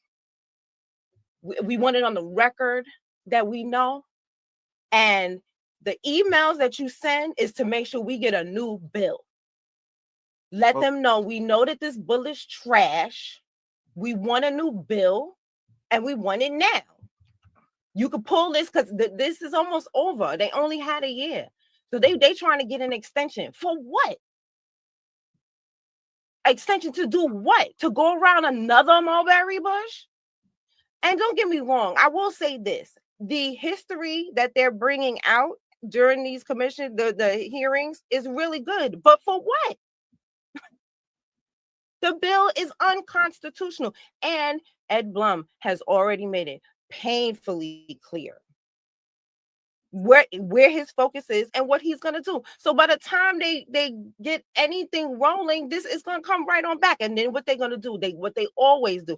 Oh, well, you know, we tried, but the Republicans, they're always blocking us. Like, we tired of that. We're tired. So, you know, and I just want us to be logical, laser focused, and realistic about what's happening here. Okay. So before we move on to something else, because there's some other things that I want you guys to speak on too. If somebody in the audience, now you essentially said that they don't have to be from New York in order to sign this. So any FBA, any and all FBA, this is a calling to any and all FBA, you know, yes. Put your email in there. What now you put in the petition exactly how they should file the email, right? What are some, now I know you said they can customize it. What are some the absolute necessities that they need to put in the email if they wanted to help? Honestly, the form email sends a link right back to the petition, and the petition spells it out exactly what we're talking about. So even if you don't have the words to say, you know, if you don't know what to say, if you don't know how to craft it, all you have to do is just click send. You know, okay. And it'll lead them right back. And if they get enough of these emails, you know, leading them right back to the petition. Because honestly, I didn't want to start a petition. I really wanted to start an email, figure out a way for people to be able to email these people quickly, right? And then I was led to the petition. So the point of this is the email part. The petition is nice. Don't get me wrong. I'm not saying I don't want the signatures, but honestly, I want pressure. I want pressure, and a petition is not pressure. A full email box of 44 million foundational Black Americans, that's pressure. Yes, indeed. Yes, indeed. One thing I learned in New York is that's how things move with pressure. Pressure. Recently, like with the whole anti-Black hate crime bill, myself and the group, including Jason Black, went up to Albany and put pressure on lawmakers to try to pass that and try to get that through for the family. So again, showing up, pressure, sending emails, these things matter, specifically in New York. They matter, definitely. Okay. Then that's, you know, one thing I want to say about the emails mattering, if you don't mind. Yeah, go ahead. Okay. So in the beginning of the commission, right? They had elected the president. And then they were about to elect the vice president or the vice chair, right? Sorry, the chair and the vice chair. So they were about to elect the vice chair. Now, other people on the commission wanted Dr. Daniels to be the vice chair, right? We wanted Dr. Jenkins to be the vice chair, right? She's an FBA sister, and you know, we wanted her to be the vice chair. So Lori Daniels favors. Real quick, is Dr. Daniels FBA? Yes. He actually follows a lot of us online. But he's with I was about to say some words. He's with a lot of those organizations. I think he's with like Cobra, one of those organizations. He's with one of those Pan-African organizations. Mm-hmm. I'm sorry, Brooke. I totally misspoke. I thought you said Dr. Jenkins. I'm sorry, Dr. Jenkins FBA. Oh, Dr. Jenkins, I have no idea. Yeah, Dr. Daniels, I'm not too sure about that one. But like I said, what I do know is that he is linked with these Pan-African organizations. That is for sure. Okay. So Dr. Lori Daniels favors Dr. Daniels wasn't there. He could not make it. So they were about to take a vote for who could be the vice chair. And they ended up, Lori Daniels decided to wait on the vote. Now, next week comes. They decide the chair was the deciding vote. She said she changed her vote because of the amount of emails that she received. So on Twitter Spaces, they had started there's I think her name is Net on Twitter, and they always follow all of the reparations hearings, meetings, everything. They're sharing it on the Spaces. They have little talks after everything, right? So they started email campaigns where they were emailing the commission to ask for what they wanted. And I was unaware that that was even taking place. So this is how I'm telling you how I came up with this strategy, how me and Divine came up with this strategy. Those emails, she told us that those emails made a difference in the way that she voted. So this is why it is so important that we send these emails. And like I said, I do appreciate the petition signatures, but just scroll all the way down. It's going to say decision makers, and then it's going to say email each decision maker, because I have tagged all of the legislators, right? If you look also just in the body of the petition, I also have a link to all of the legislators for HR 40 in case you really feeling like you want to press a lot of buttons, you know, and you want to hit them legislators for HR 40 and tell them that HR 40 is a piece of crap too. That's okay. You can do that as well, you know. Okay, so this is where these are the decision makers. Okay, the decision makers. So those are the people that you're going to email. And then you said, but this, okay. So when you go that, down to this more, then you see more people. You see Cory all Booker, the people. you know, Ayanna Presley. Yes. Okay. So this is where you guys, now I want you guys to understand too, that you don't have to just send one email, nor should you. Right. Okay. Right. Right. Very Okay. true. You can send as many as you like. You can, and then if you forget something, say you remember it later. You like, and another thing, do it. Okay. Let me just say something real quick. I know, hold on. I'm not gonna bring on guests that I don't know. The guests on the panel are FBA. We have trolls in the chat room. If you guys imply that any of these two guests are not FBA, you will be banned. Stop doing that. Somebody's questioning whether me or Brooke are. Yeah, I've seen it. That's interesting. My brother Hurricane been timing them out, but I have seen it. All right. That's interesting. You ain't gonna be timed out. I'm gonna ban you personally. Don't do that. They must be new around here. They must be you new know. around here. They must be new. Like what? That's interesting. First of all, it's obvious who we are because we have holidays where we represent who we are from head to Brooke, toe. leave it alone. Leave it alone, bro. Now they know who we are. Right. The petition I have pinned in the chat room. My bad. I was away from. No, it's cool. It's cool because I wanted to address it too. The petition I have pinned in the chat room, and it's in the description as well too. So you guys can go to the top of the chat room, or you guys can go to the description, and you guys can find the petition there. Yes. Now, something else. Emails.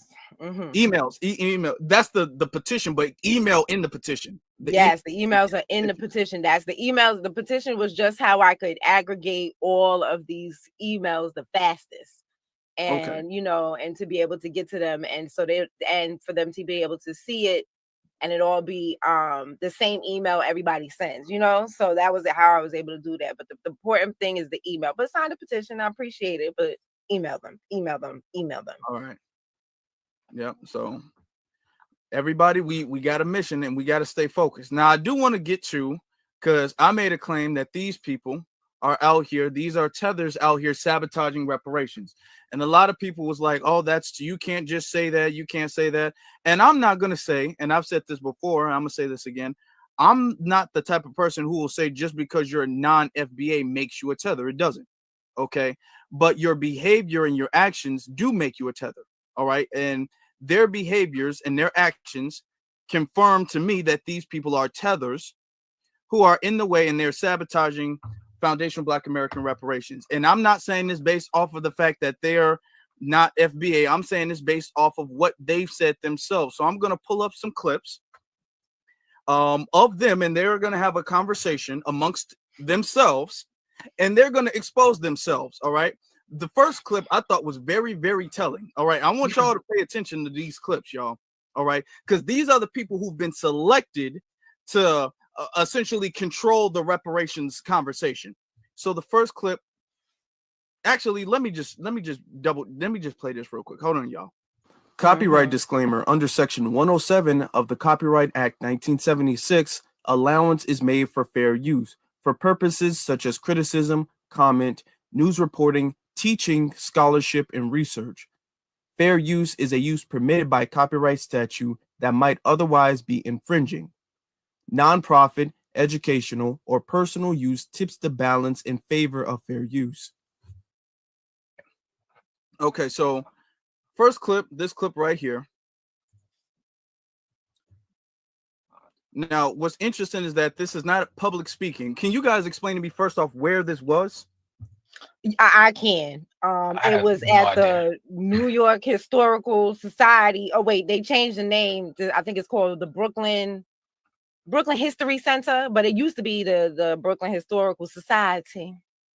And it was downtown Brooklyn. It was like yeah, I remember I walked in the building and I thought I was in the wrong place because no one had any mail.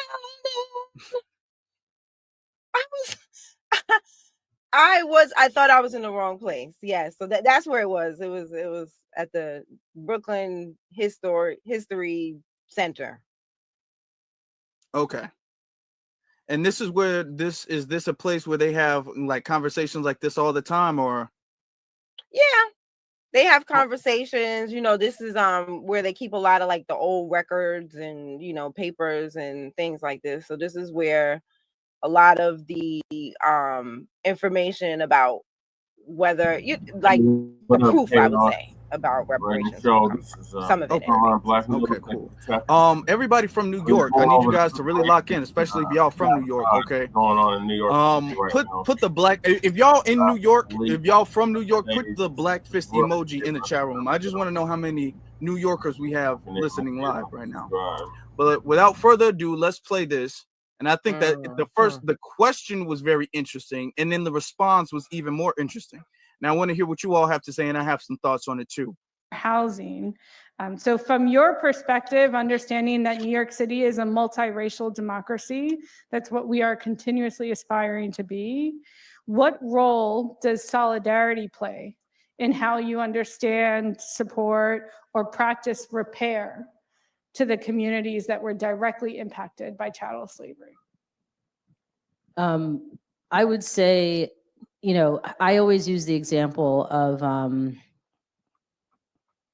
I guess I would call it feedback, that I received when I published my Black agenda, which was from non-Black people who said, well, what about us? And my response was always, if you actually center the needs of the communities that have been most harmed and most marginalized, then everybody benefits. So it was an agenda that was meant to be inclusive and not exclusive.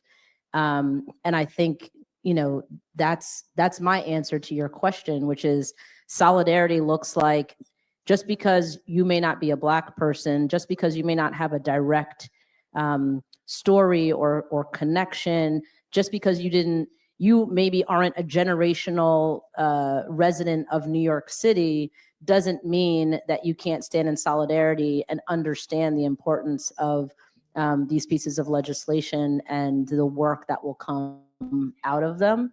And I think, you know, when you know, Black people are doing well, when disabled people are doing well, when older adults are doing well, when immigrants are doing well, then everybody is doing well. And so that's the perspective that I come to this with. All right, so that's the end of that clip, when everybody's doing well. Because then, so what do y'all have to say about? Because I got some thoughts and opinions. What are y'all thoughts and opinions on that? We'll start with you, Brooke, because I think you were there, right? Yes, I was. Okay, so what do you think about that? First of all, I was pissed off that I couldn't say nothing at the time. That because it wasn't a conversation. It was them talking at us, and I hate when they do things like that. And then they go around the room and ask, if you have a question, write your question on a little index card, and then you give them an index card and they throw it in the trash because they're not asking your question, you know? So yeah, I had a lot to say, and I actually did a little video. My air purifier was pretty loud in the back, but yeah, I wrote it down because I tweeted back at them when they had retweeted this clip here. And my response is solidarity. It's really interesting to me that they would be sitting up there talking about solidarity, because I don't think they know what that is. So I felt the need to spell it out for them. Solidarity is knowing and learning who is legally owed reparations for slavery in the U.S. Solidarity is understanding lineage status-based reparations are the only legal ones.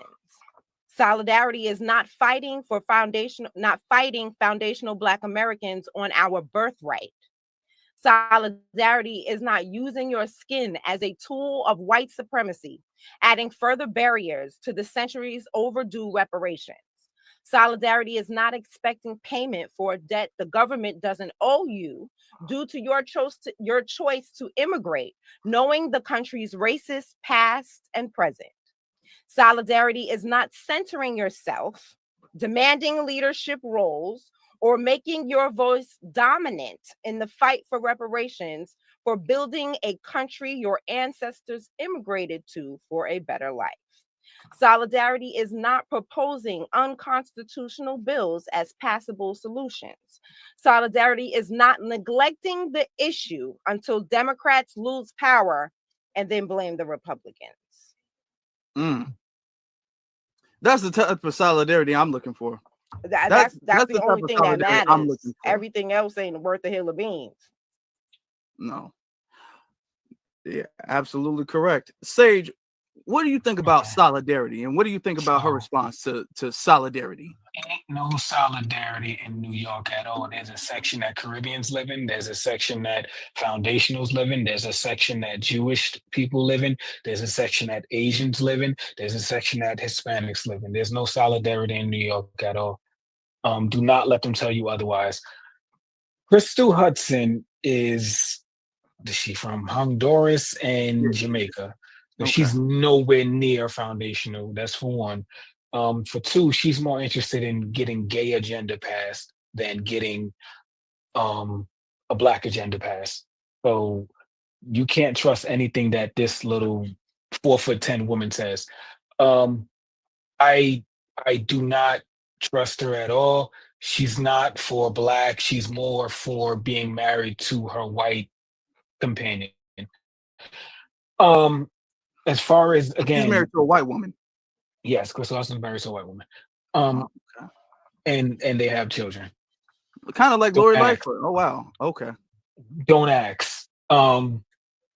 As far as solidarity, I've never seen solidarity in as long as I've lived in New York. So again, this is something that, they're creating on the fly. They're trying to get everyone to seem like it's a whole melting pot.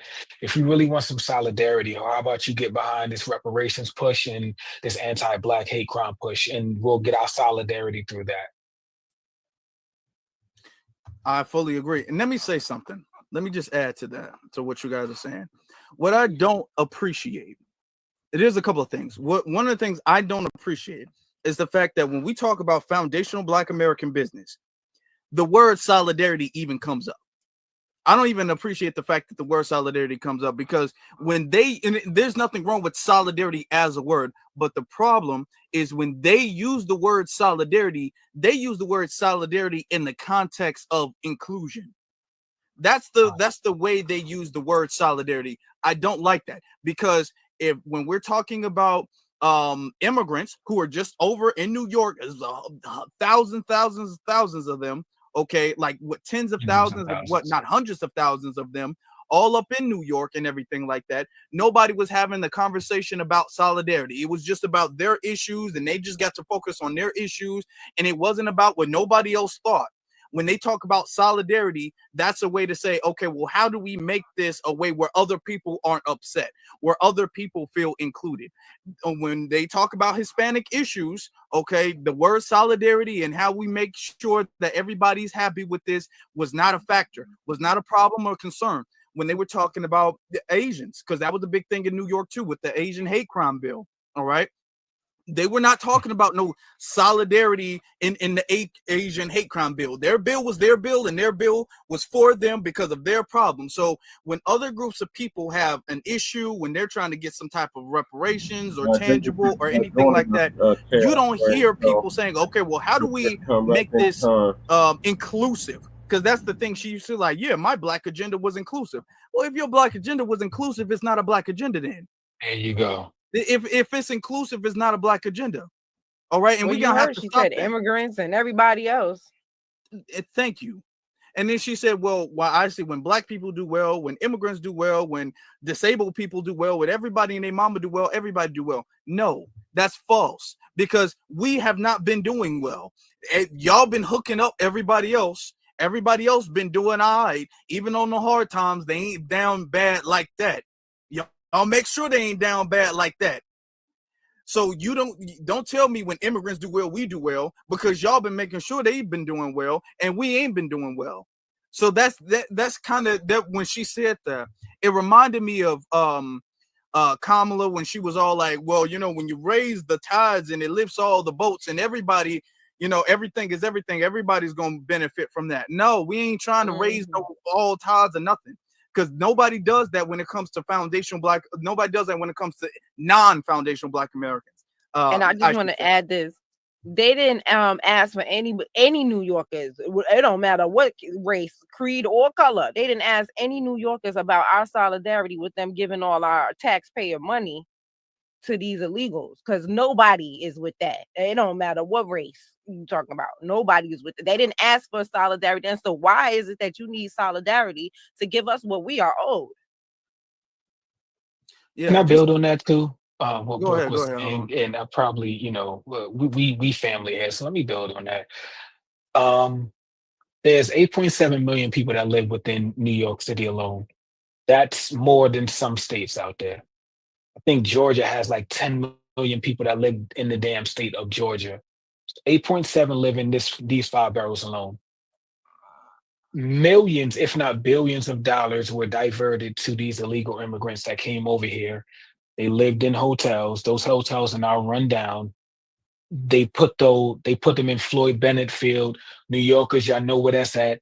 That's now ran down. Money was taken out of city agencies. People were displaced. People were laid off. People were fired in order so these people can now eat. Now, my thing is, because I heard Jasmine Crockett say that it's not a crime to cross the border. If you come into a country and you're not welcome, you are breaking the law. When they say things like, oh, they're only going after the criminals, anyone who came, I want to repeat this, anyone who came across that border and was not invited is a criminal. And if we're going to be forgiving criminals, I got a lot of family members that you can allow out of jail. So my thing is, if you're going to divert resources, Officer Adams, from city agencies where jobs are being lost, jobs that citizens used to have are being lost because you want to bring in these people that are not supposed to be here, we're not okay with that. I'm definitely not okay with that. I don't want my tax dollars going to that. Where was the study for that? Where was the vote for that? And that's been my issue with the Eric Adams of the world, the Brandon Johnsons, and those other mayors that were up there with you in DC that time, Afro. That's been my issue with them. They're not thinking about the citizens that have these jobs, that jobs have been erased so that illegals can actually come here and live somewhat comfortably. So again, it's not that we support Trump. We don't. We support us. We support Black. We support the citizens that belong here, that built this damn nation. Whether they like it or not, it does not matter. I don't care about being the most liked in class. I don't care about that. It's about standing on business and doing what's right for my people. Proceed, brother. I agree. And you all said it really well. Now there's another clip. Now, when I said that these people are sabotaging, that's one of the first things that stood out to me. That first off, this woman is not qualified at all. She doesn't even have a parent. I would almost not be as upset, even though I don't think anchor babies or half FBAs should be there because of their bias towards immigrants. You know what I'm saying? And I'm not saying that, to blame the parents. You can't help how you were born, but I'm going to be honest. And this might just be my opinion on this. If you have a parent who's from an immigrant background or whatever, that don't make you a tether necessarily. That don't make you off code. But if, for instance, your daddy or your mama is Jamaican and they immigrated, you're going to have a sympathy towards immigrants that is going to make you biased in the conversation. That's just the reality of the situation. Okay, that is just the reality. So when you get up there and everything, and we talk about delineating, you kind of drag your feet a little bit because you're like, oh man, my dad's Jamaican and my cousins and all of that stuff, and you don't want to cut them off. You have an attachment to them that makes you biased. And I'm not saying that, let me be abundantly clear. I'm not saying that it's your fault for that. It's a human thing. But let's be honest, we got serious business we got to handle. Okay, we don't got time for people half-stepping. We don't got time for people who want to slightly low-key include somebody who not supposed to be in, or make this palatable where everybody can be happy with it. We don't got time for that. Now, that's just my stance on it. Now, I do want to be divisive. You said what? It has to be divisive. If you're going to get something that's tangibly through, that's meaningful, it has to be divisive. When the Asians got their anti-Asian hate crime bill, that did not include me or you. That did not include anyone else but them. So we need that. We need to be somewhat, we need to get some in spite of ism. We need to get that going. We need something that benefits us, that does not benefit them. And we need to not be afraid to say that. Yeah, 100%. Let me get to this other clip real quick. All right. Oh, it played the whole thing. Okay. More Black electors have risen in the past 20 years, which is awesome. 200 Black folks had to leave the city because they couldn't afford to live here. Oh, hold on. That's something we need. StreamYard just went through a weird update, so it just be okay. As more Black electors have risen in the past 20 years, which is awesome. 200 Black folks had to leave the city because they couldn't afford to live here. That's something we need to talk about as well. And the disinvestment is very real. And what some deceitful elected officials will do is now try to blame migrants who are here for that disinvestment, even though it happened long before the migrants are here, and we had the money to spend it and made a decision that these communities were not as in crisis as they were. Okay. Can I go? I usually will let you go, bro, but can I go at Go this ahead. dude, Go ahead, bro? brother. Oh, okay. So this is okay. Without diverging too much information, look, he's lying. New York City's always been expensive. New York City will always forever be expensive. Whatever.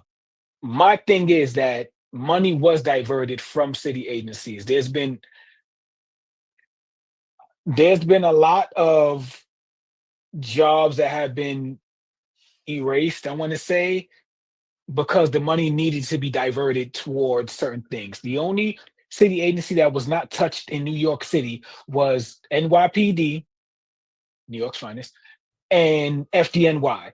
Everyone else received cuts across the damn board. Eric Adams has been on the news numerous times saying that.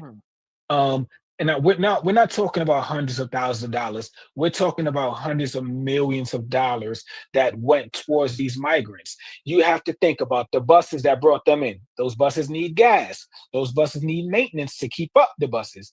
The hotels, that hotel needs to keep its lights on. New York gets very cold, not like Chicago, but New York gets very cold. They need heat.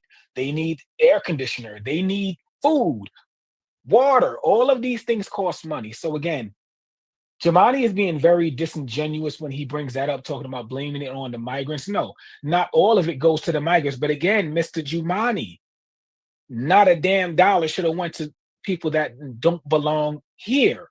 That's what we're saying. Not $1 should have went to them because they don't belong here. I don't give a damn if $5 went to them. Not $1 should have went to them. They don't belong here. So again, it doesn't matter who blames what. None of the money should have went to them. Go ahead, Queen. Sorry about that. I agree.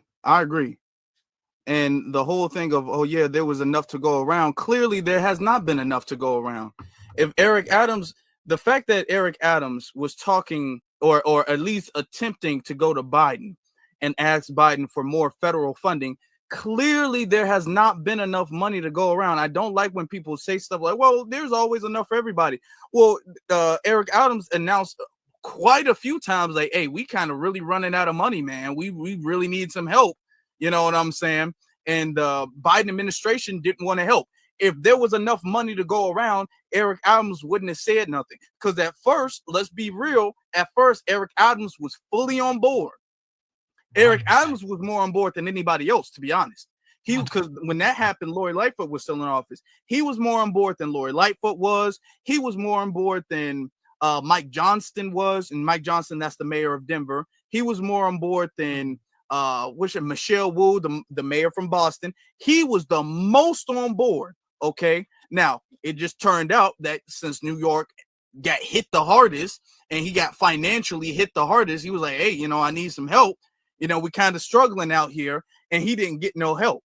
But he was on board originally. He was fully on board. He just didn't get the financial support that I assume he expected he was going to receive.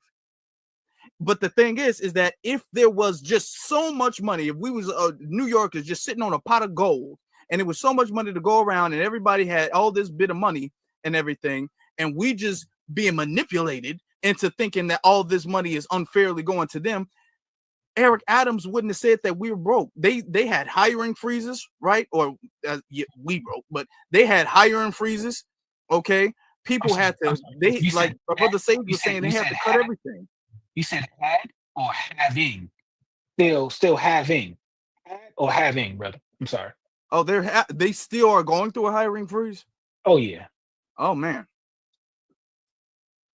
And then you got young, ambitious foundationals that can really sit in these jobs and these positions, but we can't hire them because the money needs to be recouped from Pedro. And Brooke, I just wanted to point out, so I can point out the exact moment when Eric Adams flipped. So the president came to New York, right? And because the United Nations is here, and he did not see Eric Adams. Mm-hmm. Then Eric Adams had to go to DC for something. And, President Biden at the time did not invite Eric Adams in and pat him on his little peanut head, and tell him good boy and sit him down by the fire and say good boy. He wanted that pat on the head from the president. And after he didn't get that, he was done at that point. That's when he started telling the truth. Oh, I don't have no money. Oh, I don't have no this. I watch him very carefully because he was not, he ignored us during the nail shop incident. So, I've been watching him ever since. And then, his history, he doesn't have good history. He stood by the Asians during the Peter Liang situation. He doesn't have good history here in New York. So I'll be watching him with both my eyes, okay? 4 of them, because I wear glasses. So I'll be watching all 4 of my eyes, okay? And I also wanted to say that with the illegals and the money, this with Jumaane Williams, this is, and when you was talking about earlier, Afro, that the reason why we can't have people with dual lineages as spokespersons for us. We welcome you. We love you. You are definitely FBA. If you have one parent that's FBA and you have another parent that's from somewhere else, we definitely love you and we welcome you in. However, you cannot speak for us. And this is why. Because your heartstrings sometimes don't allow you to say the truth. And there's one thing that I look at when I was looking at the voting results here in New York, especially New York City, Brooklyn, overwhelmingly voted for Trump. Now, a lot of Democrats did not show up and voted at all. You can see that in the numbers, but a lot of them voted for Trump. So that leads me to believe that a lot of New Yorkers are feeling the same way that we feel about this situation, but less of them are willing to talk about it because of either their current situations or people that they know in their situations.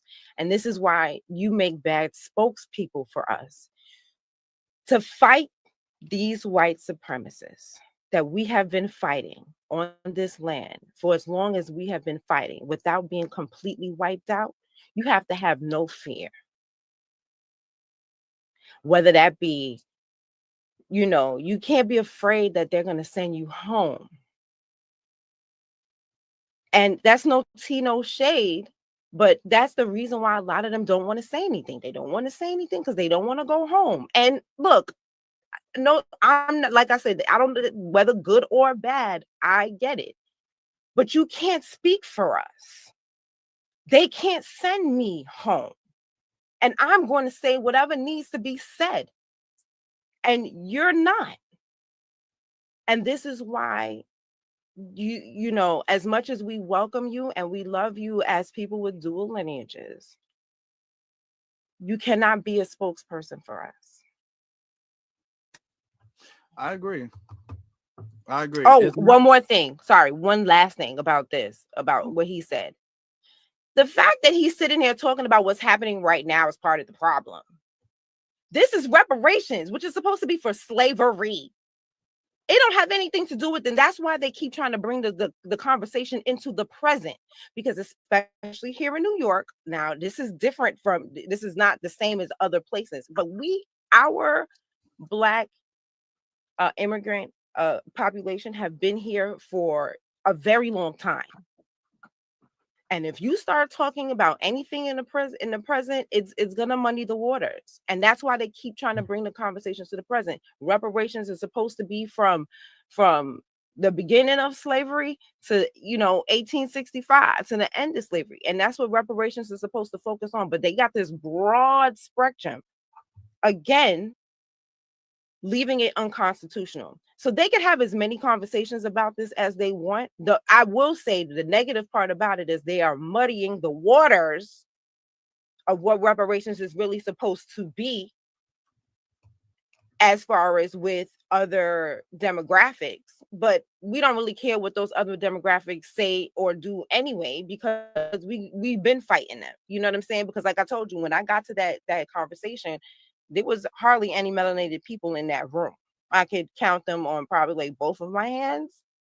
And me and the Freedmen Project probably filled up one of my hands. Me, Divine and Sister Annette, and you know what I mean? Like and Brother Mike, Mike 795, he was there as well. So Brother Mike was there. So like we made up almost one hand. So the room was full of the dominant society. So they're having this conversation that they're not qualified to have in front of all of these people about a bill that's unconstitutional. Again, more rigmarole, more Mulberry Bush, more heel spinning, more nonsense. Okay, I'm off my soapbox. Yep. Now, of course, you all understand that we can never have this type of conversation. We can never have these conversations unless they bring up Black and Brown. And for a fact, anytime they bring up Black and Brown, you know exactly what. Now, this isn't X. They brought this up by themselves. Okay, this is the same person. Let me show you guys. And I want you guys to understand this conversation was a little over an hour long. So I just really got the main parts that I think you guys should listen to. Through your neighborhood, if you walk through this neighborhood or you walk through Park Slope and you look at the alternate side parking signs, the requirement to move your car is like 1 day a week. On Monday, you can't park here for 30 minutes because we're assuming that your streets are very clean. But if you go into Crown Heights in my district, if you go into Southeast Queens in Councilwoman Natasha Williams' district, if you go into predominantly Black and brown communities across New York City, then you see 4 times a week we have to clean your neighborhoods because we're assuming, and they do have a metric that they use, which I think is faulty.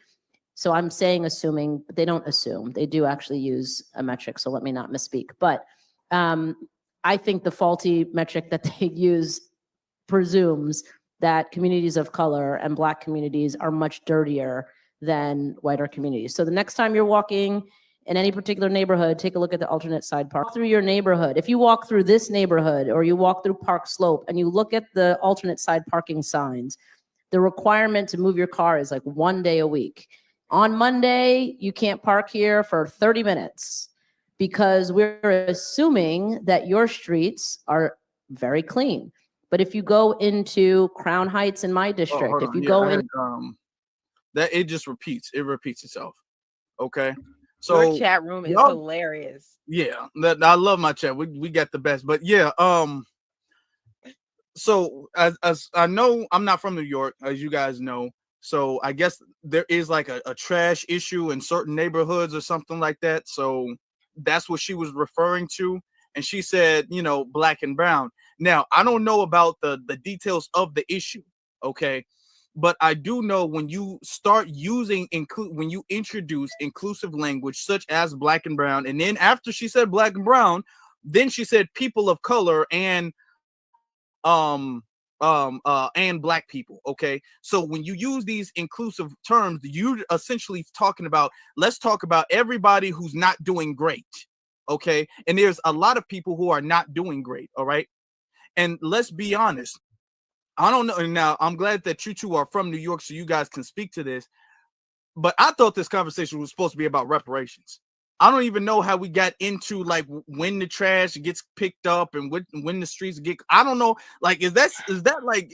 Do y'all feel like that's very germane to the reparations conversation? Hell nah. Okay. Okay. So all right. So okay. Thank you. So. No, absolutely not. And this is part of the problem. You're talking about everything but reparations. Like I said, the bill is flawed. The bill that talks about this, the bill is supposed to look at the problems of slavery and its effects going from the 1800s to present day.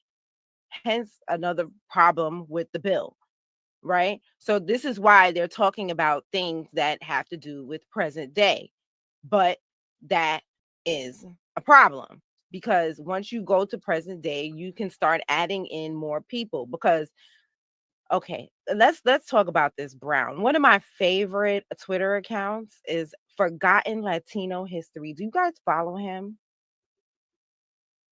Do you guys follow him? Forgotten Latino History on. Yeah, I know the account. Ciao. I have learned so much from that Twitter page. Okay. First of all, Latinos were considered white during segregation. There was no such thing as Juan Crow. During segregation, they were considered white. They sat in the white area on the bus. We had to sit in the nigger area. They was able to swim in the white pools, which we could not swim in.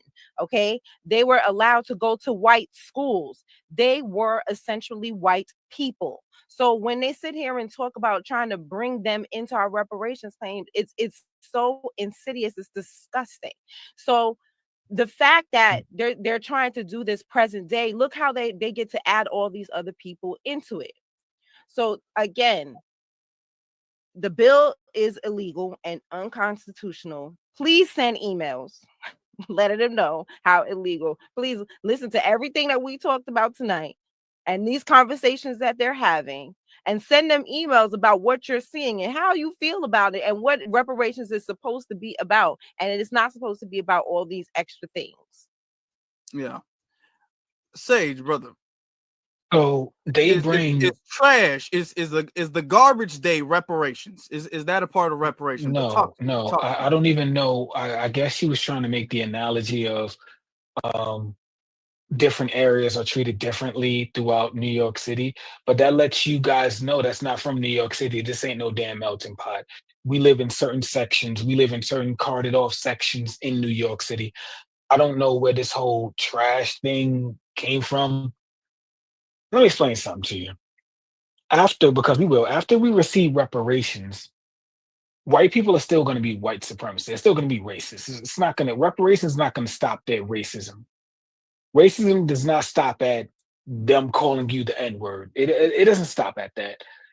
When you look at systemic racism, I think she was trying to use an analogy of trash sweeping, stating that other areas are dirtier. What Crystal didn't bring up was there was times in New York City where sanitation didn't even come through Black areas to sweep out. If you really want to talk about New York City history, they really started doing that, I want to say, in the late 70s. Before that, they really didn't even come through our area. We had to sweep our areas out ourselves.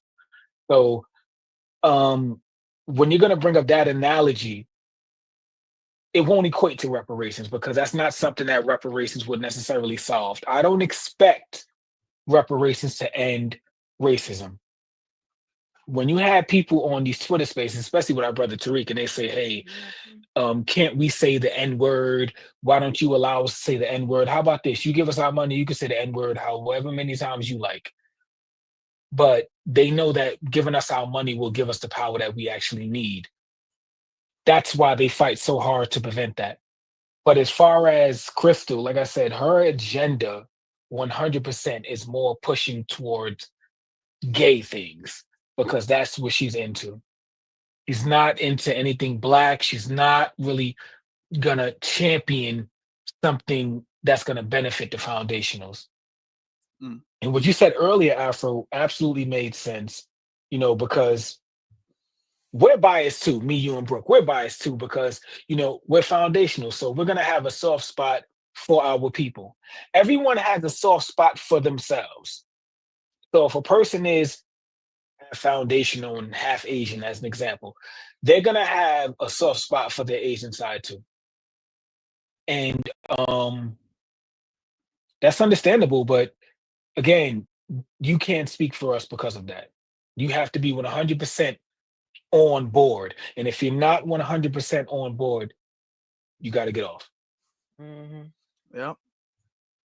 This is, we talking about serious business here. All right. This is serious business. I want to also add on to the fact that, because I hear this conversation as far as, reparations, because there's a lot of like little hearings and commissions. We all know about the one that happened in California last year. Now we know about the one going on in New York, and there's other ones that are popping up. One thing I will say is that there are city issues, because Black people, we're very segregated from everybody else. And there are issues that the city needs to take care of. These are not reparations issues. These are a completely different thing from the reparations conversation. If now y'all are in New York, so you guys understand about the sanitation issue, that's a city issue. That sanitation should be making sure that the whole city is clean. That's not a reparations issue. When people talk about, well, I think it was Jasmine Crockett, oh yeah, air filters and environmental justice. If you want to talk about clean pipes, which is necessary, if you want to talk about getting the water filter good, that's necessary. That's a city problem. All right. That's not a reparations thing, and that should not be involved in the conversation. That needs to be taken away.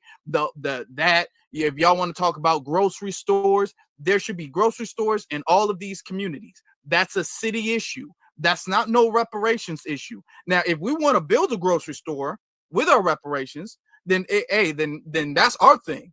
But as far as the city, y'all just focus on getting the resources. Okay, because then it's going to be okay. Now we parking tickets and stuff like that's not we're talking about everything around reparations. Okay, we're dancing around the subject. All right, and acting as if we're talking about it. Because she's trying to use issues that are inflammatory that piss New Yorkers off. Because I drive. So what she's talking about, let me explain exactly what she's talking about, what she's trying to make people get upset about. So in white neighborhoods, right? In white neighborhoods, we have alternate side of the street parking, right? You have to move your car Monday, Wednesday or Monday, Thursday on one side. And then on the other side, you got to move the car Tuesday and Friday. So you only get Wednesdays off. You constantly got to go back and forth, and they handing out tickets. So it's while they're giving illegals all of this money, they are taxing New Yorkers like crazy. Right? So you got to move your car, and it's like 2 hours in the middle of the day, like, or early in the morning, sometimes different hours of the day. So every New Yorker is, pretty much upset. And in white neighborhoods is less. This may be 1 day a week that they have to move their car. Right. And so for us in our neighborhoods, it's 4 days a week.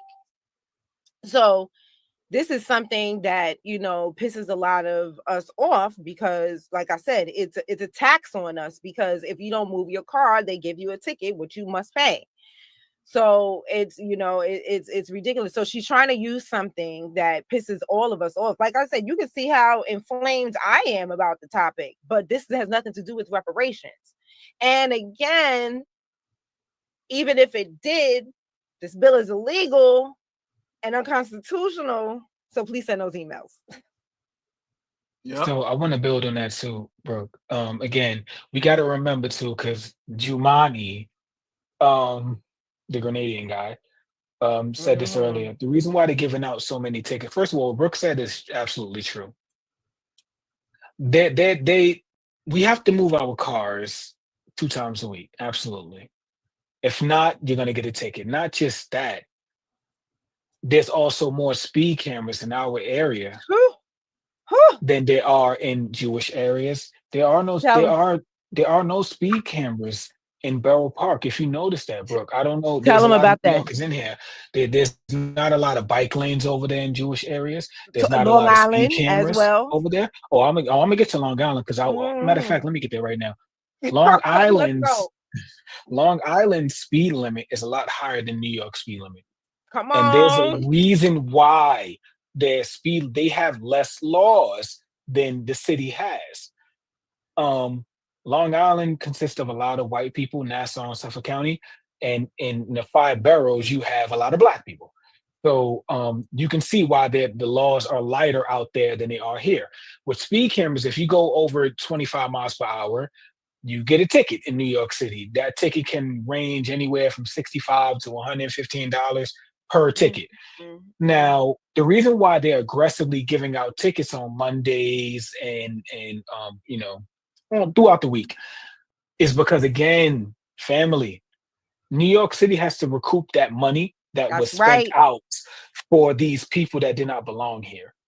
That money is not coming from Washington, D.C. It's not. New York has to figure out a way to get that money from its own citizens. Perfect example, congestion pricing.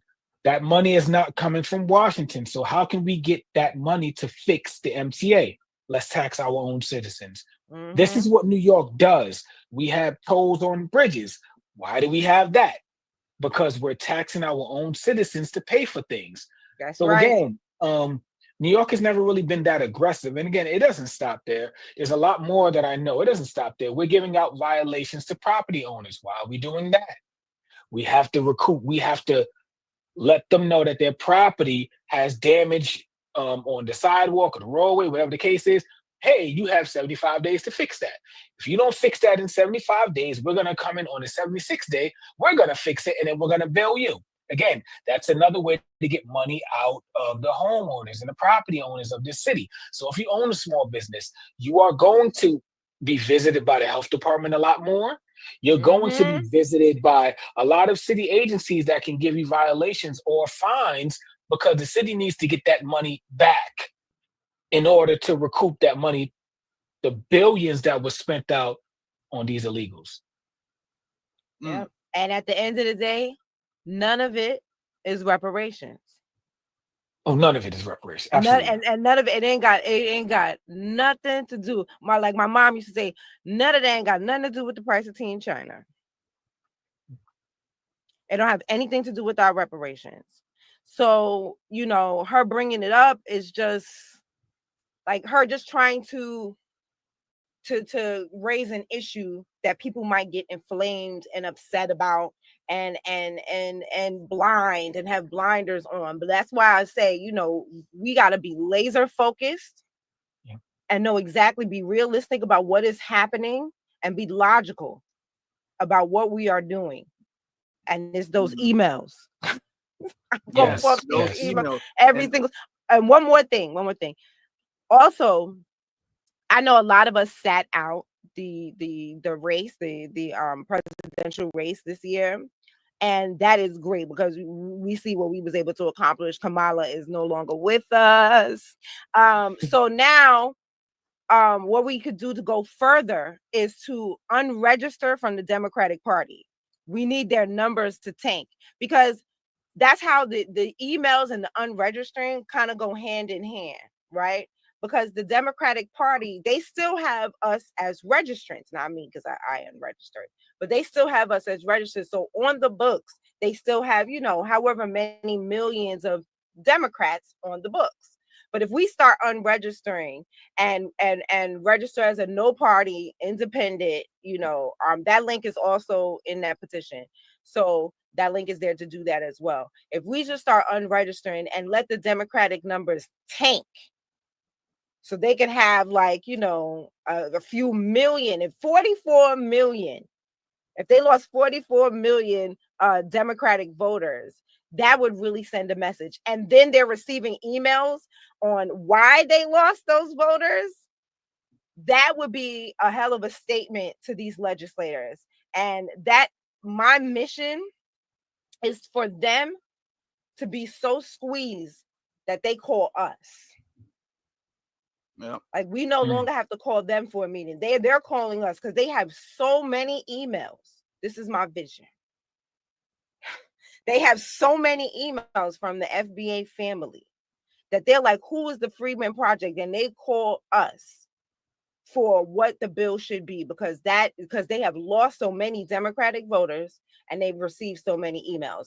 So those are the two things I forgot to add that on earlier. But yeah, again, none of what she said, none of any of the, and all of it is horrible. You see Sage and I in unison about how horrible these things are happening to us, how they're taxing us and squeezing our pockets dry, how they're doing this to us, but it's still not reparations. Now that is a worthy cause to fight for, but not in our reparations space. Yeah.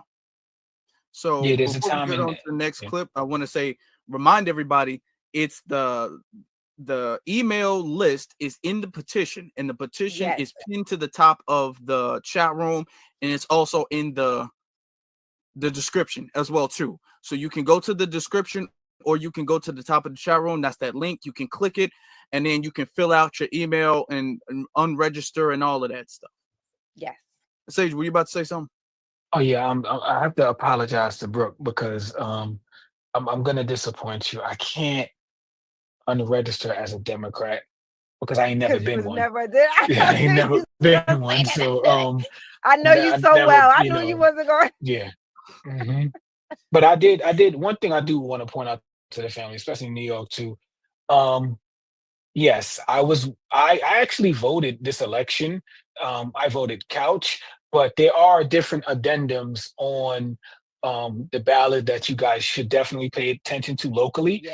And again, make sure you're careful about who you're voting for, because you might get a Crystal Hudson or Jumaane Williams in office. So, you don't have to vote, for that president at the top, but these are the people under that president. What you're seeing right now on that stage that Afro is showing you, those are the people that you're voting for. If you remember how they used to say down ballot, you remember how that was a thing a couple of years ago? Yes. Yeah.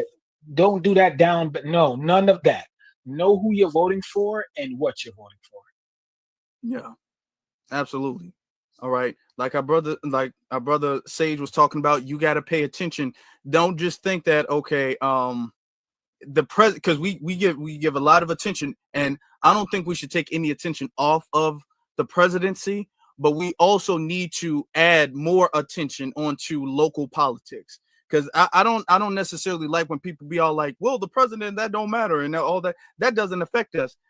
Yes, the president very much so does affect a lot of stuff in this country. It does. However, we also do need to give more attention to. We don't have to take anything away, but we also need to give more attention, even primarily speaking, to the local elections and stuff like that, because this will more directly affect our day-to-day life, like what they're talking about as far as the ticketing and as far as the traffic cameras and stuff like that. Trump, Biden, whoever, they ain't got nothing to do with New York traffic cameras. Okay, so those are local politics and stuff like that. That's what we're talking about. So we do have to pay very close attention to that. Yes, absolutely. I want to show you guys this next clip, and he brings up again, because this dude, now remember, he's Ghanaian, so he's out here defending migrants, having the same problems, which means say he's what? Grenadian. He's Grenadian. Okay, my bad. This was reminding me what I always say, which is we sometimes confuse. We have more Black representation on every level than we've ever had, and we still having the same problems, which means I think sometimes we confuse Black persons doing better with Black people doing better, and those are two different things. And we have to make sure we have folks that are actually going to change the systems, not try to mimic it and say it was there before and try to copy it. That's not the reason for us being there. With the migrant, I know that it is easy to get angry about. And you said what? Don't he fit that bill that he's just saying? Exactly. And imagine me being there in person. I'm steaming in my seat. Like, you talking about yourself. That's you. Oh, okay. Okay, bro. And I always talk about myself, because sometimes I get angry and I have to back up and make sure I'm angry at the right people. And so you have folks saying, look at all these billions of dollars that I had to take from you and spend on the migrants. And that really touches particularly Black and brown folks who've been here for a long time, and we haven't got. There's that Black and brown again. Now, I'm gonna let it go, but weren't the people who are getting the money the brown people? Like, okay, unless they're another color now. But all right. And what we've gotten, and sometimes it looks like, this is for another conversation, other groups come and use the blueprint and the trauma and then catapult past. This is another conversation. But then that is not true. And so when people tell you that, you should ask them, well, why didn't you spend it on us? Because the money has always been here. And so I know for a fact that they would not have spent it on you because they didn't spend it on you. And they didn't view what you were going through as a crisis. That is a decision that leaders made, not to spend the money we always had, because we always had the money to house people, clothe people, and feed people, and give them mental health services. Always, always, always. They chose not to. And now they want you not to aim at them and aim at a group of people who had nothing to do with it. And that just makes it harder to do what it is we actually have to do. And you can see the budgets are coming out now for next year. People are talking about surpluses. For all the things they talked about, how much there's now surpluses. So don't let them have people who have little fight people who have none, when they actually have enough for everybody. Please, I beg you, it's difficult. Just aim your anger properly. Okay. So we're not aiming our anger at the right people. We're mad at the wrong people, according to him. And this is Brooke, why I know you have a lot to say, I'm sure. You absolutely right. This is why we send in emails, because we are going to send our anger to the right people, right to his email box. That's what we're going to do. And then right to his Democratic Party numbers. That's what we're going to do. I'm tired of them sitting up there wagging their fingers and telling us what we did and we couldn't do and what we should do and what we can. I'm sick of it. They sit there and talk at us. They don't let anyone ask any questions or have any rebuts or anything like that. It's just a conversation of them parroting themselves. And it's so funny for him to sit there and talk about the very same thing that he's doing. You have been a part of this for how long? I remember when Jumaane had locks. Do you remember that, Sage? Yeah, absolutely. Yeah, he cut that. Oh yeah. He cut that because they told him that I'm look, he knew what he had to do to be a part of the Democratic Party. Correct. Exactly, to get ahead. So he could be next in line to be mayor when they ready to kick the can out, to kick the stool out from under Eric Adams. So he already, and that's something else. That's why, as much as I hate Eric Adams, I would like an election to happen for him to leave, because if he leaves, Jumaane is just gonna come right on in and do the same thing. Like, it's already been, and they did not make this public, but it's already been uncovered that he's taking money from the same people that Eric Adams is taking money from, and Eric Adams is the one who hooked him up with the money. He sits there and act like that he's at war with Eric Adams because of the NYPD, but that's not true. I talked about that on my channel, that he's taking money from the same exact people. But this is how they buried the article. They buried the article because they didn't name Jumaane in the header. They called it a Black Lives Matter activist. They called him a Black Lives Matter activist. So the article got buried and nobody really saw it. But I did. So I'm not really one, as much as I hate Eric Adams and I loathe him entirely. I don't want to see him out before his term, right? But after his term is over, I do want him locked up. You know what I mean? Like it would be fine with me. It would be just fine with me if they locked him up afterwards. But that's after we vote in a new mayor, and I don't even know who that would be because all of the candidates is not looking good. Which is how we ended up with Eric Adams in the first place, because all of the candidates were not looking good. It was just like bad, bad, bad, worse, bad. And that's how it's looking again. So I don't know what's going to happen after that. But Jumaane Williams is a do boy for the Democrats. He does whatever he needs to do, including his hair. Well, Jumaane's always been on that type of time. My thing is, I actually had an in-face argument with this dude during the George Floyd riots because I actually held a rally, I want to say, protest right in front of the Barclays Center, and he wanted to speak, and I would not allow him to speak because I just don't trust dude. I think that dude, like you said, is a dude boy for the Democrats, and we have to think more than just Democrat or Republican at this point. We have to think Black, and I don't think he goes far enough. Now, again, he says about directing energy. Jumaane, they don't belong here. So I don't give a damn if $5 were going to them. No money at all should be going to them. They did not belong here. So again, I don't understand where he's coming from, where the energy shouldn't be directed towards people like that. They shouldn't have been here. I understand that they came through the border in Texas. I understand that Gavin Newsom was sending them up here. I get that. But Eric Adams, you allowed them in. You allowed the buses to come in. Don't nothing move in New York City without New York knowing about it. New York City has cameras every 3 to 5 blocks. No car is going to get through. Nothing moves in New York City without New York City knowing about it. There's cameras on bridges everywhere. This is New York City. So if for somebody to say that, energy should not be directed towards them, you said that money was already allocated.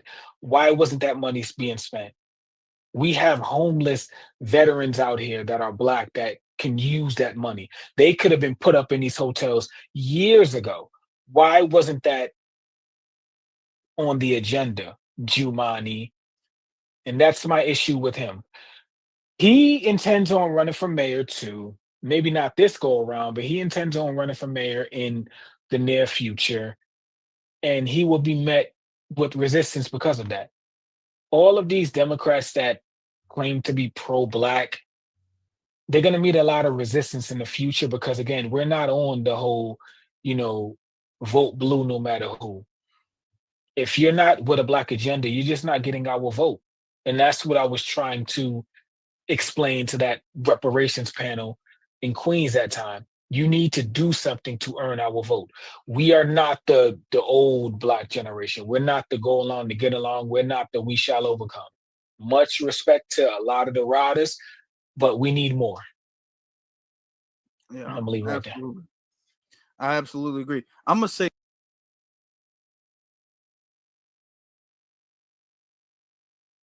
this interview is so good.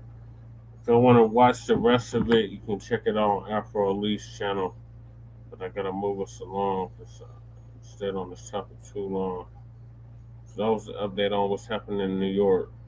So we'll keep y'all updated on that. Now moving along, we got 10 states Black people are leaving the new Great Migration.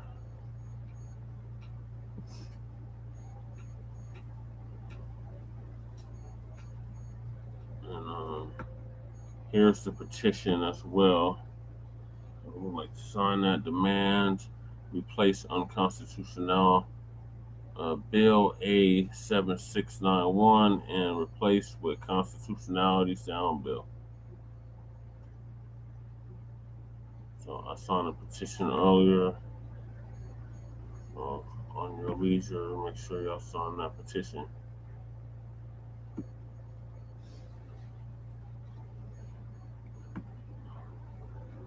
Appreciate y'all staying up late with us.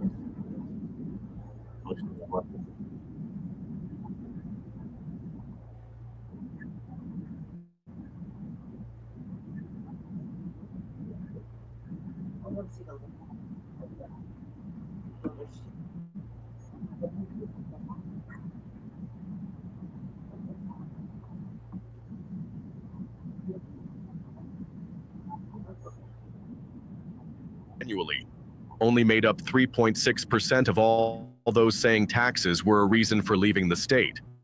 Taxes were also a broad concern across party affiliation. While 83.1% of Republicans cited taxes as a factor that drove them out of state, 73.0% of independents and 49.4% of Democrats said the same. For former Massachusetts residents, the top reasons for leaving Massachusetts included lower cost of living, better quality of life, and lower taxes in their new state of Florida or New Hampshire. Number 2, Louisiana. The state population decreased by 67,500 throughout 2020 to 2022, ranking Louisiana 4th with the largest population decrease. Amid the ongoing COVID-19 pandemic, Louisiana faced the destruction of Hurricane Laura in August. The American Red Cross stated Hurricane Laura caused extensive damage that kept families from returning to their homes for months. About 6 weeks after Laura hit, Hurricane Delta impacted many of the same towns. The following year, in September, Hurricane Ida brought widespread damage to communities including the 4 Louisiana parishes that ranked top 10 in the U.S. for the largest percentage of population loss. The U.S. Census report states, during the height of the pandemic, many small counties experienced higher levels of domestic migration. The 2 general types of migration following a natural disaster are forced migration, evacuation, which may be mandated and is typically temporary, and voluntary migration resulting from an increase in push factors, according to the National Center for Biotechnology information.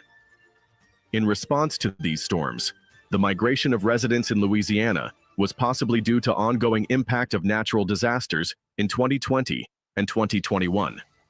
Finding a good job is a top priority for many people. However, Louisiana faces a challenge in this area, with fewer quality job opportunities in certain industries compared to other states. As a result, individuals seeking better career prospects and higher salaries may opt to relocate to states with more abundant job openings in their field. Another crucial factor influencing relocation decisions of many Black families is the ability to access quality health care. And when Black Louisiana residents find it difficult to access quality health care services, they choose to move to states offering better medical care. In fact, it's not uncommon to hear of Louisiana residents traveling to neighboring states, such as Texas, for minor health issues or surgeries. The cost of living in Louisiana for Black residents is another issue of concern. It includes things like housing, groceries, and utilities. While the cost of living in Louisiana rises, Black residents find it hard to make ends meet, hence they tend to look for more affordable places to live in. Living in a safe environment is a major issue of concern for everyone. For Louisiana, most of its areas have quite high crime rates than the national average, and because of this, Black residents tend to move to places where they feel safer and more secure. Other push factors presented for outbound migration in Louisiana include the education and talent supply being significantly low, and resiliency due to crime, healthcare, and insurance problems based on a discussion held by the Louisiana Association of Business and Industry. Louisiana was among the top 10 states with outbound migration in 2022. Number 3, Missouri. A recent study published on MSN.com showed that Missouri is the worst state to live in. Crime rates and educational attainment were among the reasons. However, the list does not end there. A recent study by U.S. News put Missouri as the 30th best state to live in. However, its scores on some measures were much worse. This was topped by crime in 44th place and healthcare at 39. The Commonwealth Foundation ranked Missouri's healthcare as 38, which is where Beckers puts it. Missouri ranks 7th among states for violent crime based on FBI statistics. USA today ranks it 8th from the bottom based on a similar measure. While the state boasts a low cost of living, which can be a significant draw for individuals and families looking to stretch their dollars further, this benefit comes with a notable trade-off: lower wages. The economic conditions in Missouri tend to depress wages, meaning that for the same job, one might earn less in Missouri compared to other states. This disparity necessitates a careful analysis of the balance between the advantages of a lower cost of living and the potential for lower earnings. Missouri is among the states with the lowest incomes. Based on the World Population Review, it ranks 11th from the bottom among all states at $61,847. Beyond economic considerations, Missouri also faces challenges related to crime and safety. Certain areas of the state and neighborhoods within its larger cities experience high crime rates, making it crucial for potential residents to research thoroughly, using tools like Area Vibes, to understand the safety of their desired location. The presence of gangs, particularly in cities like St. Louis and Kansas City, and the issue of illegal drug labs in rural areas contribute to the state's crime concerns. Missouri's central location also makes it a hub for the illegal drug trade and the unlawful export of firearms. Rural poverty is another significant issue in Missouri, with a state poverty rate of 13.2% that exceeds the national average. Certain counties in the south central and southeastern parts of the state face even higher poverty rates, some exceeding 25%. This economic hardship contributes to higher crime rates in these areas and poses a challenge for residents seeking economic stability and security. Missouri is also prone to natural disasters, including floods, tornadoes, and earthquakes. The state's history includes significant seismic events, such as the series of powerful earthquakes in 1811 to 1812 that affected the Mississippi River Valley. While contemporary earthquakes are generally less severe, the state's susceptibility to natural disasters is a factor to consider for potential residents. The weather in Missouri is characterized by the full spectrum of seasonal changes, which can be both a delight and a challenge. The transition from spring to summer brings humidity and heat, with frequent rains and thunderstorms that can escalate into tornadoes. Winters, meanwhile, can be bitterly cold, with snow and ice that may lead to road closures. For some, these seasonal extremes are part of Missouri's charm, while others may find them daunting. According to Smart Asset, Missouri ranks in 35th place based on infrastructure quality. There are several worst states to live in ratings. Among the most widely followed is CNBC's. It puts Missouri at 6th from the bottom. Its weaknesses were voting rights, reproductive rights, crime, bugs and pests, lack of professional sports teams, and so many other reasons. Number 4. New Jersey. Between the many beaches, best main streets, and numerous restaurants, some New Jersey residents are still waving goodbye to the Garden State, a trend that has been the same for the last 7 years. According to a United Van Lines report, New Jersey remains the leading state with the most residents relocating. The report said 67% of New Jersey moves were out of state in 2024, more than any other state. That's a 2% increase from last year's findings. The United Van Lines Vice President of Corporate Communications, Eiley Cummings, says the study highlights how economic disruptions, including inflation and a nationwide housing affordability crisis, are reshaping where and why Americans choose to move. Housing prices in New Jersey are among the highest in the nation. Sources report that the median home price in New Jersey as of June 2024 was $550,400. Most Black millennials, who are still grappling with student loan debt and entry-level salaries, find it increasingly difficult to afford a home in the state. Another significant factor contributing to Black migration is the limited job opportunities available in New Jersey. While the state boasts a strong economy, certain fields have limited openings, leading to a lack of career advancement and higher salaries elsewhere. This has resulted in many African Americans seeking better prospects in other states. The wealth gap between African Americans and other racial groups in New Jersey is another pressing concern. The state's African American community faces significant barriers to achieving economic stability, including limited access to credit, capital, and other resources. This disparity has led many to seek better opportunities elsewhere. Education is another area where New Jersey's African American community faces challenges. The state's schools are among the most segregated in the country, resulting in unequal access to quality education and resources. Many African American students face barriers to accessing higher education, including limited financial aid and academic support. Furthermore, New Jersey's African American community faces significant racial disparities in healthcare and the criminal justice system.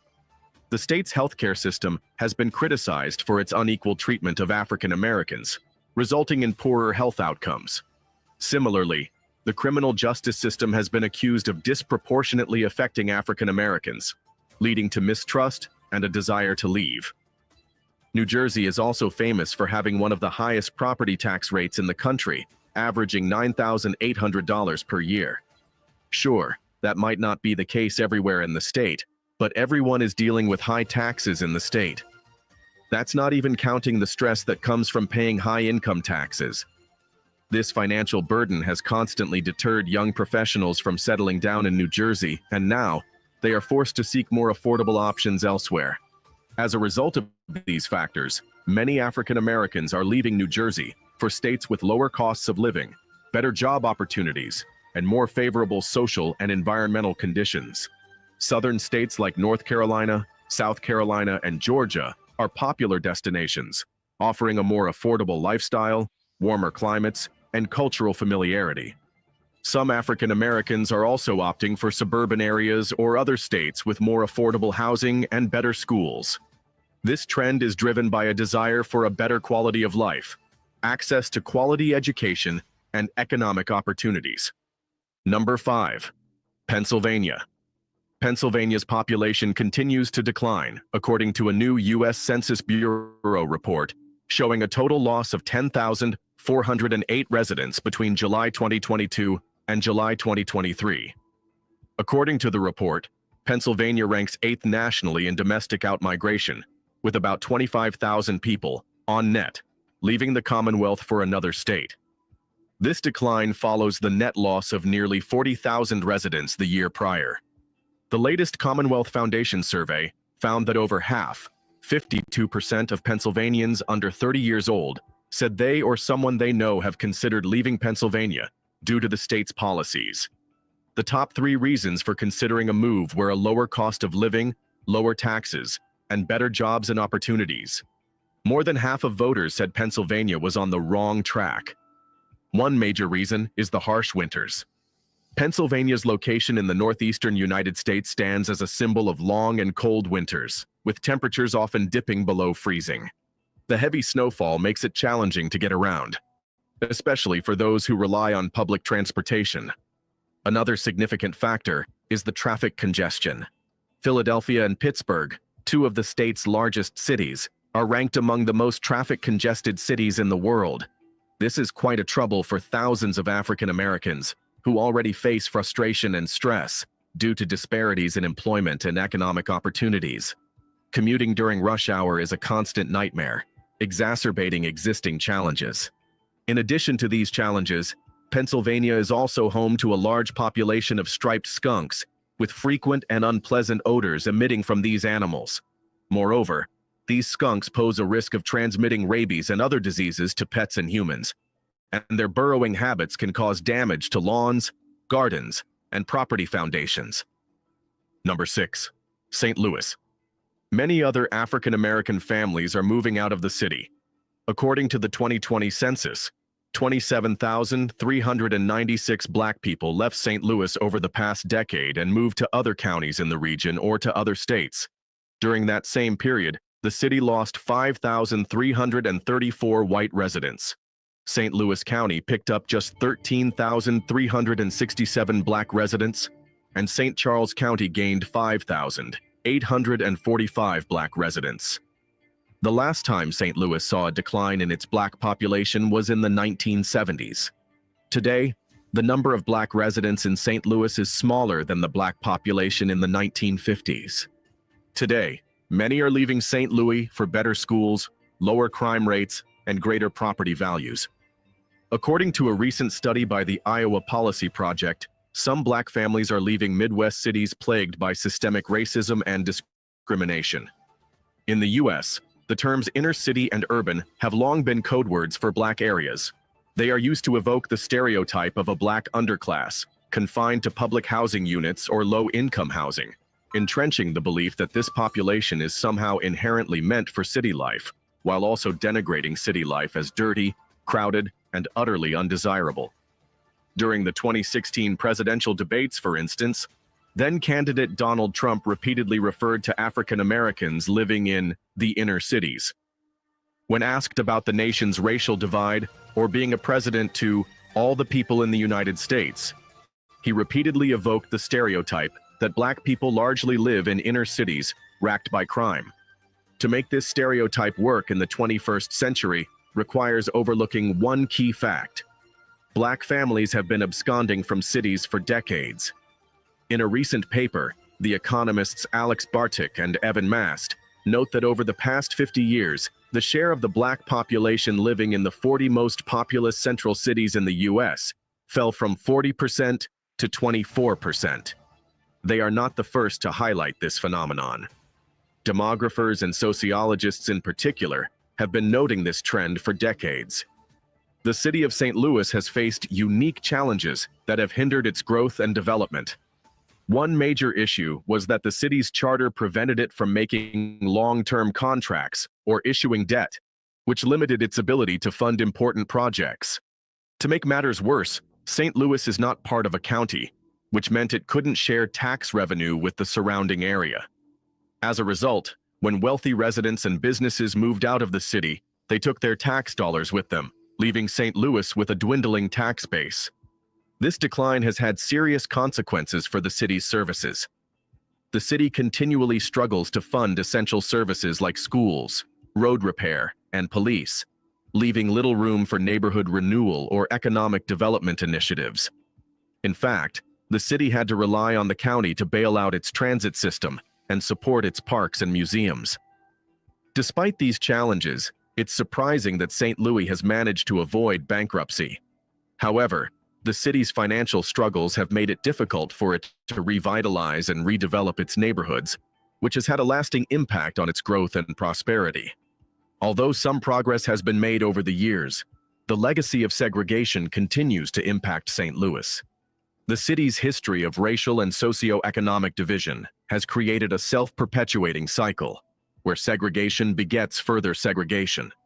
As a result, it may take several more decades for St. Louis to achieve the same level of integration, inclusivity, and equal access to opportunities that exist in more affluent northern cities. Number 7. Ohio. Since 2023, Ohio's moving statistics paint a vivid picture of a state in flux, a narrative of people seeking new horizons and opportunities. The Buckeye State, known for its blend of rich history, vibrant culture, and diverse landscapes, has become a focal point for understanding migration trends in the United States. According to recent moving statistics, Ohio ranked 9th among states with the most outbound moves in 2024. At the heart of this exodus are concerns about affordability and cost of living. Most individuals are seeking refuge in states with lower costs of living, such as South Carolina, North Carolina, and Tennessee. These states seem to offer more affordable housing options, lower taxes, and a lower overall cost of living, making them attractive alternatives to Ohio's increasingly expensive lifestyle. Another significant factor driving people away from Ohio is the decline of manufacturing jobs, which has led to economic instability and uncertainty. As the Midwest continues to grapple with the loss of these jobs, residents are looking elsewhere for better employment opportunities and a more stable economic future. Quality of life and healthcare are also major concerns for Blacks leaving Ohio. Some individuals are seeking states with better healthcare systems, outdoor recreational opportunities, and a more relaxed pace of life. States like Wyoming, Alabama, and Minnesota are gaining popularity due to their affordability, natural beauty, and outdoor recreational opportunities, offering a better balance between work and personal life. As Ohio continues to experience this brain drain, it's clear that the state needs to address these underlying issues to stem the tide of outbound migration and attract new residents. Number 8, Michigan. In recent years, a notable trend has emerged. Many residents are leaving Michigan for new horizons. The reasons behind this migration are as varied as the people making the move, painting a complex picture of a state grappling with both challenges and opportunities. For many, the decision to leave stems from economic concerns. Once a manufacturing powerhouse, Michigan has seen significant shifts in its job landscape, particularly in cities like Detroit. The decline of the automotive industry left a wake of unemployment and economic uncertainty, prompting individuals to seek better job prospects in states with more diverse economies. Many young professionals in particular are drawn to tech hubs in places like California or Texas, where job opportunities seem more abundant and promising. Safety is another critical factor influencing this migration. Despite the state having safe neighborhoods, the perception of high crime rates in urban areas has overshadowed its positive aspects. For many Black families, safety is a top priority, and the fear of crime drives them to seek alternative communities that they perceive as safer for their children. As a result, they often relocate to suburban or rural areas within the state or migrate to other states altogether in pursuit of a more secure environment. In this age and time, education is quite a vital factor in determining individual success. However, Michigan's public education system has faced persistent challenges, particularly affecting Black students. As a result, many parents are concerned about providing their children with access to quality educational opportunities. The subpar academic environment, coupled with worries about safety and corruption in schools, has led numerous Black American families to explore alternatives in other states. The state's harsh winters, with their biting cold and heavy snowfall, add another layer to the decision of Black individuals to outmigrate. For some, the relentless winter weather becomes a significant deterrent, pushing them to seek warmer climates in states like Florida or Arizona, where sunshine and mild temperatures promise a more enjoyable lifestyle year-round. Furthermore, the allure of suburban living cannot be understated. Many Michiganders yearn for the space and tranquility that suburban or rural life offers. The desire for larger homes, backyards, and a sense of community can draw people away from urban centers, leading them to explore opportunities in nearby states that provide these amenities without the hustle and bustle of city life. Despite these challenges, it's essential to acknowledge the beauty and potential of Michigan. The state is rich in natural resources, with stunning lakes, forests, and vibrant cities that have a lot to offer. However, for many, the combination of economic hurdles, safety concerns, educational challenges, and climate preferences creates a compelling case for seeking a new life elsewhere. As they pack their bags and say their goodbyes, these individuals carry with them a mix of hope and nostalgia. They leave behind friends, family, and familiar landscapes, driven by the pursuit of better opportunities and a desire for a brighter future. Number 9, Illinois. Illinois is third in the nation for places where residents are leaving by percentage, according to a survey by moving company Atlas Van Lines. Illinoisans packing up and finding a new state were 57% of total migration, the third highest percentage behind California and Louisiana. For Illinois, the first thing you look at isn't the actual purchase price of the home, but how much your tax bill will be. many Black people end up paying nearly $1,000 a month in taxes if they have a normal size house. Now compare this with Indiana, and the average purchase price of a home is not only lower, but the tax bill would likely be half of what it currently is, and for some people it would be about a fourth, and that's why it's more desirable to move to a different state. The state's tax burden is suffocating, with virtually every transaction being taxed, including the value of your car trade-in. This isn't just a problem for citizens. Businesses are also feeling the pinch, with high taxes incentivizing them to set up shop elsewhere. As a result, job opportunities are scarce, making it even harder for people to make ends meet. The state's tax system is notoriously regressive, with low and middle-income families paying a larger share of their incomes in taxes than the wealthy. In fact, households with the lowest 20% of incomes pay 14.8% of their income in taxes, while the top 1% pay just 7.3%. This has serious implications for racial and ethnic wealth gaps, as Black and Latinx households are disproportionately affected. The state's public debt is also spiraling out of control, with Illinois ranking among the top states likely to declare bankruptcy if nothing changes.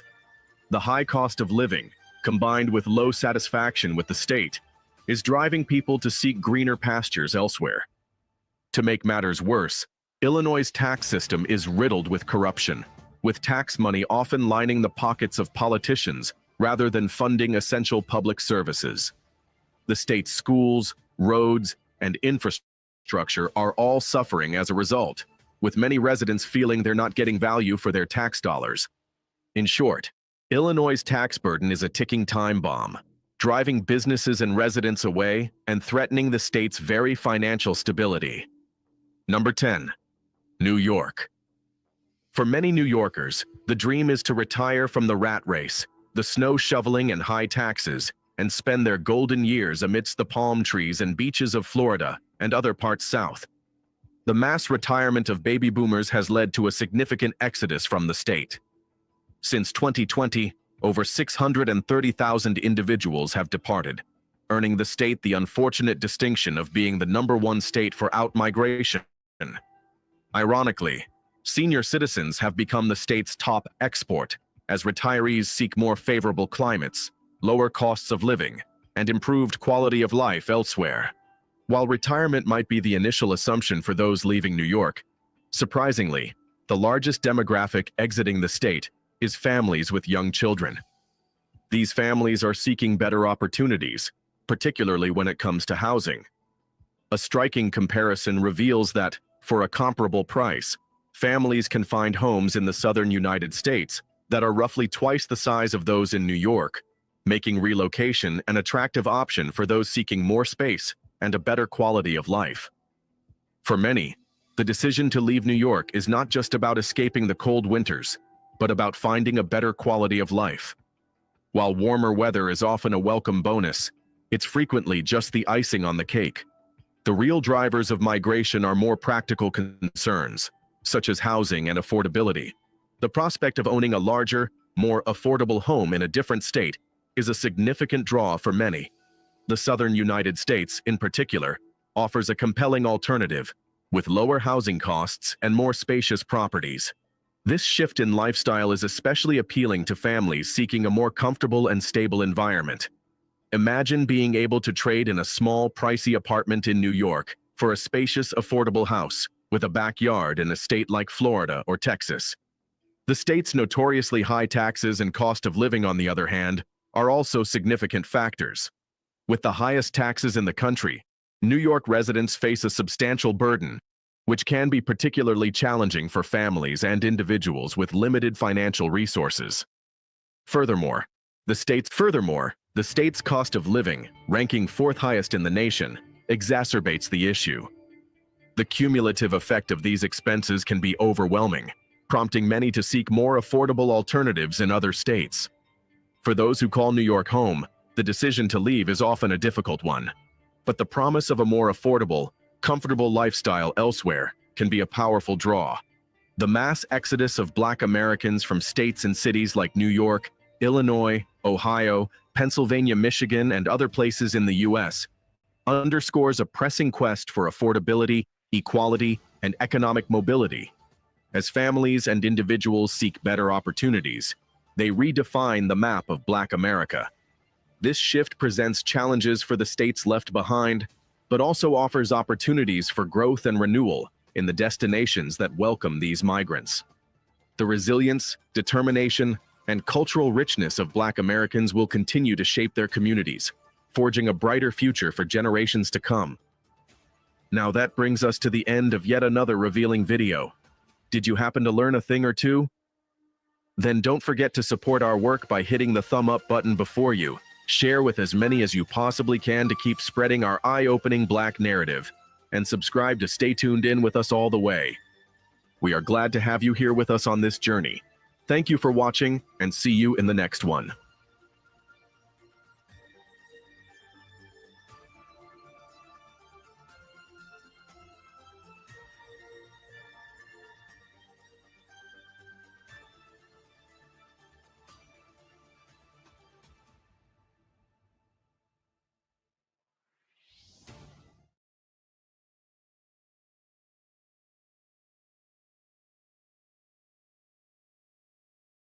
There was something that was missing internally for me. Goddamn price of living is too damn high. Literally just working to pay bills. I need a break from this. Life in the U.S. is just not working anymore. Some leave because of rising costs, racial tensions, or political shifts. Others just want more freedom, more adventure, more peace, or just a better quality of life. Having a plan B isn't about fear, it's about options. Today, we're looking at something different. Countries where being Black is a part of the culture, where you blend in, and where you can live peacefully without feeling like an outsider. Today, we're talking about 5 of the best countries for Black Americans to migrate to or visit. And none of them, not a damn one, will be New Zealand, Canada, or Australia. At the top of our list are destinations rich in Black history, culture, and community. And outside of Africa, no country comes close to Brazil. This place is alive with a rhythm, tradition, and a deep connection to its African roots. Brazil is massive, offering everything from tropical beaches to bustling metropolises. You'll find progressive Black majority cities like Salvador. Something that is abundantly clear when you get to Salvador, and it's also something that they lay claim to, is having the Blackest city outside of Africa. Where the culture isn't just present, it runs the city. A single person can live comfortably on $1,050 a month, and a family of 4 around $2,300. Brazil even ranks 44th on the World Happiness Report, proving that life isn't just affordable, it's fulfilling. Brazil has its challenges, though. Portuguese is a must if you want to truly integrate. And issues like classism, colorism, and crime in larger cities are realities to consider. For those looking to stay long-term, Brazil offers digital nomad and retirement visas. And dual citizenship is also an option. If you want to be surrounded by Black culture, deep history, and a true sense of belonging, this country might be the place for you. The breeze in Brazil is a religious experience. When it comes, you just stop, bow your head, and enjoy it.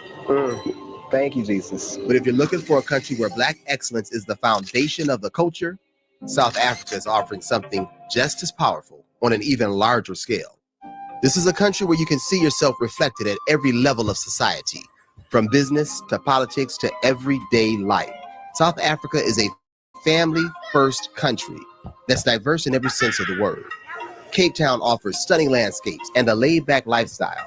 Johannesburg is the Black economic powerhouse of the country, and Durban blends rich culture with a beautiful coastline. Whether you're looking for a chocolate city life or beachfront serenity, South Africa has it. Cost of living is coming in at $1,300 a month for a single person and $2,500 a month for a family of 4. And residency is available through retirement and remote work visas. Dual citizenship is also allowed, which may give some flexibility if you do decide to stay. South Africa comes with some unique challenges, such as high crime in certain areas, vast economic inequality. This is Guguletu, the second oldest Black township in all of the Cape. And this was the home of many atrocities during the apartheid era. And the residue of apartheid still lingering in many places. But like any place, it's important for you to do your research and choose where you settle carefully. If you're willing to take that transatlantic flight, you're going to be greatly rewarded. And a great cheat code for cheap tickets is using the services of ASAP Tickets, who just happen to be the sponsors of today's video. As you know, we travel a lot, so we know how frustrating it can be to find affordable international flights. Prices change constantly, hidden fees pop up, and it's easy to feel overwhelmed. Instead of spending hours searching for a ticket, you can call and speak with a travel expert that will find the best deal for you, saving time, money, and hassle. Their agents speak over 20 languages, so you can feel comfortable speaking in the language you prefer.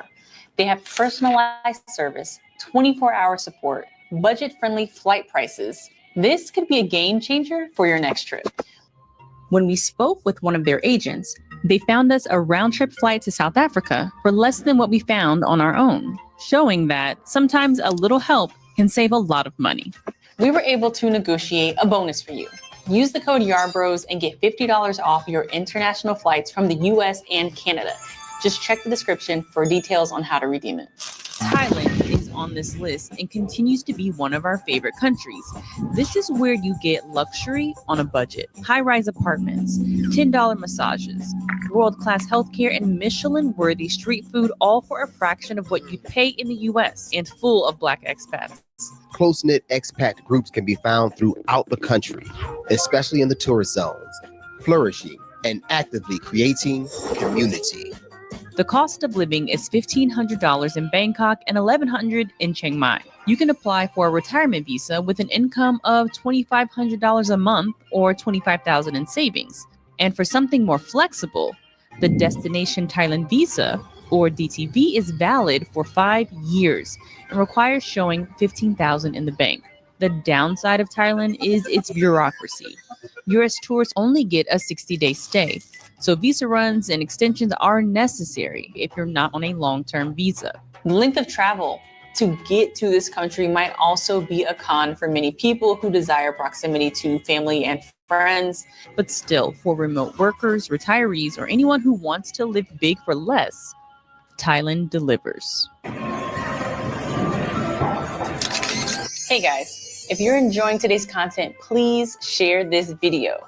Or better yet, if you can, buy us a coffee. It literally fuels our tank. Link is in the description. No stress, no rush. Just clean air, strong health care, and some of the most beautiful landscapes on Earth. Our next country is a Black and brown paradise. Costa Rica is Pura Vida, a lifestyle built on peace, nature, and simplicity. But there's a particular section that is almost exclusively Black. The Caribbean side of Costa Rica is a little-known paradise. It's supported by a legitimate, loving Black community that has deep Afro-Caribbean roots, which means an authentic Caribbean cuisine. You'll hear patois spoken in the streets. You'll see dominoes being played on the beach, catch the scent of ganja smoke in the air, and you'll witness groups of people living naturally off of the land. In the Caribbean, life moves at a perfect pace, with stunning beaches, lavish rainforests, and affordable cost of living. The Caribbean coast offers a quality of life that is hard to match. Whether you want to visit for a week or relocate long-term, you'll find a welcoming environment where Black expats and travelers are embraced. The Digital Nomad Visa lets you stay for 1 year if you meet a $3,000 per month income requirement. The Rentista Visa requires showing $2,500 in income and is a pathway to permanent residency. And for the retirees, the Pensionado Visa requires a bare minimum of $1,000 a month annuity. Cost of living is coming in at $1,500 for a single person and around $3,500 a month for a family. If you're looking to buy property, foreigners face zero restrictions and property taxes are low. Residency is possible. Just know that you should expect bureaucratic delays. Setting up a bank account and handling official paperwork can take months. If you want a slower pace, natural beauty, and want to be welcomed and woven into a strong, Black, established community, the Caribbean coast of Costa Rica is where it's at. there's another country that the diaspora is thriving in, where adventure, healing, and security are prevalent for Black people, sharing a jungle with Colombia and a rainforest with Costa Rica, is the richest country in Central America. Situated between the Caribbean Sea and the Pacific Ocean is the country of Panama. If you're looking for a hassle-free, long-term residency option, Panama makes it fast, simple, and stress-free. You get a modern city in Panama City, a slower pace in Boquete, and some of the best beaches in Central America, all while staying just a short flight from the US. US tourists can stay 480 days visa-free. But if you want to make Panama home, the options are easy. The Friendly Nations visa only requires a $5,000 bank deposit and proof of economic ties. If you're retiring, the Pensionado visa is even better, needing just $1,000 a month in income. And for digital nomads, Panama offers a 9-month remote work visa, renewable for another 9 months, with a $3,000 a month income requirement. The cost of living is about $1,800 for a single person and $3,700 for a family of 4. But real estate prices are climbing and climbing fast. Still, for quick residency, a strong economy, and a strategic location close to the US, Panama is hard to beat. That rounds out our list of some of the Blackest, most accepting places a person of color could travel or possibly move to. If your favorite country is not on this list, hit us up in the comments and let us know why it's your favorite Black travel destination. From the Yard Bros to you, peace and love.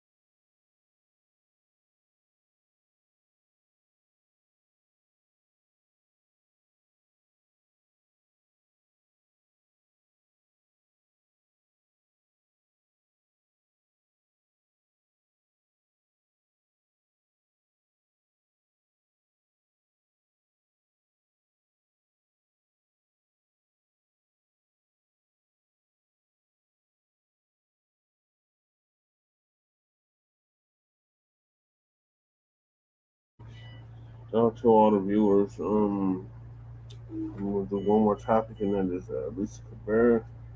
She's gonna give us an update on the 25 tornadoes that hit the South this past week. 25? Yes.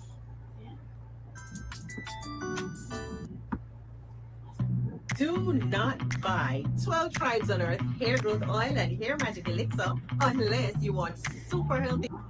It was a pretty turbulent day yesterday, and even where I am, we felt the effects of the storm. We had heavy wind and rain, and it was a pretty turbulent day with wind gusts that reached at sometimes at 50 miles an hour.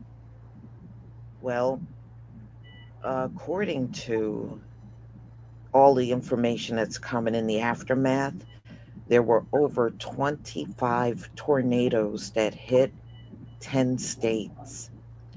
And also wildfires are going on out here as well. So it was pretty bad.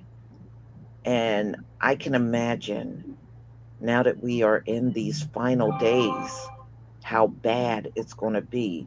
Now, according to the reports that came out about an hour ago,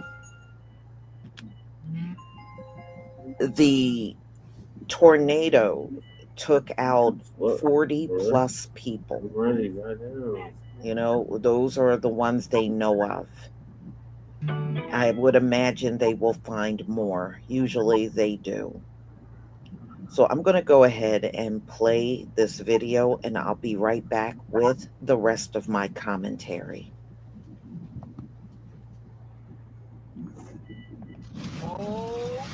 my God! Terrifying moments for two people in Rolla, Missouri, as a tornado surrounds their car, violently shaking it. This powerful storm system spawning at least 25 tornadoes across the Midwest and South overnight. At least 11 people were killed in Missouri. Trees, just the amount of debris, number of overturned tractor trailers, cars pushed around. One of the hardest hit areas was in Butler County, Missouri. This was widespread in the different areas it hit, but the one mobile home park was the most casualties and people were injured. Multiple homes and businesses damaged or destroyed in Villa Ridge, Missouri, about 40 miles southwest of St. Louis. Toppled trees covering homes and cars. Emergency crews saying it's been hard to rescue residents with all the debris blocking the roads. There's multiple power lines down, and it's still a very dangerous situation. Tornadoes carving out paths of destruction in Arkansas, where at least 3 people were killed as a result of the severe weather. In Stillwater, Oklahoma, fierce winds fueling these brush fires. State emergency management officials say they battled more than 130 wildfires across 44 counties Friday. The governor declaring a state of emergency in 12 counties. The damage is unbelievable. As the cleanup begins for these communities, many are still under the threat for another round of severe weather. The National Weather Service issuing a level 5 out of 5 warning for severe thunderstorms for portions of Mississippi and Alabama. I'm Jen Sullivan reporting.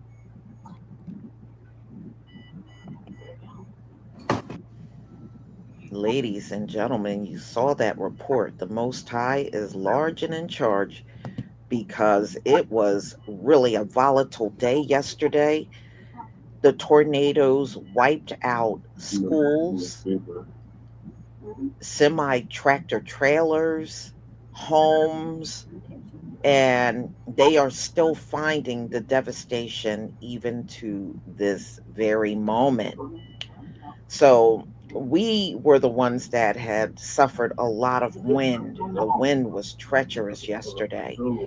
And there are more because of all the wind blowing around. There are now more than 100 wildfires going on in the country. So it is, I just can't believe how unbelievable it was. So it is saying the northern parts of the country had severe thunderstorms, including one that was on the West Coast on Sunday. So all of the conditions that went on yesterday were pretty extreme. More than 100 million people were impacted.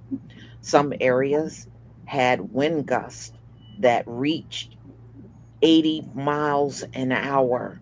That is like crazy. 80 miles an hour. Heavy thunderstorms were forecast in parts of Florida. And wow, it seemed like it turned the place upside down yesterday. You know, I was watching one of the wildfires going on just in a video online, and you literally can see the wildlife running around trying to get to safety.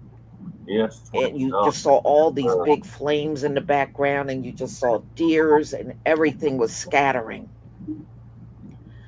So the tornado swept in parts of Mississippi, and the governor there called a state of emergency. And they're saying there were, I believe, 3 people missing and some that were found gone altogether. They did not survive. So 27 people were injured across the state. 217 are displaced after the storm. 36,000 people lost power. And wow, when the evening came, it was still over 8,000 people in Mississippi still waiting to get power back on. Missouri said they had more fatalities than any other state. They had 12.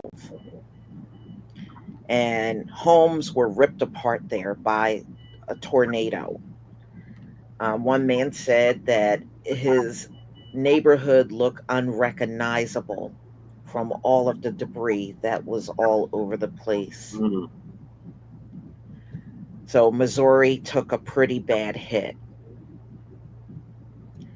So the governor of Missouri said it was a series of devastating tornadoes and severe storms, and they are also dealing with dangerous and damaging fire. In Oklahoma, one person is gone, and they said by morning of Sunday, there were 4 people that were gone in the state as the result of high winds. So that's where their fatality was. 29 people injured. In Arkansas, after the storm system moved through the state overnight. And the governor also called a state emergency operations for Arkansas. And we know that Sarah Huckabee is the governor there. Texas also had some fatalities, and a dust storm. Wow, I didn't know a dust storm hit Texas, but a dust storm hit Texas. And it caused car crashes in the southern part of Texas. Wow, I'm looking at one of the pictures. The visibility was terrible. Wow. So in Oklahoma counties, more than 130 fires were reported across Oklahoma. Wow. And they were also subjected to terrible car accidents. Severe weather in Alabama, taking out at least 3 people, according to their governor, Kay Ivey, on Sunday. I haven't ate none yet. Yes. This is crazy. And I just can't imagine what it's going to be like this summer when hurricane season hit. We're not that far off from hurricane season at all. So they are also suspecting tornadoes hit in Alabama because there were homes that were damaged, severely damaged. So the East Coast suffered, and I'm on the East Coast, heavy rain, flash flooding, and extreme wind on the East Coast. Wow. Y'all, I hope everybody is safe. Yeah. There are a lot of pictures of uprooted trees and cars that have been damaged over the past 24 hours. It really, truly has been a terrible weekend. So Mississippi, including Jackson and Hattiesburg, the areas of Alabama, Birmingham, and Tuscaloosa were at high risk. Severe storms and tornadoes also possible across the eastern part of Louisiana and western Georgia, central Tennessee, and western Florida, the Panhandle, around there. So some areas are out of the woods and some areas are not. Now, the wildfires that they are reporting, which got worse due to wind gusts, they said that areas and communities in Texas, Oklahoma, Kansas, Missouri, and New Mexico have been hit with rapidly spreading wildfires.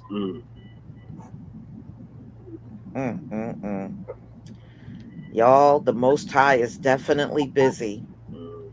And, wherever you are, I hope you're safe. But don't ignore the conditions around you, because it just seems like everything really got more severe as far as the weather is concerned. I know if for us, like I have told y'all all along, that the wind was treacherous all winter long. I grew up on the East Coast, and I have never, ever seen wind as treacherous as I have seen this past winter. It was almost like you could count the days that we did not have wind on one hand, and all of the rest of the days we were just having endless wind just hitting us all the time. And when it's like in the 20s and 30s out, it is bone chilling with that cold wind. Oh man, I have never seen it like this before. So I even noticed the changes in the weather where I am.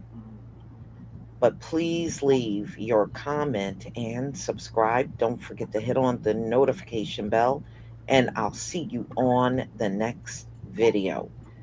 And don't forget to do the same for Frontline Black News.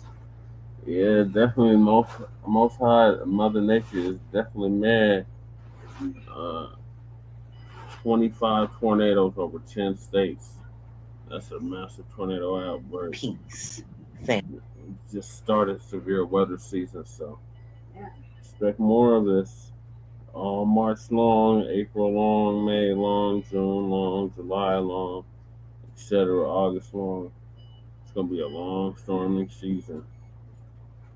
All right, so we're down to the last two topics of the night, and that's the unhoused neighbor news and the illegal migrant news. So I'm gonna start with the illegal migrant news. Brother Rob's gonna give us an update on this illegal migrant who allegedly did this to a baby.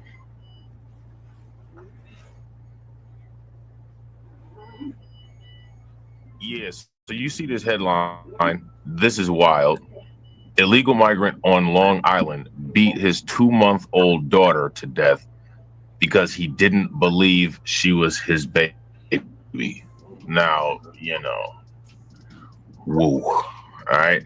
An illegal migrant beat his 2-month-old daughter to death because he didn't believe the baby was his, Long Island cops said Thursday. A soulless Marlon Rabinales Pretzanzin, who is 20, allegedly slapped little Laisa Rabinales Barrios in the face, punched her in the stomach, and violently shook her inside his Inwood home on March 7th, according to a sickening criminal complaint. Now, what people should do is they should take these stories to people like Brandon Johnson and a lot of these mayors in some of these sanctuary cities and ask them, what should happen to this person? How should this person be dealt with, right? He then illegally threw her on a bed, he then allegedly and illegally threw her on a bed and callously pressed his fist into her chest.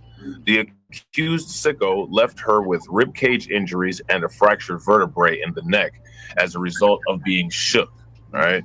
The young dad, which I don't even know how you can call this piece of trash a dad, was charged with murder Wednesday after admitting to killing the helpless tot. All right, so this is the little baby right here. Sad.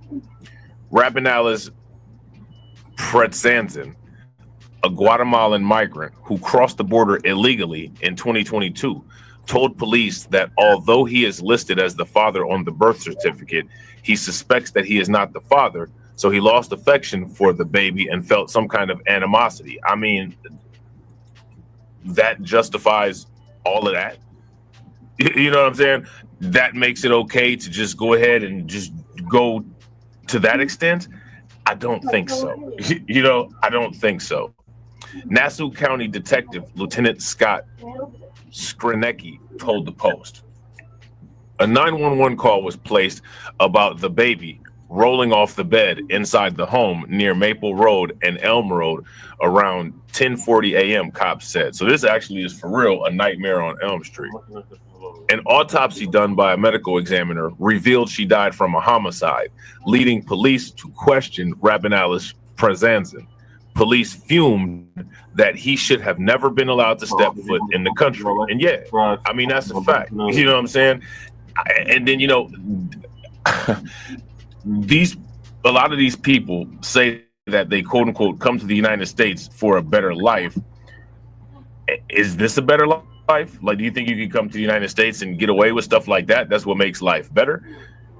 You know, I mean, like, what when you say you're coming to the United States for a better life, 15, is this the better life? What about that baby? You know what I'm saying? The baby probably would have fared off better, you know, in the country where they were from. Like, this is just wild. What he did to this kid is unthinkable, raged Nassau County Police Detective Captain Stephen Fitzpatrick at a press conference Thursday, according to News 12 Long Island. We are all quite upset about this arrest and infuriated that this individual was even in this country to begin with.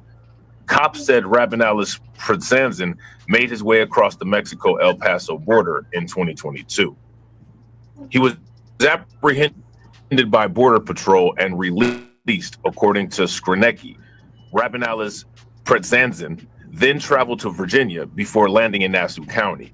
He was arraigned in Nassau County Court on Thursday and held without bail. Now, you got to ask the question, in Long Island, with him being in jail, will they turn this individual over to ICE, right? I don't think that it would be a bad idea, you know what I'm saying, for them to turn this individual in to ICE, all right? So, you know, a lot of people talk about Brazil, and, you know, a lot of people say Brazil is the place to go. Brazil is the place to be, right? We're going to take a look at some things that's going on in Brazil, right? Some things like this. Deranged sicko lures pregnant teen into home, then cut the baby out of her womb, then strangled the ailing mom. I mean, like, this is something out of a horror movie. And I know, because I watched a lot of horror movies. You know what I'm saying? A pregnant teenager in Brazil had her unborn child cut from her womb by a sick woman who lured her with the promise of free baby clothes, authorities said.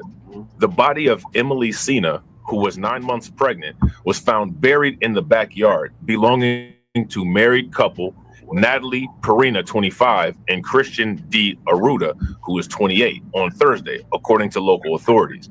The couple was initially arrested at a local hospital in Cuiabá, Brazil, while trying to register the baby as their own, the baby that they cut off the lady. You know what I'm saying? Now, you know, I haven't read this story all the way through, and we'll get there, but I wouldn't be surprised if there was some hints of possible infidelity, and somehow this is how they thought that they were going to make it better, which is just insane and unjustifiable, but we'll see. Although the couple was suspected of working together, Piera coldly confessed to stealing the baby and deleting Sina, who is 16, alone, according to Brazilian outlet G1. So, you know, I don't know what the laws are there, but, you know, here, you know, that would be a minor, right? Piera had recently suffered a miscarriage, but didn't tell her family. Through WhatsApp, Piera invited Sina to come over Wednesday and pick up free baby clothes, as Piera claimed she had. The alleged killer even paid for Sina's transportation.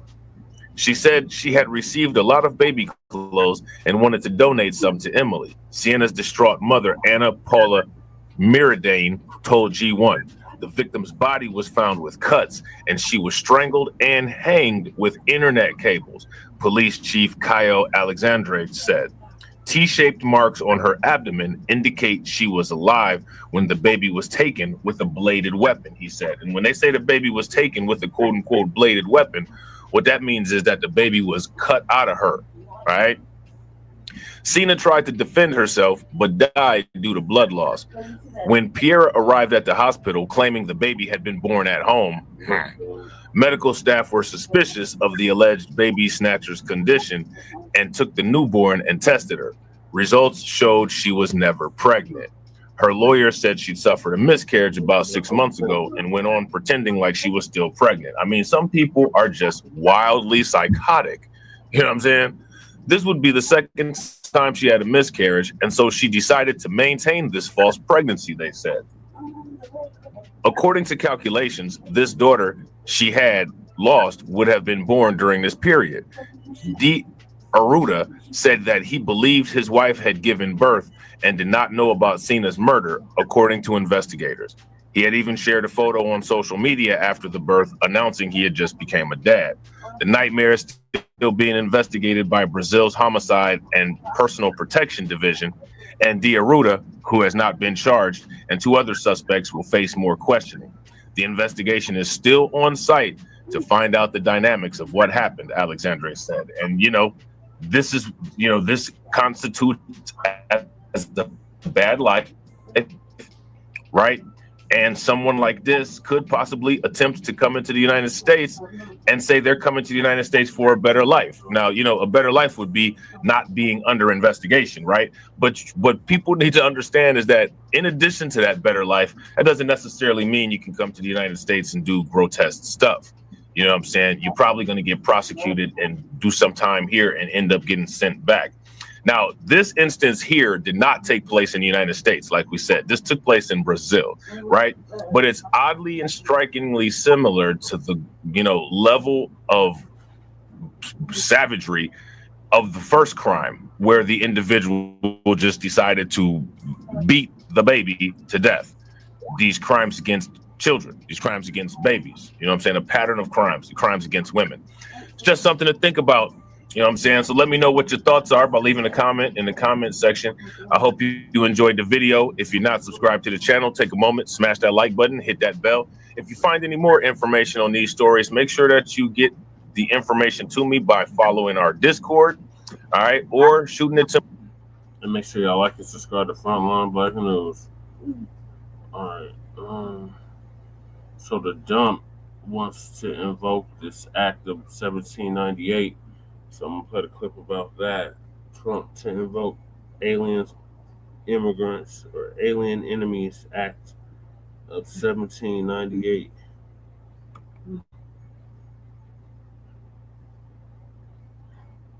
President Trump will sign several executive orders in the Oval Office around noon today, and we have learned that it appears he could be invoking the Alien Enemies Act of 1798. The president saying this would pave the way for faster mass deportations of those in the country illegally, and he campaigned on invoking that wartime law. The law has been invoked 3 times during major conflicts. That includes the War of 1812, World War I, and World War II. But there are a lot of questions about exactly what this is. So as we've been gathering this information, I did want to bring in John Sandweg, the former director of ICE and former acting general counsel at the Department of Homeland Security. Thank you so much for taking the time to be here with us and help discuss this. Yeah, my pleasure. Glad to be here. Of course. Well, first off, I do want to ask you, because folks out there have heard a lot about this over the last several hours. Can you explain exactly what the Alien Enemies Act is for folks out there watching? Sure. It's a law that was passed by Congress in 1798, of course, that would give the president an authority during wartime, if there's a foreign invasion or incursion into the United States, to detain and deport or expel from the United States individuals without, bypassing any sort of courts, without giving them due process of law. And so what the president is now trying to do is invoke that in the context of our current immigration situation, because the biggest impediment, Josh, he faces for the mass deportation plan are these backlogged immigration courts, and the fact that most of the undocumented migrants in the United States are required to see an immigration judge and have a deportation hearing before they can be removed. So in order to bypass that, what the president has been talking about since the campaign is invoking this Alien Enemies Act, which he would argue gives him the unilateral authority to detain certain migrants and then just deport them without that hearing. Has this ever been used in connection with immigration? As we mentioned, it's only been used 3 times in the past. So is this going to be a first? Certainly going to be the first time, that was used outside of the context of a declared war. The 2 most, famous examples are during World War I and, of course, during World War II, with the internment camps of Japanese, including U.S. citizens. It has never been used in domestic immigration enforcement like we're seeing today. And, of course, that is going to be the primary crux of these legal challenges, which, lawyers are going to argue that, in fact, the authority can only be invoked when there's a declared war or a foreign government-sponsored invasion of the United States, and that this mass migration doesn't constitute a government-backed incursion into the U.S. You kind of just discussed this, but I imagine this is going to face some legal challenges. Can you talk a little bit more about what we can expect in the coming days, weeks, months, as he is expected to sign that executive order today at noon, as he signed several other orders? Yeah, Josh, and first, I guess to begin with, the legal challenge will be predicated in part on the scoping of the order. One thing we don't know is exactly who this is going to apply to. Various media reports out there suggest the president's going to limit the scope to transnational gang members. And that's important because the legal argument's going to hinge upon whether or not this constitutes an invasion of the United States or an incursion. But again, let's say the president says that I'm going to apply Alien Enemies Acts to transnational gang members. I absolutely, obviously, given, as we see with everything involving immigration, it's going to trigger lawsuits and it's going to be decided by the federal courts. In terms of those, what's interesting about this, though, is that this is an authority that draws upon the president's power as the commander in chief. And typically, courts are more reluctant to question the president's decisions when it comes to those national security, foreign policy, and commander in chief authorities that the president has. And so I think, although a lot of people, arguably, and probably correctly would assert that, this is obviously a very unprecedented use of Alien Enemies Act, and it's not a declared war or that kind of formal invasion that Congress probably envisioned when it passed the law. You run up against this counter argument of, well, it's not for the courts to second guess the president of the United States in terms of deciding when the U.S. is under attack or deciding what we need from foreign policy. So I think that this court battle will be very interesting as it plays out. But of course, as I said at the outset, it all really depends on the scope of this. How broadly will this apply to the undocumented population in the United States? And I want to get your take as the former director there of ICE. How have we seen the number of people entering the U.S. illegally change over the past several weeks and months since President Trump took office? Yeah, we have a completely different border today, Josh, than we did 6 months ago, and really especially 12 months ago. This all began, to be fair, with the Biden administration, who in June of last year made modifications to our asylum law that basically eliminated access to the immigration courts and the asylum system for people crossing the border illegally. As a result of that, you started seeing a tremendous drop in the number of people, pretty steadily dropped from June when he invoked that order until January. It's accelerated even further under President Trump by his rhetoric, by the deploying of the military to the border, and in these additional actions he's taken. It has created a chilling effect that's deterred migrants from even trying. So we're hearing reports of large numbers of migrants who had made their way to Mexico and are now turning around and heading back south. So today we're looking at something like really record lows at the border. All of that, interestingly enough, Josh, kind of plays into these legal questions as well. The president's argument was when we were facing the time when we had 200,000 people crossing that border in January of last year compared to 8,000 today, you could make a better argument that constituted a quote unquote invasion. But it does make it, his success at the border, ironically, makes it harder for him to defend the invocation of alien enemies, because it's hard to say we're facing an invasion when we're at record lows at the actual border itself. John Sandweg, thank you so much for taking the time to join us. We are following the developments here, and we appreciate you helping to break it down. Is there anything else you want to add about the situation in general here before I let you go?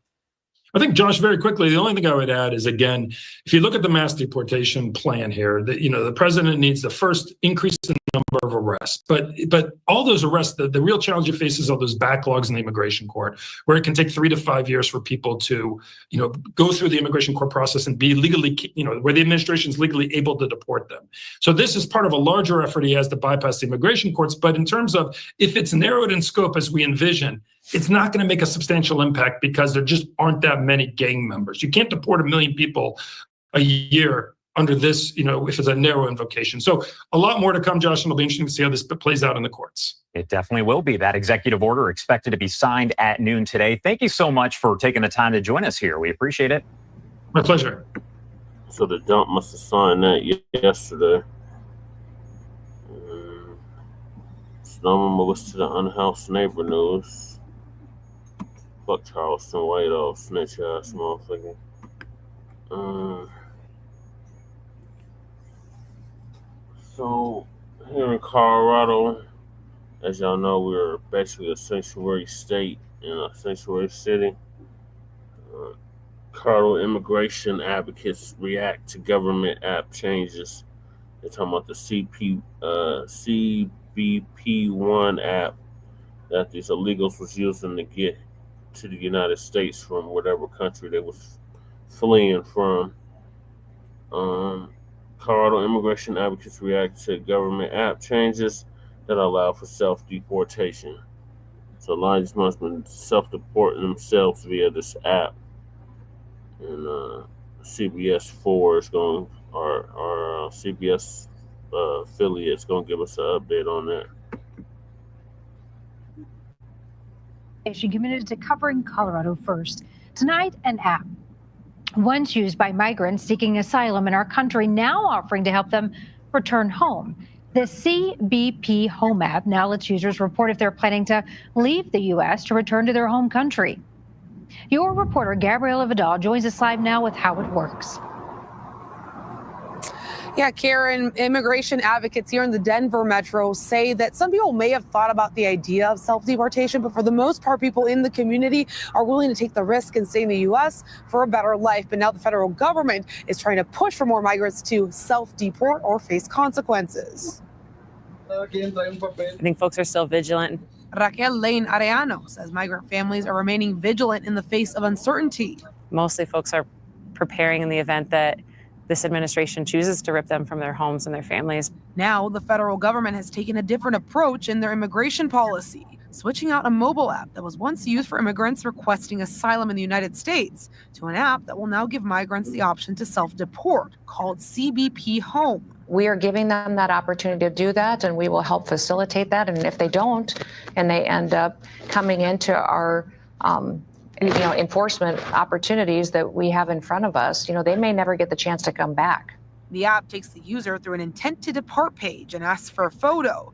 It also asks for other biographical information, as well as whether or not the user has enough money to depart. A statement from Homeland Security's Kristi Noem states this new app will restore the integrity of the country's immigration system and save taxpayer dollars to focus on dangerous criminals who entered the country illegally.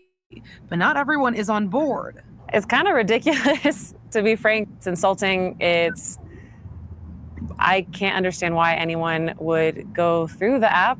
Immigration advocates like Arellano now worry even people who've used CBP1 in the past to seek asylum might be at risk of deportation even if they don't choose that route.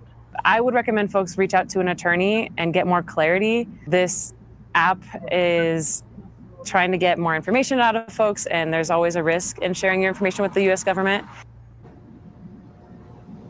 And CBS Colorado did reach out to the Department of Homeland Security to answer additional questions, including what would happen if someone wanted to self-deport but didn't have the funds to do so, but we not get an immediate answer back to that question. In Denver, Gabriela Vidal covering Colorado First. All right, Gabby, thank you.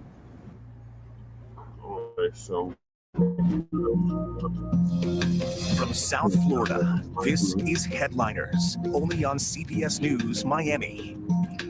Hello, everybody, and welcome to Headliners. I'm Elliot Rodriguez. A phone app previously used for people seeking asylum in the U.S. has now been revived by the Trump administration to promote self-deportation. It's the latest tool in a campaign by Homeland Security to get undocumented immigrants to leave their country on their own. CBS News Miami's Yvonne Taylor is in Northwest Miami-Dade with reaction. It is important to note that the phone app was shut down by Donald Trump just hours after he got into office. They now renamed it with a very specific intention. The CBP1 phone app, downloaded by thousands of migrants, became now CBP Home app. CBP Home is now a tool that the Trump administration wants migrants to use to self-deport. South Florida immigration attorney Juan Carlos Rivera does not think the app will be an effective tool for what the Trump administration is seeking to obtain. So it went from allowing immigrants to come in to having immigrants go out. With the new app, immigrants should state their intent to leave the U.S. by uploading their photo and the country of destiny.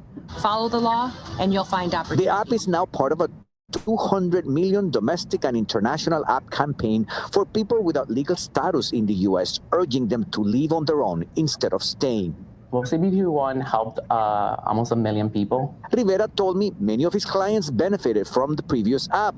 It was created by the Biden administration in May of 2023 to solve the crisis at the southern border. Maria, who asked us not to reveal her face, used it. Yo entré por Laredo, Texas. I entered through Texas. The officer interviewed me and granted us entry into the U.S. She is now awaiting for a day in court for her asylum request. Whoever provided his or her information via CBP1 to the federal government, can they now find them? The government does have access to that data, and that's something that we don't know as of right now if they're going to use it against immigrants to find them and deport them. How does that make you feel? Sí, siento temor. I am scared, and I think every immigrant feels like that, but that does not mean my family and I will self-deport. That's not the case. Is anybody doing self-deportation? Or they have a court hearing and something happens in their home country, whether it's their spouse getting sick, their mother getting sick, and they just leave the country. And how about the current climate? I haven't heard of any client self-deporting. So this new app comes with a specific question for the applicant, if he or she has the means for self-deportation, but it is not clear if the federal government will provide the funds to make it happen. We are in Northwest Miami-Dade. Ivan Taylor, CBS News, Miami. Canadian snowbirds here in South Florida say they are feeling the pressure of the ongoing trade war. They say tariffs hurt exchange rates, and now a new rule could force Canadians to change the way they travel to the U.S. CBS News Miami's Larry Seward talked to some Canadians earlier this week. Some of those snowbirds tell me that they're planning to move their winter homes farther south or perhaps stay in Canada's cold if the president does not change course.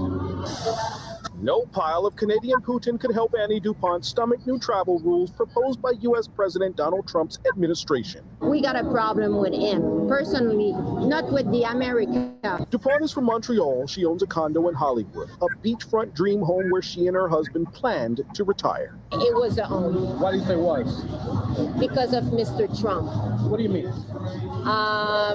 We're very, how can we say, disappointed. The president's team drafted a rule set to take effect April 11th. It requires foreign nationals crossing the U.S.-Canada border to register and submit to fingerprinting if they plan to stay more than a month. It's a lot of boop, boop, boop, like he's thinking that he's in a reality show. DuPont says she already fills out I-94 travel documents, and new registration only brings hassle, complicates business trips, and feels like a personal attack on her country.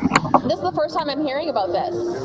I can't afford to be here longer than 30 days. So. Christina and Aaron Consoli are in South Florida with family on vacation from Toronto. Tariff-driven exchange rate changes leave this family holding Canadian dollars, losing value in the U.S. I just wish this would all just go away because it's affecting everybody, both sides of the border. Something like this was paid for a while ago, but going forward, we'd be more likely to just vacation in Canada somewhere. DuPont feels it too.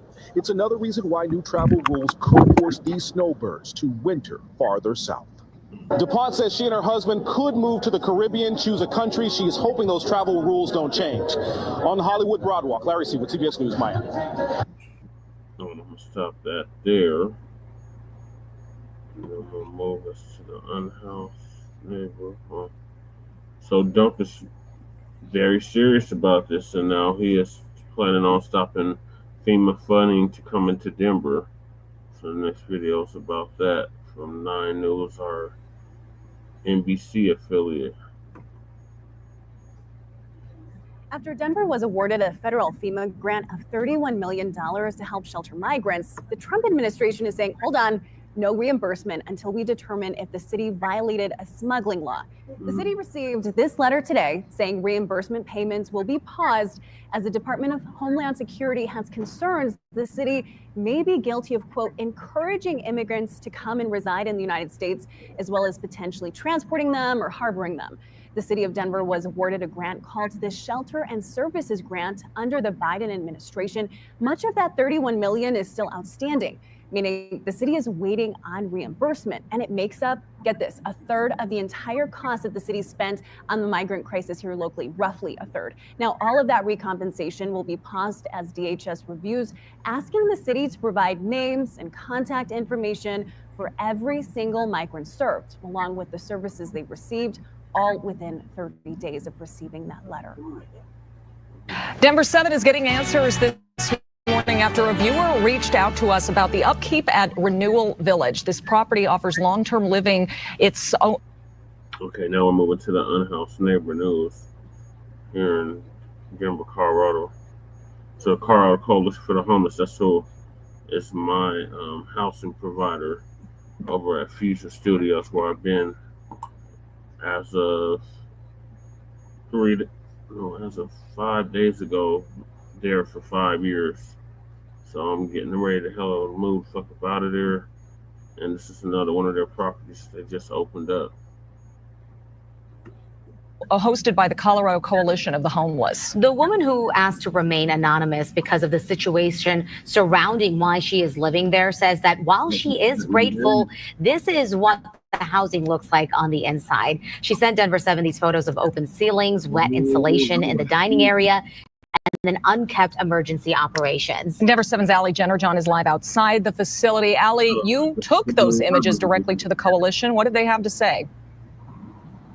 Yeah, well, Kathy Alderman with the Colorado Coalition for the Homeless put it pretty simply. She says it's an old building. You can see that it used to be a hotel. They converted it into studio apartments. So they've had leaking pipes, Alderman says, and they're taking each issue in parts because updating the entire plumbing system could take months, which in turn would make these 216 renovated studio apartments unavailable to house the homeless, but also causing some concern for the viewer who, again, wants to remain anonymous because of her circumstances, is what she's calling a drug problem. She says the Renewal Village is turning into a, quote, haven for drug dealers. And Alderman responds to one incident she uncovered after taking our questions to the on-site security. We have staff on site at the location who check people in and out. And of course, people, it's their home. They're allowed to have visitors. Unfortunately, what we do know is that people who sell drugs often find lower income households that might be living in a particular area to sell drugs to. And that particular individual was identified as a trespasser. Now, Alderman didn't address an ongoing issue, just commented on that one. But she did add that oftentimes correlation is made between the unhoused population and drugs. And she says it's not always the case that someone experiencing homelessness or previously experiencing homelessness uses drugs. She says she wants to break the stigma on that correlation, but also understanding that oftentimes people that sell drugs prey on communities like this. Live in Denver, Allie Jennerjohn, Denver 7. A bunch of excuses. No, this place just opened up. Hello and welcome to. This is the same place that they're talking about, right? This place just opened up like 3-4 months ago, something like that. And it's already a drug haven. Come on now. Another Fusion Studio.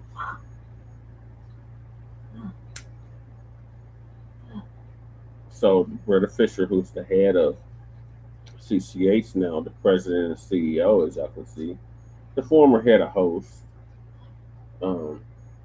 is going to give us a tour of this Renewal Village. The same one that they were just reporting on that has become a drug den. To Renewal Village. I'm Brotha Fisher, the president and CEO of the Colorado Coalition for the Homeless. And I'm so pleased today to be here at this beautiful facility right here in the heart of Denver's Globeville neighborhood. Our team's been working for many months to develop this residential community of supportive housing with 215 private units and supportive services here on site to help people exit homelessness and come home here in Denver. Welcome to Renewal Village.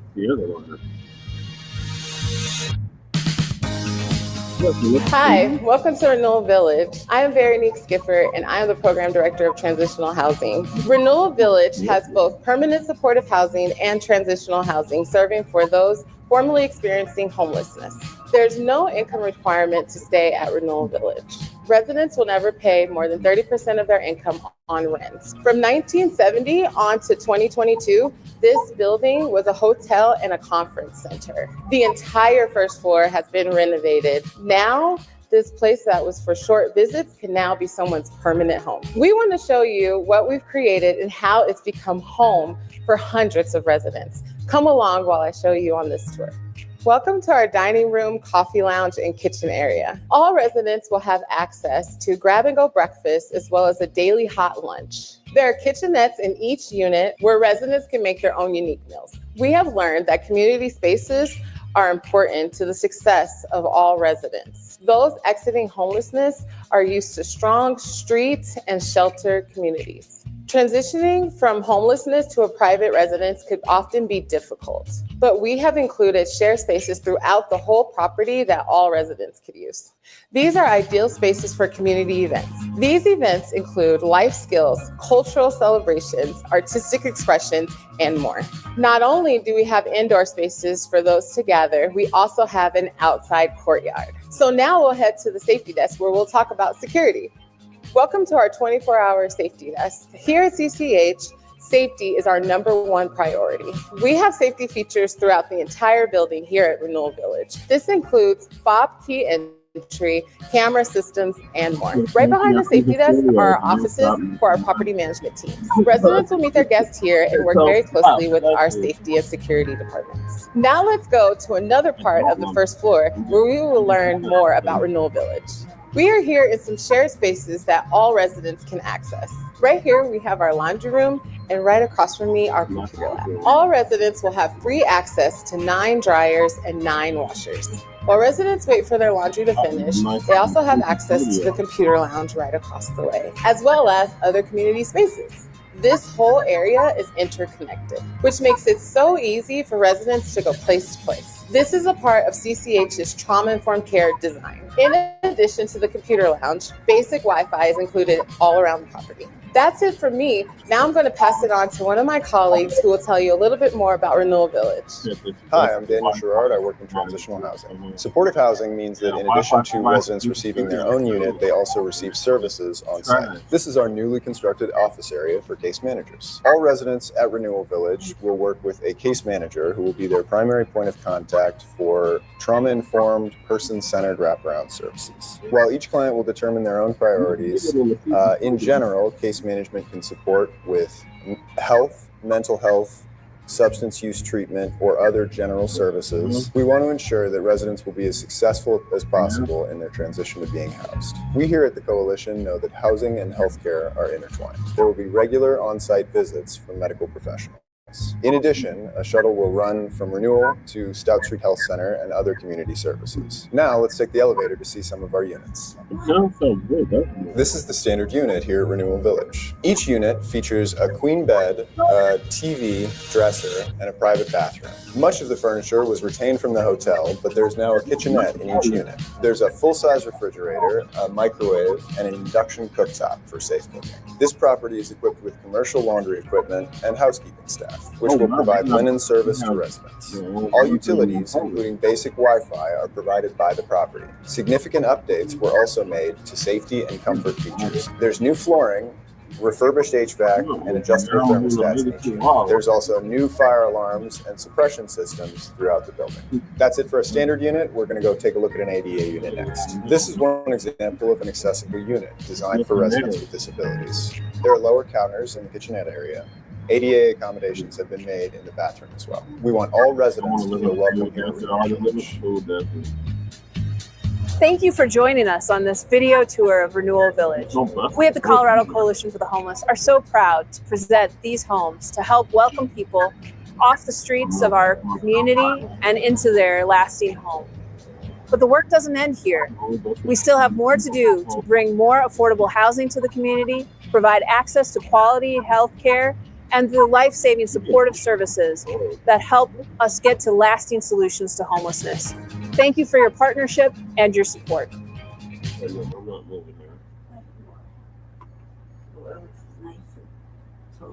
Whoever moves there, best of luck to you. Done. One more thing. It's happening in LA. So of course we cannot without talking about what's happening in LA with the unhoused neighbor crisis there. So that'll be the last video, last clip I play for this episode. Thank y'all for staying up late. The sun's about to start coming out here shortly. Streets of Los Angeles, once symbols of glamour and opportunity, have now become a grim testament to the growing homelessness crisis gripping the city. The American dream, once a symbol of endless possibility, is slipping further out of reach for thousands of residents. In 2025, homelessness in Los Angeles surged by an alarming 35%, bringing the total to 195,000 individuals, a staggering 59% increase since 2013. This crisis is no longer an invisible issue confined to certain areas. It has become a defining characteristic of the city itself. Walking through the streets of Los Angeles, one cannot escape the sight of makeshift tent cities stretching for blocks.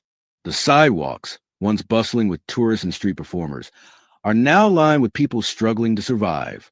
Skid Row, long known for its high concentration of unhoused individuals, is no longer the sole epicenter of this crisis. The homelessness epidemic has expanded far beyond, reaching into every corner of the city. This has transformed public spaces into open-air shelters, with individuals and families forced to sleep on the streets, in cars, and under overpasses. With an astonishing 59.9% of the homeless population lacking access to basic shelter, a 27% increase from just 5 years ago, the crisis is worsening at an exponential rate. Among those affected are not just the unemployed or those battling addiction. Many of the homeless in Los Angeles were once successful professionals, former entrepreneurs, university graduates, and even individuals with master's and doctoral degrees. The root causes are numerous: skyrocketing housing costs, stagnating wages, mental health struggles, and the breakdown of social safety nets.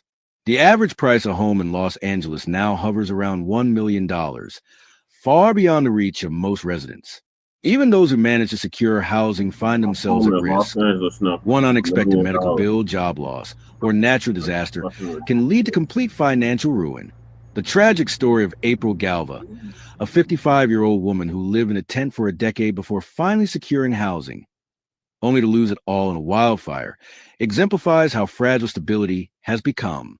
Los Angeles County has also seen a dramatic rise in chronic homelessness, with nearly 48,781 individuals experiencing long-term displacement by 2024. This number represents a sharp increase from just a few years prior, highlighting the persistent and deepening nature of the problem. Children are not spared from this crisis either. Nearly 30,000 children experience homelessness annually in Los Angeles, raising concerns about their future and the long-term impact of such instability on their well-being. The crisis is further exacerbated by the growing number of refugees and undocumented immigrants in the city. As of 2023, Los Angeles County's undocumented population reached an estimated 839,700, a dramatic increase from previous decades. Many of these individuals, caught in legal limbo, lack access to stable employment, housing, and public services, making them especially vulnerable to homelessness. The convergence of this issue with rising crime, gang violence, and overwhelmed public infrastructure has created a city on the brink of social and economic collapse. As homelessness rises, so does the city's unease. Crime rates have surged, and the divide between the wealthy and the poor has never been more pronounced. Just a few blocks from Skid Row, celebrities and business moguls enjoy lavish lifestyles, seemingly oblivious to the growing humanitarian catastrophe around them. The stark contrast between opulence and extreme poverty raises urgent questions. Can Los Angeles reverse its trajectory, or is it doomed to become a modern ghost town where the rich retreat into fortified enclaves while the poor are left to fend for themselves? In a city where the average home price hovers near $1 million, regaining a foothold once displaced is nearly impossible. Los Angeles stands at a precipice.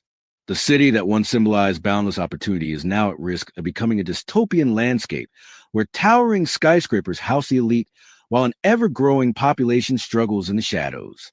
The government faces an urgent decision: implement real, sustainable solutions or allow the crisis to spiral further out of control. Without bold action, Los Angeles may soon become a ghost town of lost dreams, where the wealthy thrive in isolation and the poor are left to fend for themselves on the unforgiving streets. Wildfires and floods, the destruction of LA's working class.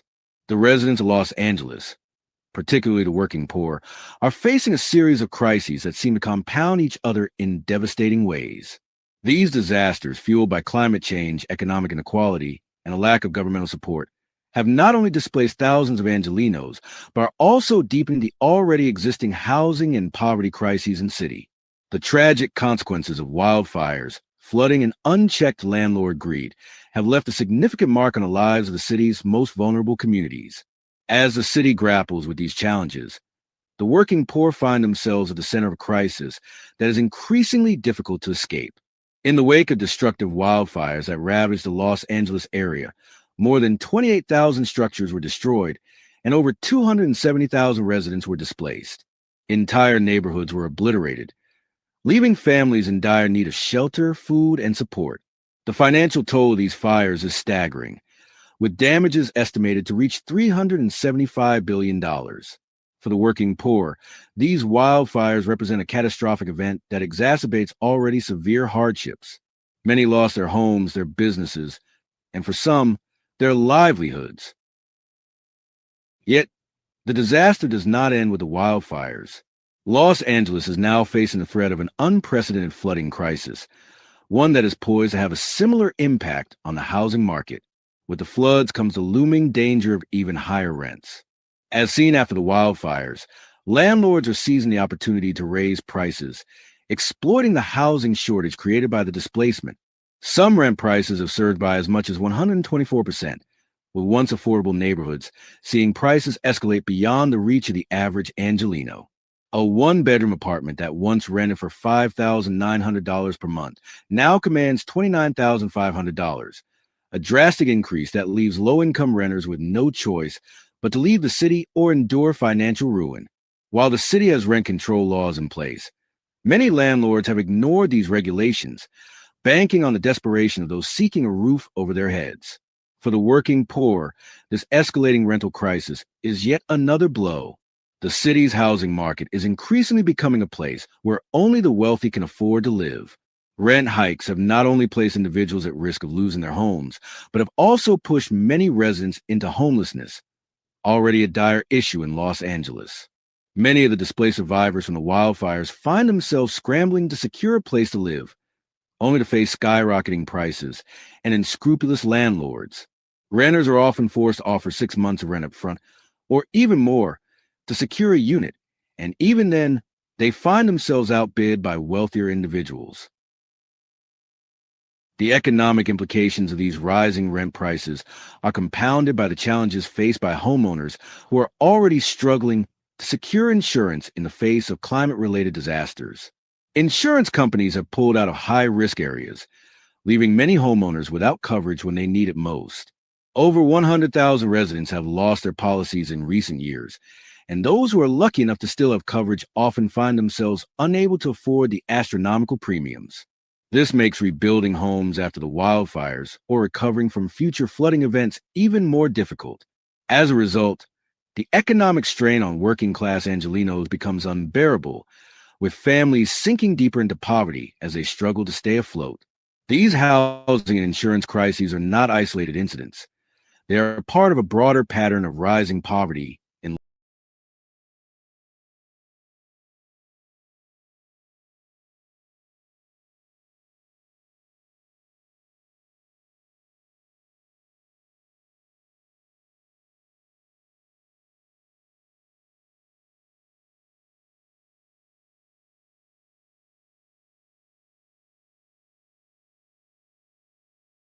Los Angeles is increasingly becoming a battleground where only a pattern of rising poverty in Los Angeles, with the population rebuilding homes after the wildfires or recovering from future flooding events even more difficult. As a result, the economic strain on working-class Angelenos becomes unbearable, with families sinking deeper into poverty as they struggle to stay afloat. These housing and insurance crises are not isolated incidents. They are part of a broader pattern of rising poverty in Los Angeles, with With a population of nearly 10 million, Los Angeles faces one of the highest rates of income inequality in the country. Approximately 16.6% of the population lives below the poverty line, and the working poor are caught in a cycle of economic hardship. For many, rising rents and a lack of affordable housing options are insurmountable barriers to stability. The housing market in Los Angeles is increasingly becoming a battleground where only the wealthiest can emerge unscathed, while the working poor continue to suffer. As rents rise and the availability of affordable housing dwindles, residents are forced to choose between staying in the city and enduring financial ruin, or fleeing in search of a more affordable life. While the situation in Los Angeles may seem bleak, there are still glimmers of hope. Advocacy groups, legal professionals, and community organizations are pushing back against predatory landlords and advocating for stricter enforcement of rent control laws. In addition, there is growing recognition of the need for affordable housing policies that prioritize the needs of the working poor. The hidden crisis in Los Angeles. The crisis of homelessness in Los Angeles is far more complex and widespread than many might imagine. Mona's story, which is deeply tragic yet all too common, illustrates a harsh reality. Even those with advanced education and professional experience are not immune to the devastating effects of homelessness. Mona, once a data scientist and researcher, had a stable life with a promising career, but in an instant, everything changed. Her house was destroyed in the Thomas Fire, one of California's largest wildfires, and she lost both her home and job overnight. While one might expect someone with a master's degree and a background in data science to easily bounce back from such hardships, Mona's experience highlights the often overlooked barriers faced by individuals trying to regain their footing after such a loss. Despite her qualifications, Mona struggles to find work. The fundamental problem is simple, yet profound. Without a home, how can one effectively search for a job? How can you attend an interview when you have no place to shower, no place to prepare, and no stable address to present to potential employers? This question reveals a cycle that traps many people in homelessness, especially those who were once self-sufficient. Yep. Mona's story reflects a harsh reality that many in Los Angeles are facing, losing their homes and struggling to regain stability despite having the skills, education, and ambition that should theoretically make them resilient. Mona's plight is a part of a larger pattern, as thousands of highly educated individuals are falling into homelessness. The very system that is supposed to offer safety and support has become overwhelmed, unable to provide the necessary resources for people like Mona to regain their footing. Once trapped in the cycle of homelessness, it becomes incredibly difficult to escape, regardless of how qualified or motivated a person may be. The question then arises, if even educated people with solid work histories cannot survive in such a system, is the American dream still attainable? The very foundation of this dream, the idea that anyone can succeed through hard work and perseverance, seems increasingly elusive for many. The growing number of well-educated, formally employed individuals facing homelessness is a testament to the systemic issues that are eating away at the social fabric. It's not just a matter of individual failure, but a failure of systems designed to protect and uplift. Adding to the complexity of the situation is the housing crisis that exacerbates the struggles of those already affected by homelessness. Following the devastating wildfires, residents in Los Angeles, many of whom had already lost everything, are now facing skyrocketing rental prices. This economic strain makes it even harder for people to find affordable housing, and the cycle continues. With limited resources, little support, and increasingly unaffordable housing options, individuals like Mona find themselves trapped in a seemingly inescapable situation. The growing homelessness crisis in Los Angeles is not just an issue for the homeless, but for society as a whole. The stories of people like Mona are not isolated incidents, but a reflection of deeper systemic issues in housing, employment, and social safety nets. If the American dream is to remain a reality, significant changes must be made. There must be greater investment in affordable housing, a more responsive social safety net, and a rethinking of how we support individuals who face catastrophic losses, whether through natural disasters or economic hardship. Until then, thousands of people will continue to fall through cracks, and the tragic stories of individuals like Mona will remain all too common. Los Angeles' housing crisis is a perfect storm of factors: wildfires, floods, landlord greed, and climate change that are devastating the working poor.